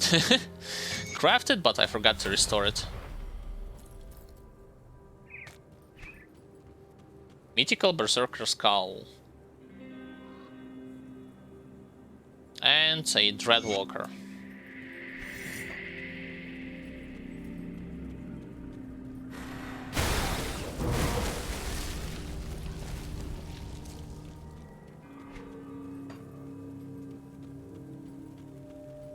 Let's activate the portal. And I'll go straight to the skeletons to my right. Like after those bandits. Because I do have some spare dynamite with me.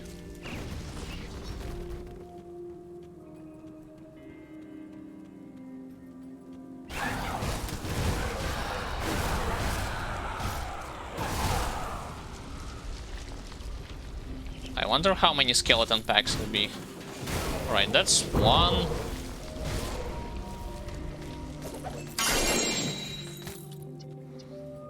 The second one right behind me, and that's it, huh? 2 packs?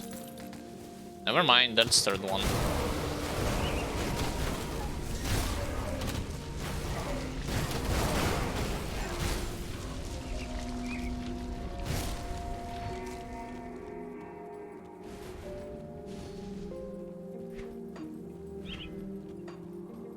Yeah, the thing that you have just seen, even though I'm not attacking my enemies directly, I do have internal trauma as well as bleeding damage ticking, like a damage over time effect from my blade arc. So this is why you have seen 2 times my force wave, once again from Krieg's grip, is proccing against the skeleton. Of course, I'll deal.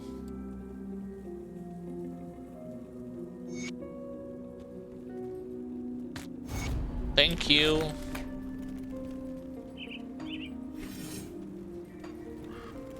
I still wonder why those people decided to stay here and not go into the Devil's Crossing. I mean, in retrospective, Devil's Crossing got attacked by Ethereal Amalgamation before the first DLC began, so who knows, probably it's better for them to just stay on one place.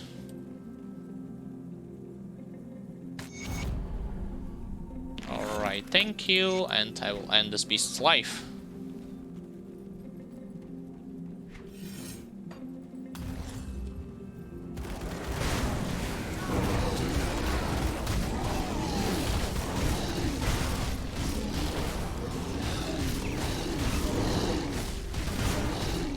I'm rampaging even more than this beast. Even though I got clobbered by the swing.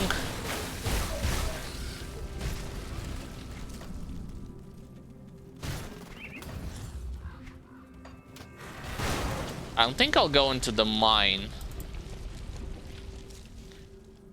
Kill that elite boss and he's red.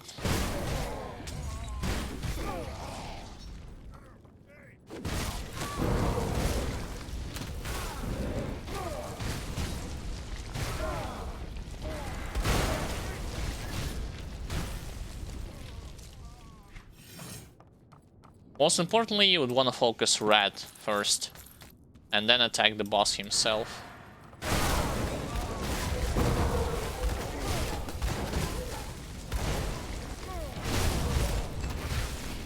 Oh, he's in different place. Alright, alright.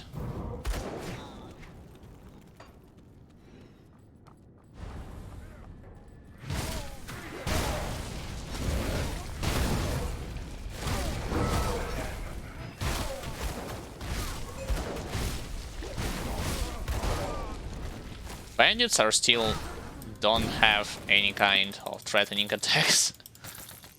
Wait, I got a blueprint from here? Mythical Valdun's head. Really? In that place? Strange. That's what you call world drop. Yeah, I should have talked about it from the beginning. It doesn't always mean that you'll get a legendary item. Sometimes world drop means... I mean, in other times you'll get a legendary blueprint.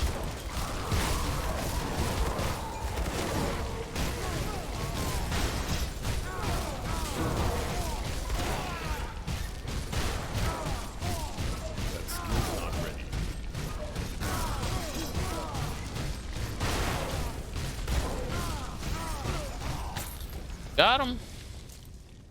Acolyte's Court and Dynamite.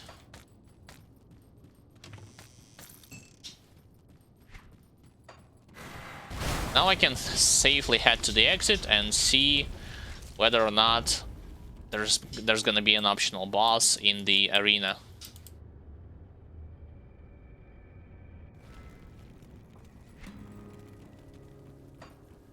A short backtracking.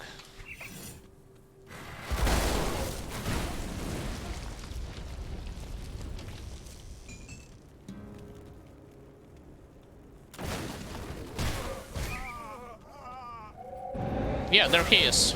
He is over there. I didn't mean to aggro them both at the same time. God damn it. I'm actually standing on the debuff. Alright, alright.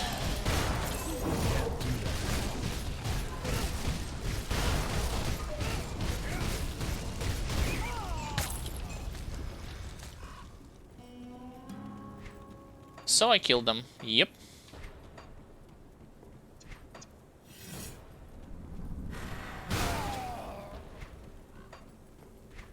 Let's return to the encampment, and I'm gonna wrap the stream up for today, because I have done a lot.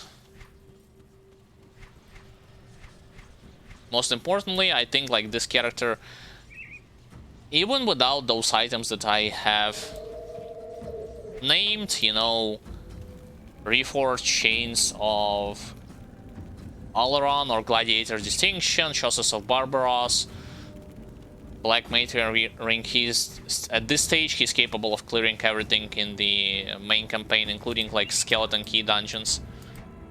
And even on the DLC, like, he should not have any kind of problem. I can test, if I wanted to, the other build, you know, that includes this two-hander weapon, but like I said before, I would need to rethink my devotion allocation, specifically to get Kraken, and what else?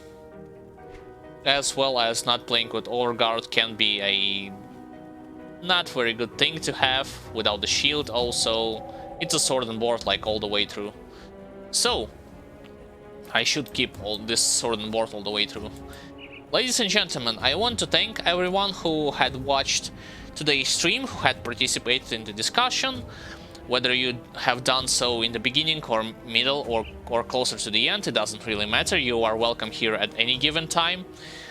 I appreciate your attention. I appreciate your participation. I would want to emphasize a couple of things. Firstly, if you want to revisit some of the parts from this current, some of the segments from this current part or previous parts, you can do this in the format of Twitch video on demand. You can watch it here, or you can watch the same video on demand on my YouTube channel, link to which you'll find in the separate tab in the description. In addition to that, I will provide you with highlights, 10 to 15 minutes long episode dedicated to give you the rough estimates of this character's progression, performance, my explanation of certain mechanics. So you can watch, you will have the option to watch one over the other depending on what you will choose. Additionally, when it comes to other stuff that I recommend, like you can also watch the previous parts and see how I progressed so far, what have I done. There's like a full playlist on my YouTube channel. Same thing, both highlights and video on demands. When it comes to the stuff that I recommend you to watch as well for Grim Dawn, there's a beginner-friendly playlist, which includes a lot of topics that I have explained, such as resistances at the early stages, at the end game, bosses' dangerous attacks, how you can avoid them, what changes in bosses' behavior from normal difficulty all the way to ultimate, and not only stats. What do you need to look for in Crucible, in Shattered Realm, Nemesis bosses? A lot of topics have been covered already by me, and I recommend you to watch them, especially if you have just started, because a lot of important questions will be answered, like, trust me. If you want to know the precise schedule, when I'm going to be streaming next, the day, the time and the day itself, you can learn the schedule graph on this Twitch page channel. You can also learn the schedule graph on my social links, Facebook or Twitter, as well as YouTube discussion section. Speaking of social links, those of you who are willing to keep up to date with my news that I'm sharing, with the videos that I'm posting, you know, upload schedule, things that I'm working on, I recommend you to, or just have a way to contact me directly, I recommend you to also subscribe to one of the social pages link if you have any kind of particular question about Grim Dawn or just something in general. And finally, if you liked the stream and you want to know like the gameplay, my commentary, how you can support me, there is a couple of options that you can do. Option number one will be to simply invite those who are interested not only in watching the gameplay itself, but rather helping each other out in the games, in the Grim Dawn or in the other games that I'm gonna be playing in the future, and making videos and so on and so forth. Option number two, you can become a follower on Twitch, or as well as subscribe to YouTube channel, share the videos, leave a like, because it helps tremendously for me and it motivates to create more videos more often. And finally, the final option would be donation, but this is voluntarily option, I do not insist on it, but nonetheless, you will receive something for you in return if you decide to donate to me. For instance, and all of the donation funds or money will be directly invested towards the improvement of the streams and edited videos, and you will be mentioned in the gratitude list if you decide to donate. If you want to become a subscriber through Twitch Prime and Twitch subscription, you will have the access to more emotes, icons, chat statuses, and game discounts. On the other hand, if you want to become a Patreon, you will have early access to edited videos without any kind of advertisements, participation in Q&A videos, behind-the-scenes content, and much more stuff that you can check if you click on the Patreon page link yourself. Alright, once again, thank you for your attention, thank you for participation, I wish you all the best, take care of yourselves, of your health, of the health of your relatives, stay sound, stay cheerful, and I, Alexander, also known as Andreyevitz, will be seeing you all on the next stream. Bye guys, and have a great time of the day.